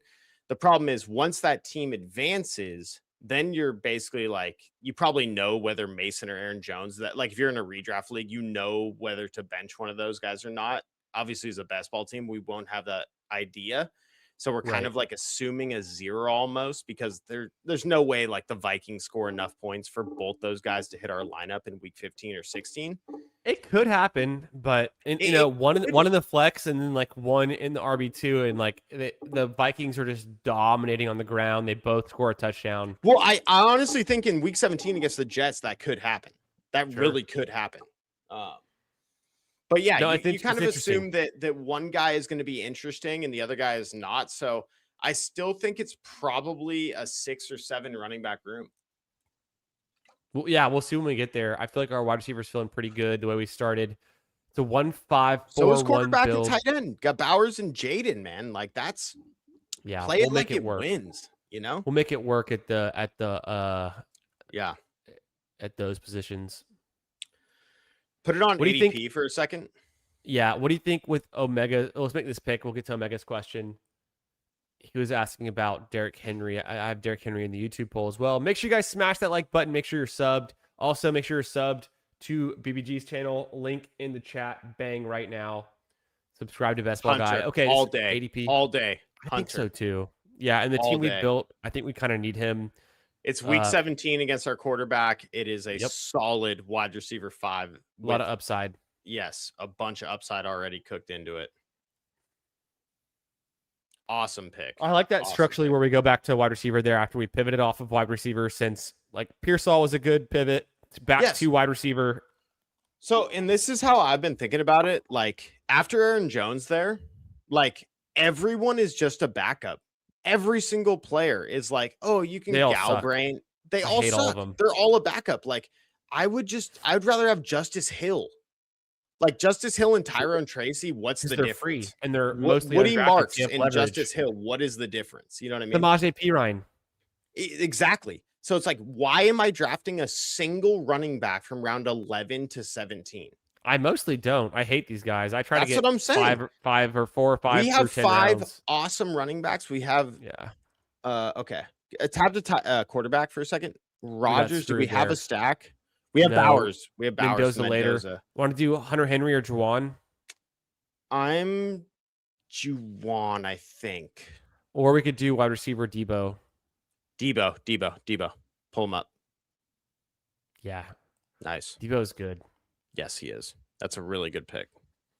Because we I've have been taking Bowers, so you Debo. don't really Yeah, need the tight end that bad. If he happens to nah. fall back, that's great. But I've been taking Debo ahead of ADP a lot, and I don't think it's bad. I think so. Also, last year, bang, we'll go back to some old data from last year, but Debo Samuel was a top 12 wide receiver just based on touches per game, receptions per game, but also for him there's some rushing attempts. But he averaged 5.7 touches per game last season. That was top 12 among all wide receivers. I guarantee you he plays in the league in 2026. I don't know where. Yeah, best shape of his life. He's already getting the quotes out there, like getting the Twitter pictures going. Yep. Also, Keenan Allen's wife literally came out and said, "Oh yeah, he's playing this year. He's been training for it all off season. Like he's about to sign." She said that to a fucking like ESPN analyst. So like that has now fully surfaced as Keenan Allen is like fully planning on playing. Here is the scariest thing I've ever heard is where he's likely to sign? Who, Keenan? Yes. I saw something today. Just like the Chargers last year. It was, let me think about it real quick. I saw something today on The Athletic. It was a think piece article. Keenan Allen would go to, oh shit, I might want to just pull it up real quick, but dude, wait, don't spoil it. I'm gonna think about it. It's on the tip of my tongue. The best fits for all of the free agent wide receivers is the top article on the Athletic training camp right now. Keenan Allen to the Saints. Dude, he's been linked to the fucking Bears. He wants to go back to the Bears. That'd be weird. On a Super Bowl run. That'd be all of your Loveland, all of your Burden, all of your Rome, fucking kiss it goodbye. It's the same as your McConkey and all of that shit last year. Oh, it is so dead, bro. If Keenan goes back to the Bears, it would hurt. It would hurt Burden a little bit. Oh, a little. It's Jover if he goes to the Bears, dude. The market would react, but I think realistically, it would mostly just eat into Burden's targets. Mendoza. All right, what are we gonna do here? Mendoza. Yeah, we got to take him Bowers. here. Yeah. Anything else we might want to consider before we go Mendoza based off ADP? Considering we could go. No, I think double tapping quarterback would be the most prudent thing to do here. Okay, we are set at receiver, tight end, everything else. Just need 3. We only have one tight end, but we don't have to force one of like Hawkinson or Barner. It's not a big deal. Yeah, just go Bowers. Mendoza to Bowers is solid. I like it.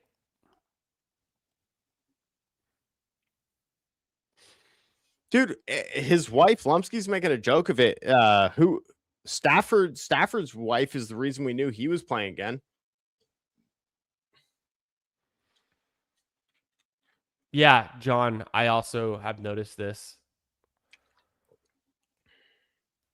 Badge Bros Brawl after this. so damn we can fun. do it. It literally takes 10 minutes. I'm down. Just do a silver. Yeah, I'm bullet. down. All right. Meg saying the handcuffing. Yeah. All right, we're on the clock. Do we go QB here? Yeah, Rodgers. We don't have any stacks or anything. It's fine. Or do you want to go another one of these tight ends, Hawkinson or Barner? Or get I go Rodgers and you just kind of cross your fingers that Freiermuth comes back. Sure, it could happen. Yeah.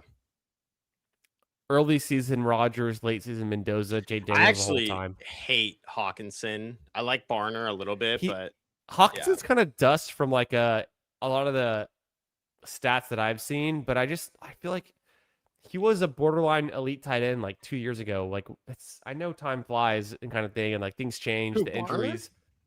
Not Barner, Hawkinson. Oh yes. Well, no, before he tore his ACL, he was, and now he's never been the same. But how much time needs to pass? I don't know. I feel like he's just done. Like he looks Hawkinson. bad, dude. Yeah, he looks bad. Maybe tight ends have that longevity. Like, dude, I was like a pro surfer, and then I tore my ACL. Like it can be Jover. It can be Jover. It could be Jover. Yeah. What about Barner? You're saying you like Barner? I do. Yeah, me too. There's a little bit of smoke about like Kubiak being gone, and like he was such a beneficiary of like these negative game scripts that they were seldomly in that Barner happened to capitalize on. But all in all, it's like, dude, he broke out. He had a good rookie season and broke out year 2, and now he's going into year 3 super cheap. I think it's a fine bet. Yeah, I don't think Keenan goes to the Bears. I Okay, let's act like Keenan goes to I've the heard Bears. Colts. I've If read Saints. act like he went to the Bears, where would you take Loveland? Wouldn't change. Okay, Burden. It would change a little for Burden, yeah. Definitely. Loveland, I would still take at the 4-5 turn. Burden would go from a 4th round pick to probably like either 6th or 7th. Kind of where Rum goes. And I don't think Rum would change. So Rome and Burden just go next to each other. Kind of, yeah. Interesting. Lumpsky, And you're then, talking about Devontae being old. Keenan is beyond washed. Brother, that is the difference between me fading other receivers on the team and drafting Devontae Adams. That's not the same thing. So BBG, if Deebo Samuel goes to the Rams, where do you draft him? We took him at 148. Where's Deebo on the Rams get drafted? 110. 110. Yeah, exactly. Yeah, like so, around Matthew Golden, probably. Okay, we're back on the clock. We could do Jeremy Bernard for the stack with Rodgers, or just I think so. Interested? Yeah, for the stack. Yeah. It's not bad. It's fine. I think so. And then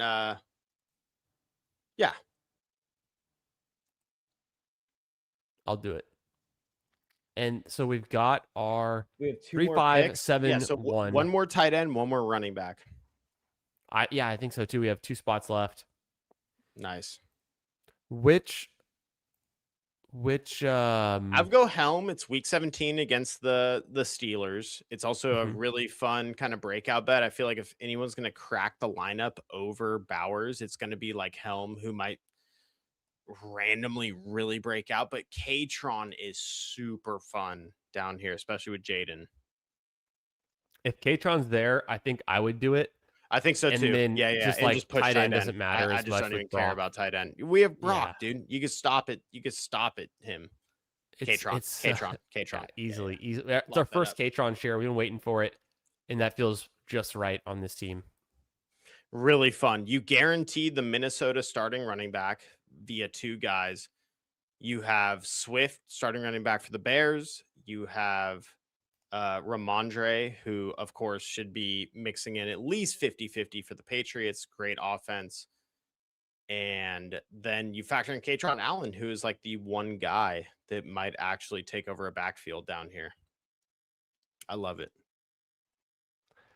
I was gonna mention earlier, I forgot, but after we took Mason and Aaron Jones, this is like Mac Nova's nightmare. He's like the biggest Damon Claiborne bull. We have like the 2 non-Damon Claiborne guys. I've drafted 0 Damon Claiborne since the big board.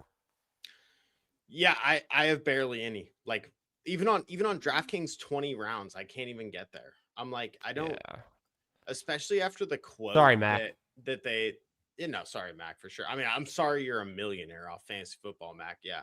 He's probably gonna beat us again, but it's okay. We'll just be wrong. Yeah. Hey, him and Frog Clone, I would love for them to win, honestly. But why Frog? Like, he's also like the biggest Damon Claiborne guy. Him and Mac are like always hounding me. Is Frog too then? Okay, yeah. damn. But no, I just it obviously it's hard to see a guy just randomly taking the job. There was a quote from, it's funny because we're having Crack Rock on the stream, and his one thing that he's very good at is not only being entertaining. His second best thing is that he's like a legit Vikings insider, and I need to get to the bottom of the Damon Claiborne thing.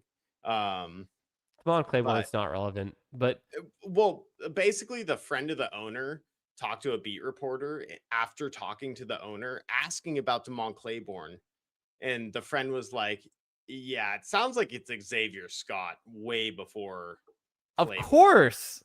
Yeah. It's so obvious. So polite hater. No, not my first Katron share. My first Katron share of tonight. But I definitely have. I hope I have at least 8% Katron. If not, I'm close to 10%. I think that's where I'd What's be our at. I last have to tight check. end? It's Gesicki. It's Darnell. It's Parkinson. It's Mayer. No, we can't. No, we can't do No, Mayer. it's not Mayer. I mean, Darnell Sneaky had 43 targets last year. Frymuth had like 58 or whatever. What do you want to do? He is sneaky. He's just got a 4-year contract. Yeah, take him. It stacks, and I don't have that much Darnell. Probably my first or second Darnell in BBM. Yeah, I like it. This team is super fun, man. With the Travis Hunter bring back on week 17, that's sick. Claiborne is going to be your biggest miss. There's no fucking way. There's no way. There's no better landing spot than the Vikings. Jordan Mason's not a pushover. Jordan Mason's a grown ass man, and Aaron Jones has never been bad. Like he's always been fantasy relevant, and I think he just continues to be. I can't see it. I think there's a lot better landing spots. Jordan Mason had 5 runs over 20 yards last season. Saquon had almost 0. There's something. Emo not spamming the chat. That's new. What? Emo's definitely asleep. It's 1:30 a.m. in Central Time. We're still running it. We have golf to do, and we have one Badge Bros Brawl. We're doing golf? Yes, dude. I have picks What for golf tomorrow. is there? A Sunday slice? Dude, we're doing a round 3 mega brawl. The cut line? The cut line? Yeah. A 3-6-7-2. Jaden Daniels, Fernando Mendoza, Aaron Rodgers. I think that's a solid B plus QB room. Swift, well, plus the stacks. We'll revisit that. It'll get better. Swift, Ramondre Dobbins, Mason Jones, Katron Allen. I'd give this a decent B, flat B for me. The running back room looks terrible to people. I just want to remind them that me and MP43 won the Chihuahua with the worst running back room you had ever seen. This running back room looks amazing to that running back room. I logged off the laptop earlier, but left TV on and still watching. Hell yeah. Right now? What the fuck, Wabi? Fuck yeah. What the fuck are you talking about? VG sassy right now with a little. All right. Now this running back room fucks. I like it. Wide receivers, Puka. Hell yeah. Flowers. I wanted a running back there, but it's fine. McLaurin, stacked. Nice. Pearsall. Nice. Hunter, bring back. Nice. Debo, straight sex. Jerry Bernard for the stack. And then we have Bowers and Darnell. So we have Bowers with Fernando Mendoza, Jaden Daniels with Katron and McLaurin. Not that I expect Katron to catch a lot of passes. With the Travis Hunter bring back. With the Travis Hunter bring back. And we have Rodgers with Darnell and Bernard. I'm coming to learn that BBG is a huge Aaron Rodgers bull. Well, no, as a third quarterback, yeah. We've drafted him twice on 2 BBMs. No, we didn't. We didn't take him on the other team. Yes, we did.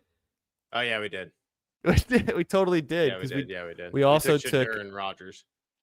It was a Jaden Daniels Rodgers. Dude, okay. Look at this. Both teams tonight, you made me take Jaden Daniels and Rodgers, and Dobbins and Jones, and Bernard and Bowers on both teams. Last year, you made me take Genty. It almost worked. It would have worked if we got it there. Oh, God. It's so sad because you literally put JSN as the wide receiver 1 on that team, and we still didn't advance it. Fuck. You want to know why? Because the QBs, right? No, it was round 4, and the QBs. Garrett. Didn't we have who was round 4? We had Garrett. Who? Garrett Wilson. He's not a bad pick. He just had a bad season, but no, he got hurt. I'm just saying. Yeah, that's like that's why. It screws it. No, we literally had Derrick Henry, Genty, JSN. Yep. That week 17 lineup would have printed a million. We were 20 points away from advancing it. And that's the difference of Garrett Wilson missing all those games or being healthy and getting us 3 or 4 every week, and then we get there. No, I mean, Chris, look, I hope you've tuned into the BBG stream this year, but I'm not No, drafting I'm like actually not a sub, so I haven't seen any of your I shit. know, yeah, it's fucked up, bro. But I'm I am somehow a not, member, but I'm not a not sub. I'm not exclusively doing like hero RB or like zero RB. I feel like the draft just kind of put it that way to us twice. Like it really did. I feel like the Bowers pick. Yeah, why isn't it in your X bio? I don't know. It doesn't matter. It's paying for drafts this year. Some are saying, I mean, that's kind of true. As of like 2 years ago, we've moved past it. I made the DK Million Maker final on 12 entries last year, and I won my only FFPC league I've ever done.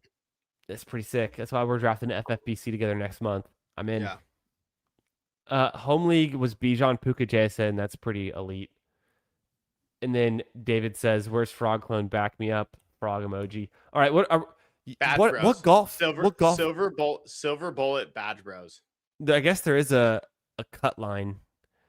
The prize there is not looking that good. It's all right. 1,000 for $10. That's kind of slim pickings. Yeah, I don't love it. I don't love it. I don't love it. Let's do Badge Bros. Okay, I have not drafted any Badge Bros. Didn't it get released like it's your only yesterday? One. Well, no, I'm not saying it's my last one. I'm saying I got in the inaugural draft with Nez and John, and every single person in the stream said BBG won the draft. Oh, shout out to you. Wow, we got Game Tight in here. We got Houday. And then that's it. We're in the 6th spot. Is that good? Yeah. I'll tell you why. I thought the 1 spot would be like good because you get the 1, 12, and 13, and it feels OP. Chris, how did me and Tyler split our winnings in the final team? All the winnings are what you see on Toxic Tower. Every BBM draft we do, like, dude, we've done so many BBMs on Toxic Tower and also like a ton of guests on each stream that we are funding so much of the community's draft with that site credit. But yeah, we got about we got way more than $4,000 last year. We had a couple teams make it to second with some other drafts, stuff like that. But yeah, basically like we have like $5,000 that we're spending this year. Nice. Yeah. Chris, are you happy with your $4,000 print from the scramble? Yeah, I think all in between my high stakes one and dones, which I did. They're not done yet. Like they're still going on, but like I'm not gonna cash in those.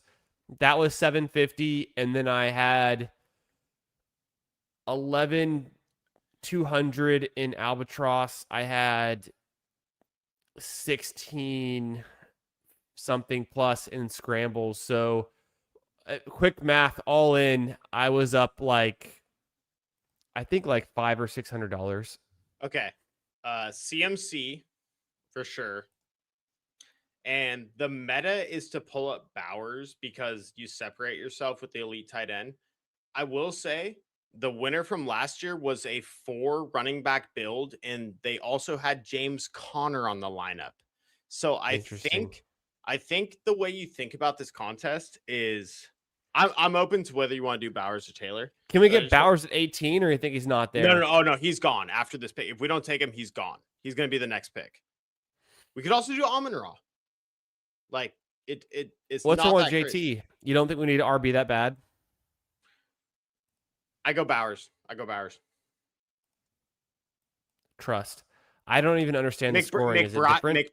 McBride won the tournament last year for a guy. But the winner last year was CMC, Derrick Henry, and one other running back. And then they had James Conner as their 4th, who obviously didn't play, and they won the entire contest. And so the general sentiment that I think, and I don't know, obviously, if this is going to happen this year, but we know wide receivers go up and down throughout the year, right, Chris? Like they spike up and down, but running backs are the most consistent. So I think what you do is you take 4 running backs. You're never going to get bad running backs in a 6-man draft, and you don't go past 4. Yes, they Okay. might get hurt. You might have a dead team, but the one that doesn't get hurt and you have a live team, you just want like 10 receivers to where they can hit any week. That's kind of the thing. Like Hmm. you want these wide receivers to go up and downs because there's some weeks where Addison is going to outscore Jefferson and Addison is going to outscore Nico Collins. And there's going to be all this up and down stuff, this movement. I think you just take a shitload of wide receivers and 4 running backs for this contest. Okay. Yeah, BBG is the biggest Bowers Bowl. It's our third draft of the night. We have 3 Bowers teams. Yeah. Sorry, I like money. Sorry. Guys, sorry he likes money. Chase Brown, Ken Walker, Derrick Henry. Who has the biggest upside? Who could really smash the entire league? Chase Brown. Yeah. I take them both. honestly, Take Chase Brown and Kenneth Walker. Take them both. No Derrick Henry? Yeah. Fuck them. Old. Bro, Derrick fucking Henry. Okay, then take Henry over Chase Brown or over Kenneth Walker. Yeah, whatever. Let's do Henry first. Okay. And then we have to figure out who we like better, the Bengals or the Chiefs. Bengals have Flacco's the backup, which I always like. As like a floor play. Go Chase Brown. Let's go Chase Brown. I think it might be sharp to fade Kenneth Walker. I feel like a lot of slappies are into him. I don't hate this at all. So we have 3 different bye weeks. We have 3 running back positions. I think we take one more running back, and then from there we accept the fact that wide receiver scoring is so up and down that you just take fucking 10 of them. Okay. You will never run into a problem at quarterback. Because there's only 103 that get drafted. Exactly. So the last round, you can take Jackson Dart, Malik Willis. You can take a bunch of mobile guys and not even think about it. And even the wide receivers there, it's like, I mean, we're gonna see. Guys it's like Shakir go undrafted. Addison. No, yeah. It's like they literally go undrafted. I've been doing a bunch of tight ends at the end. I do think Bowers, when you get the 6 hole, is an advantage. So I've been doing that, but. Yeah, it's funny. If you actually tab to the ADP, like go to tight end and go to the ADP screen, look how far you have to scroll down to see Andrews, Ferguson, like their name. Okay, so they do have an ADP now. Scroll down a little bit. Keep going. No, past where there's an ADP. 104 is like past where there's an ADP. Okay, so they all have an. Okay, so sorry. This opened yesterday when they didn't have an ADP, and Andrews was like a full like 2 scrolls down. Who the fuck is Miles Kittle's? That's what I'm saying. So like the ADP is super messed up right now, and there are guys that are actually usable that no one is taking. What the fuck? I've never heard this name. That's a first for me. I've never been stumped on a name in a best ball draft. Let's wait on the 4th running back. Let's hammer receiver here that we love. Fuck, I might love Grease. Damn, Loveland still being there kind of worries me, but I guess it's fine. I like Neighbors too. Me too. Do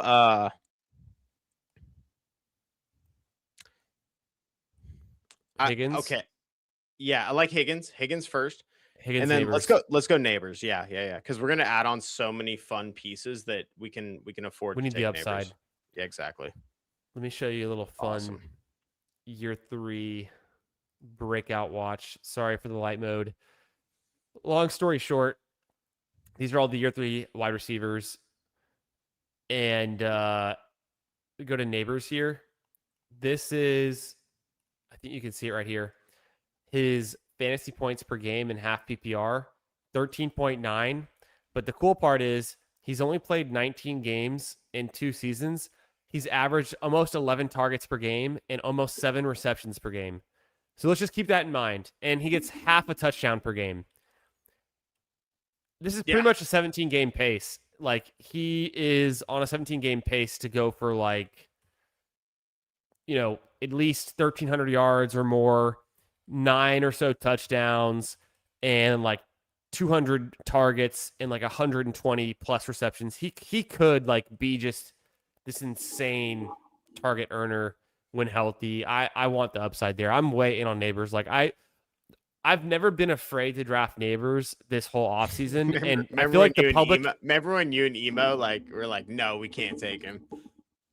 I don't remember that. What? Oh yeah, you shamed me pick? live on my own channel about how I can't take Neighbors. What pick was it? It's like fucking 4th round, but he's gonna keep it's falling. probably our. He's gonna keep falling. Well, that's also true. It changes week to week. Oh, but also, God, you guys. Also, it was probably our wide We're on the receiver clock. one. It's probably the wide receiver one, and we were scared. We took McMillan, I think, didn't we? I do like Lamar because the elite quarterback just offers that differential when you're in a 6-man league. That's really fun. At the same time, everyone's going to have good QBs at the end. There's only 6. They are. You're right. It's a best ball league. So T-Mac, okay, McLaurin, or Waddle. Let's go T-Mac first. I have a strong conviction of him over the other guys. Too. Okay.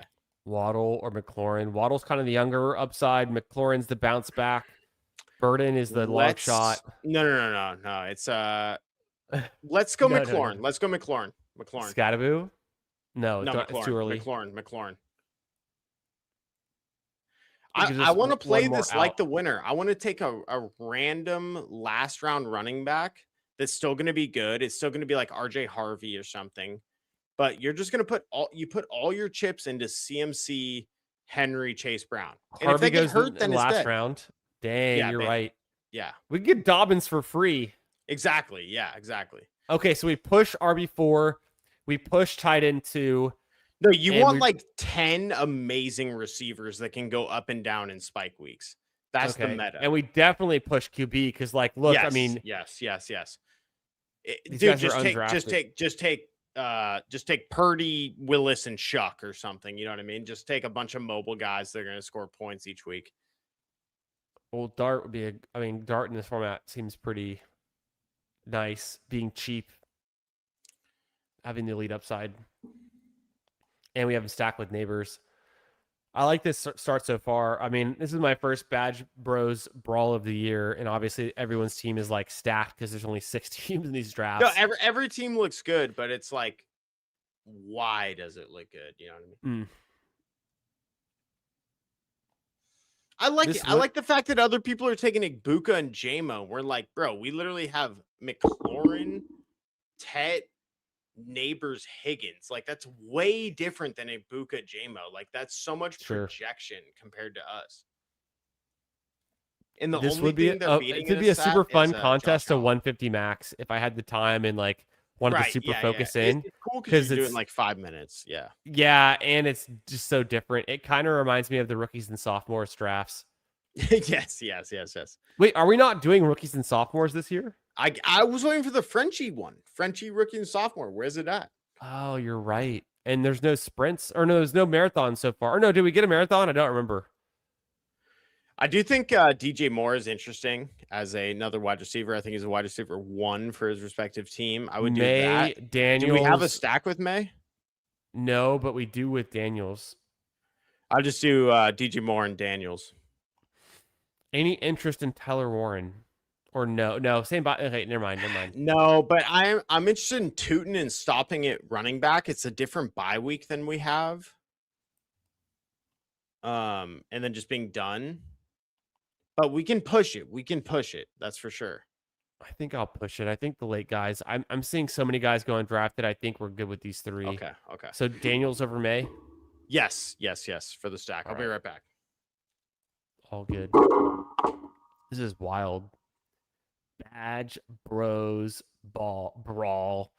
I wonder how fast this will fill. They'll do another one. It's only 13% filled, but it's been open for like 2 days. A 1-6-1-5-1-5. The problem for me is the 375 seat final. That's not the most enticing final for me. I'd prefer if it was like a 125 final or like a, I don't know, 40-person final. I'd much prefer it. So a little bit sketched out by that, but there's 100K up top. If you make the final with 375, you at least get 250. So I could see myself doing some more of these drafts in the future. They seem pretty fun. Definitely if we had John or Nez on the stream as a guest, it'd be a perfect contest to draft with them as a guest. I'm trying to think. I can't remember. Was Huhames one of the big brawl like proponents last season? He might be a fun person to do it with. Maybe Hartman. I'm trying to think who are the brawlers last year.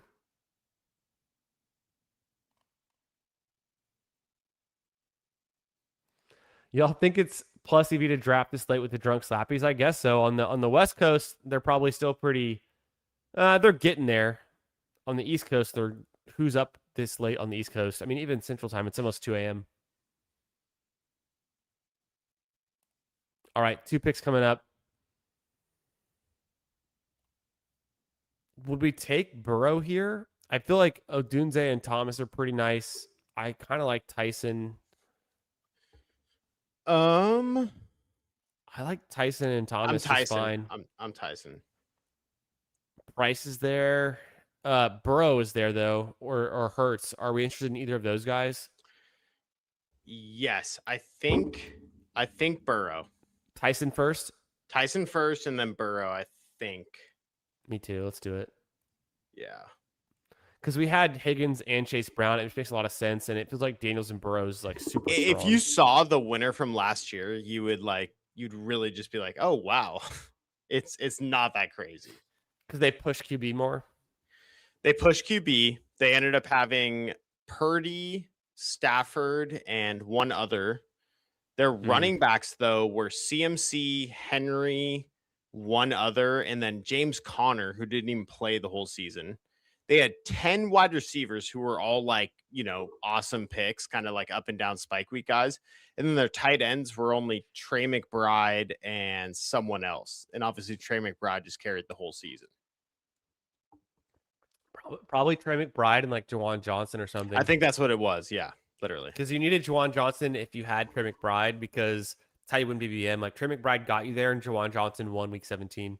Right. Yeah. So what we're doing is just like, okay, we have like 2 awesome quarterbacks.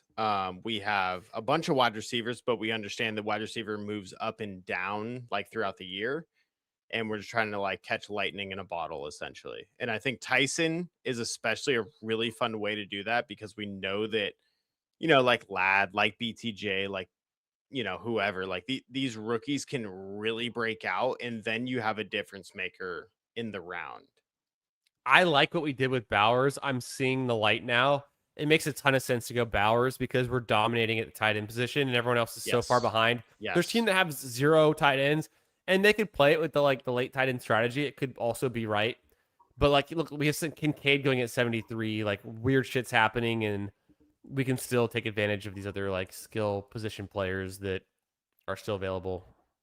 No, totally. And I feel like at the 106, like the only advantage you have is like taking elite tight end or maybe elite quarterback. Do you think we double tap receiver here, and if we can get Lemon and Metcalf? I like Lemon once again. Memon. I feel like, do you want the last running back now? I feel like we just take 4. Okay. I feel like we can, like, these are all the same to me. Like, Warren is not that much better than like Hubbard or Harvey to me, or Dowdle. Exactly. Or so I like Lemon Metcalf. Just do it. Okay. Yep. Big upside, and Metcalf is just like a dude. I mean, Metcalf as your like wide receiver 8 is like pretty good.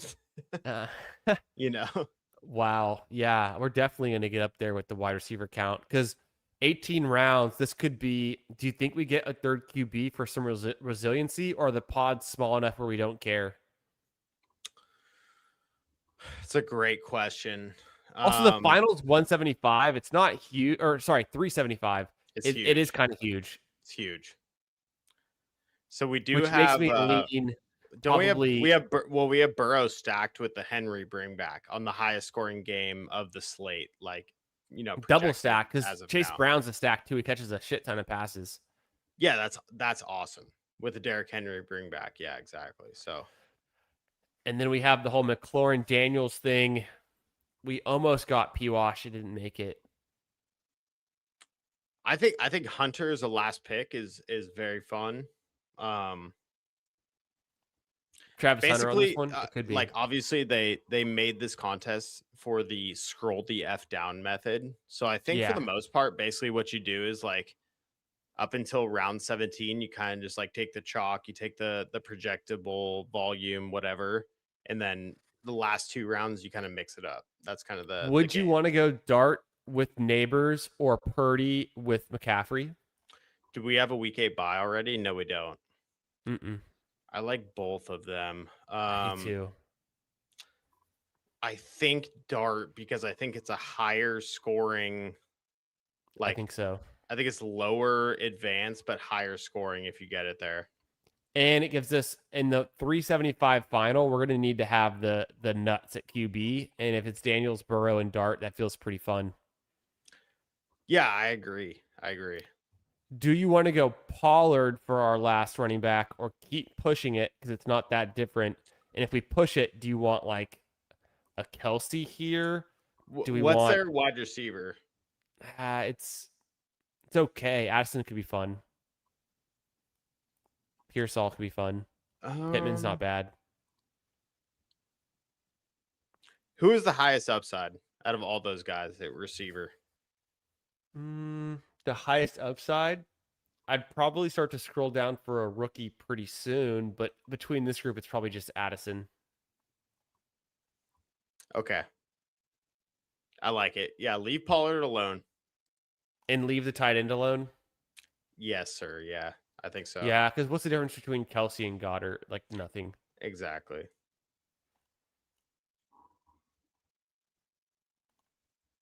We are at a 3-3-9-1 with This is fun. Two rounds left.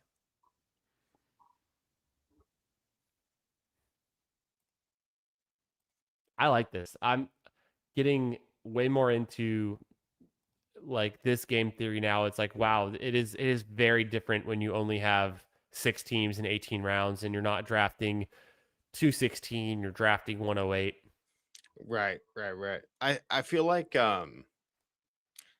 it's such a fun contest. It just feels like after seeing who won last year, it's so defeating because you would think like a better team won it. Like they won with 4 running backs. Their 4th running back was James Conner. So that makes me think, let's go for the team and the player with the most upside. I'd rather have Corum over Pollard if for any reason Corum's getting Yes. the Rams Absolutely. work. Fuck Pollard in this contest. Yeah, or even just be like a slight difference, or like JCM or something like that. Yeah, he'd be pretty interesting on this team with the whole team stack thing. That's not a bad call out. Right, exactly. Over Rashad White, right? He's kind of just like not as interesting. Oh he's yeah, like, he's a let's get Trevion to the finals kind of guy. He's not the and we already have the studs, so we just need someone who can bust open a big play, and that's kind of like a Harvey, JCM, or Corum. Harvey's touchdowns. Very fun. Yeah, Harvey's very fun. Yeah, Harvey's interesting here. I don't know if ADP value really falls into play. Like probably not. Do you want it? So obviously we need one more tight end. At Bowers week 13, we could do someone that stacks with one of these QBs. So a low owned guy is like huge. Like hitting on a low owned guy is big. Which tight end do we want?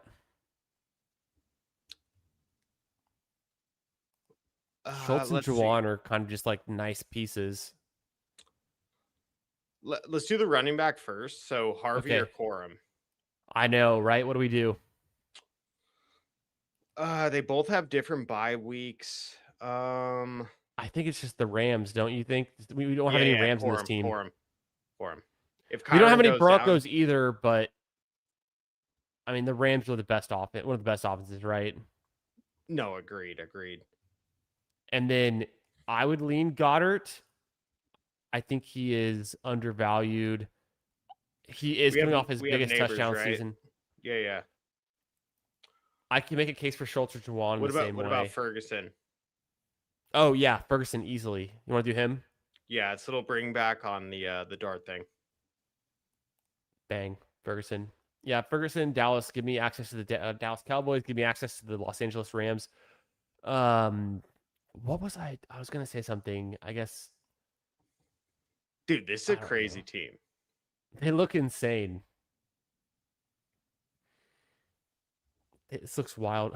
So, like, what would be a realistic scroll down though? Wide receiver. Our last guy was Addison. So, like, a realistic scroll down would have been Diggs, I think Hunter, Shaheed. Coker, Shaheed. Bateman is a scroll the F down for sure. Judy, Right. Tucker, Franklin, Omar Cooper, completely undrafted, essentially. Trey Harris. So any guy that can score. Running back wise, I'm trying to find the I think this lineup actually here. helps for running backs because like none of these guys are going to matter. So like the front half will, but like after Bill and Rashad White and Aaron Jones, like none of these guys matter at all. So it's kind of a fun format to go RB heavy early. Dude, yeah. It made so much sense once I saw the winner because I feel like even though as a BBM bro or like a like a tournament bro, I feel like I do think running backs are going to get hurt this year, and there will be handcuffs that you have to have. That in a 1 out of 6 contest where we all are allowed to take like 4 starting running backs, like just stop there. Like just make the bet that you got it right. Like adding extra starting running backs just seems like a waste of time to me. Hmm. What's funny because there's like lessons learned from these drafts that can be applied into our 12 team drafts, right? Where we took Corm over Pollard. Like we took him way before we took Corum. Like or we had him like Pollard went before, but we would have taken Corum before Pollard. Like why aren't we doing that in the 18-man drafts? What's the difference? Well, What's the difference? It's all upside. it's the Rams, dude. It's like if you're not going to give me, like those second half of the draft picks, like you need to have something baked in that can really be a difference maker for you. And I feel like the Titans offense with Tony Pollard is not a difference maker. Yep. Here's something I learned from the primetime Paloozas last year that I need to remember, and this just reminded me.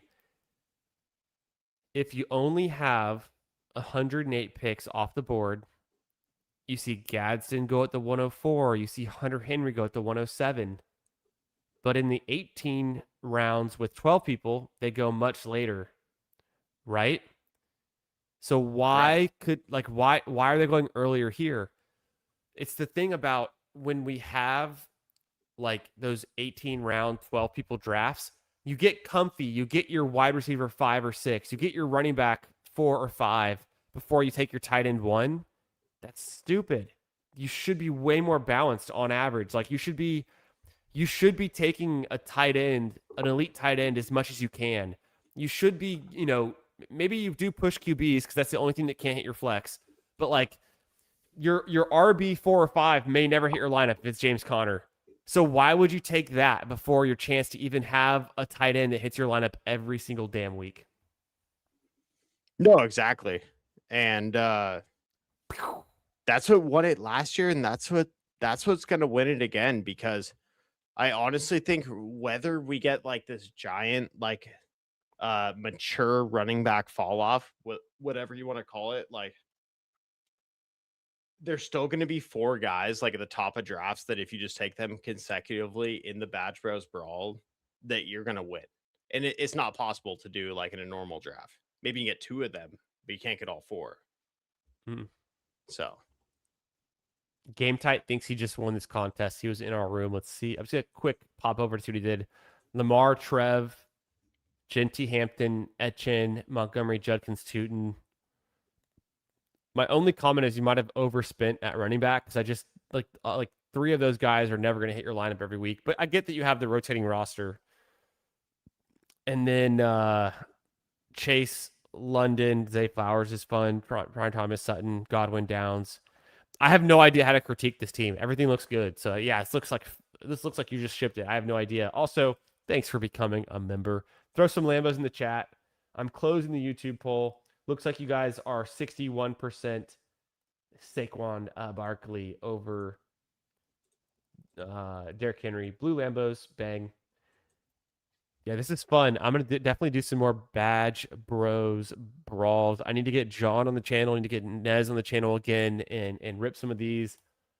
I forget who was like the big brawler fan last year. Was it Hames or was it Hartman? Like somebody loves these things. Was it Hames?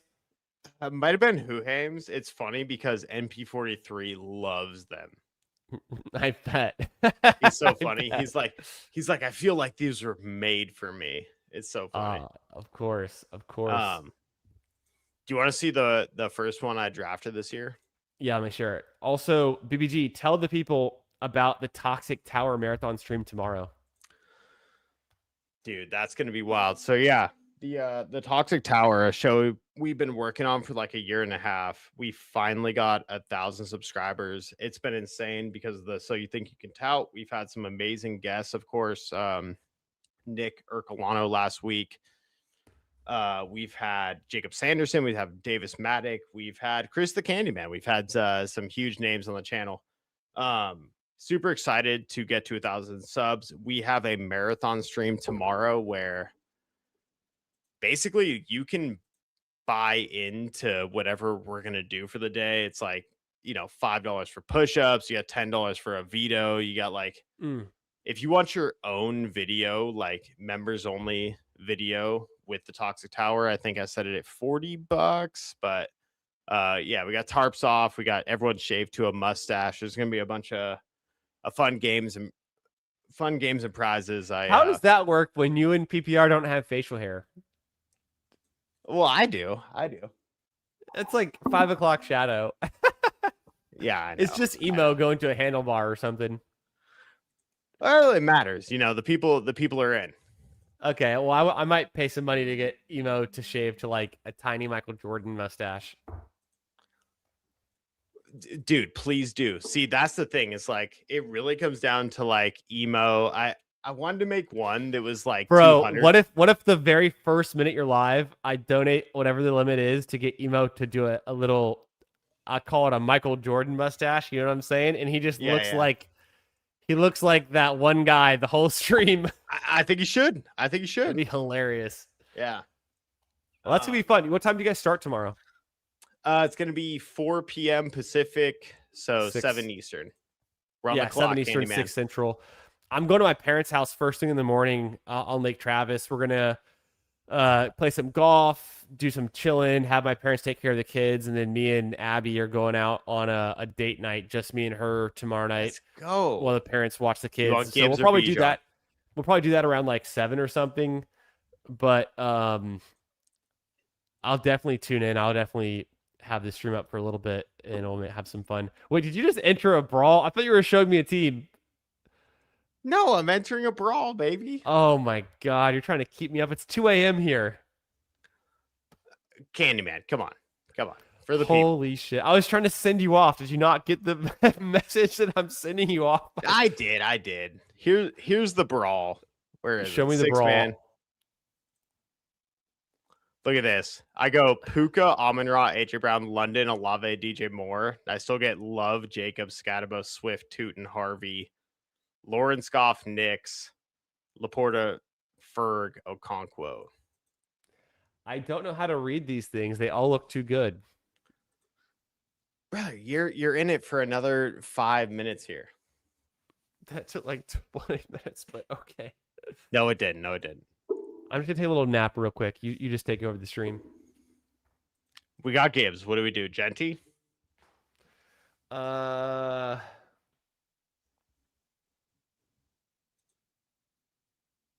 can't read these names. I need to make my screen bigger. I had it too small. I'll make it way bigger. Boom. Now it's big. Why not just go Genty Cook? I like it. Or Jempty Hampton.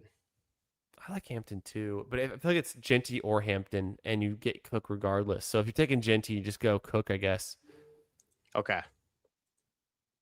We're stopping at 4 running backs. We got 3.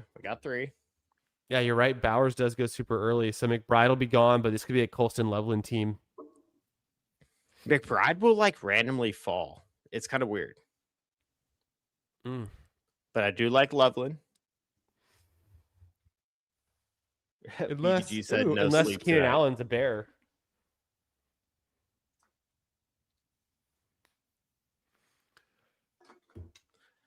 Are you in the nerd space redraft league? What are you sipping on? Are you in the nerd space redraft league? Yes. Let's go, baby. I know we're staying up late. Bang. No sleep tonight. No, but I mean the redraft league. Like that's fine. Yeah, I'm in. I'm gonna smoke you. Come get it. You might be a better best ball drafter, but I will smoke you day in and day out on redraft. You say I might be a better basketball drafter? You're admitting that? Wow. Should we do Josh Allen? I wouldn't. I would push. I don't think Josh Allen would win this thing. I would go for Collins and Pickens. Let's do it. Just booming. I don't know. I think I really want to test our limits. Pickens. The easy one. So I read this in Madison Park Hill Substack, Reducing Uncertainty, right? He said last year, of wide receivers with games of 100 plus yards and a touchdown, Pickens had 5, Puka had 3, JSN had 3. Everyone else had 2 or 1. That's good, right? But not just that. Pickens' games weren't just 100 yards plus a touchdown. All 5 of them were 130 yards plus a touchdown. That's fucking insane. Right. So CeeDee Lamb was out for all of those games. And then during the middle of the season, they acquire Sauce Gardner, Quinnen Williams, and then draft more defense this offseason. And he slowed down tremendously. No, he never slowed down. He was so on pace. Pickens go boom. Dude, I love Pickens. Were you there when he's in his prime? When he first signed to the Cowboys and I was live streaming and I said, I think Pickens might be better than CD. Everyone freaked out. They couldn't believe that I just said that. I've been thinking that since the big board. I've been thinking everyone freaked out, and now it's like almost consensus. So, well, here's the changing of the guard. Just way too sure. Next year, are we drafting Tyson ahead of Olave? Are we drafting Pickens ahead of CD? Are we drafting? The list goes on. It's going to be the changing of the guard of the top wide receivers get flipped by the younger guys. It's going to happen eventually. Does it happen next year? Loveland goes, but I think Neighbors is good. They'll bring back on Pickens. I like Neighbors. I'd probably either go Neighbors Wilson or Neighbors McMillan, or Igbuka's fine too. I do like McMillan, Wilson, and Igbuka. I feel like in this contest, you almost want like the way higher upside, like the different like offenses. Like maybe Igbuka is better. I don't know. I don't mind it. Igbuka was super fun to start the season. Let's do it. Let's do Neighbors and Igbuka. He's kind of rare in what we saw from him in the first like 6 or 7 weeks last year. Right. And then the injury slowed him down. So yeah. No, yeah, it's Wait, what are you drinking? I have a Lifesavers drink that I put a shot of tequila in. Oh, okay. I was curious. I was like, what the hell is that? Yeah. Yeah, I don't know. Wait, also, were you drinking a Buzzball on stream 2 weeks ago? For the Pete Overzet thing? Yeah. Yes. Why? Well, for one, he didn't know what it was, and of course, no one knows what it is. It's a gas station drink. Well, that's why I felt stupid because I thought he would know that, and then it turns out like he didn't know that, and then it's just like casually drinking it like it was like a glass of wine or something. It was I super tuned weird. in. You're sipping a buzzball with Pete. I'm like, what the fuck's Well, going like on? I was like, Pete, I haven't drank in 6 months. Like I'm gonna drink a buzzball with you, and I like crack it, and he's like, "What's that?" And I'm like, "Oh God." Dude, Like I he's can't unk status. He's super old and he doesn't go to gas stations to get liquor. Like, come on. Well, yes. I mean, I explained on the stream, but essentially, my mom got it as a gag gift for Christmas. Oh, So, okay. It was on yeah, hand. Okay. I was like, where do you yeah, even get it was I've all never I had had. one, but I know what it is. It's what homeless people drink.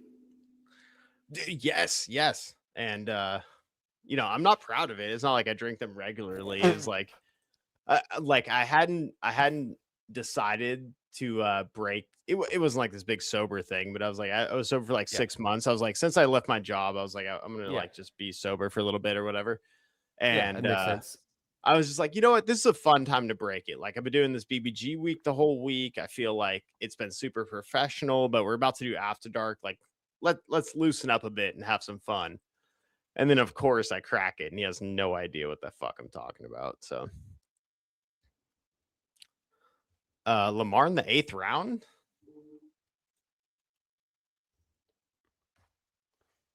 Uh I kind of want to go Lamar and Evans or Henderson.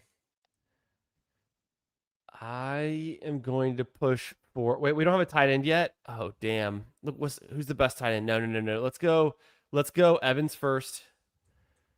Okay. And then what are the tight end options? Did we get screwed at tight end? We're not gonna be able to They're win this. gone. Yeah, Oh, they're they're gone. terrible. They're gone. Okay, it's either Devontae Adams or Burden. What? Yeah, Not Travion Henderson is too. the running back 4? I could do Travion, but then we're like completely done. And then Yeah, just stop there.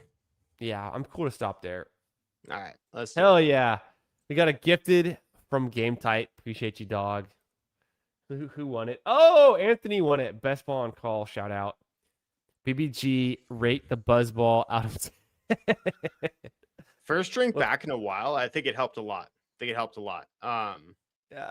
I for some reason I must have missed the beginning of the stream when you were explaining that, but as soon as I turned in, you're just drinking a buzzball. And I'm like, what is going on here? That's funny.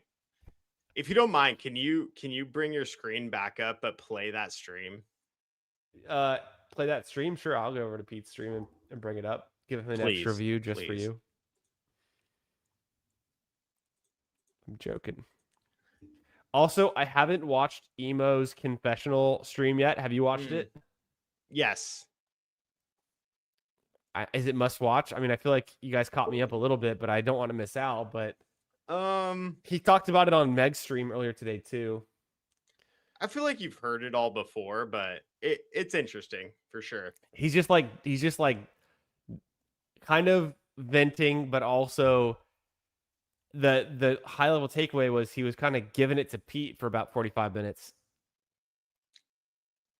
Yes, exactly. Is that accurate? Yes. Interesting. Wait, isn't yours an After Dark? Oh my gosh, it's already been 3 weeks. Yeah. Bro, time is going by so much faster. I know BBG right now. week was just a moment ago. Can you? Oh, I'm actually not screen sharing. Let's make these picks and then I'll. And also, Pete was at his parents' house, or his in-laws' house, which was like so funny because it looks like he has like this like crappy setup. Yeah. I like Tate. And his setup's usually like so. What do you like fresh. here? I like Tate, but we don't need running back, so I would think at least Tate, and I think we push tight end more. So Okay. Tate probably DJ Moore, or do we want to take our first QB? That's a lot of wide receivers. That's 7 wide receivers. I'm in. You want to go DJ Moore? Actually, it's kind of a tier break. Yeah, he's pretty strong, I would say. Let's do it. Let's just keep pushing the onesies and go late on them. Okay. If we're not going to get at least elite tight end, maybe we just cobble together 3 tight ends later, and then. No, but me and Pete did like like an hour 40, and I had to go because we had members only Toxic Tower. It's the only reason. Yeah, no, it was I left. super long. I watched most of it. Here, I'll make a Yeah. screen share. Yeah. Play it real quick. Can you hear this? No. Okay, well, PG Grifter. Let me. It's just PPR on his alt. Let me remove it and add it back with sound. Yeah, see if you can. I can. I usually don't add sound when I screen share. We have a 0470. Let me know if it echoes, but can you hear this? You BBB Grifter, Oh, some yeah. people calling you BB Goat. Yep. Maybe somewhere in between. How are we doing tonight, Eric?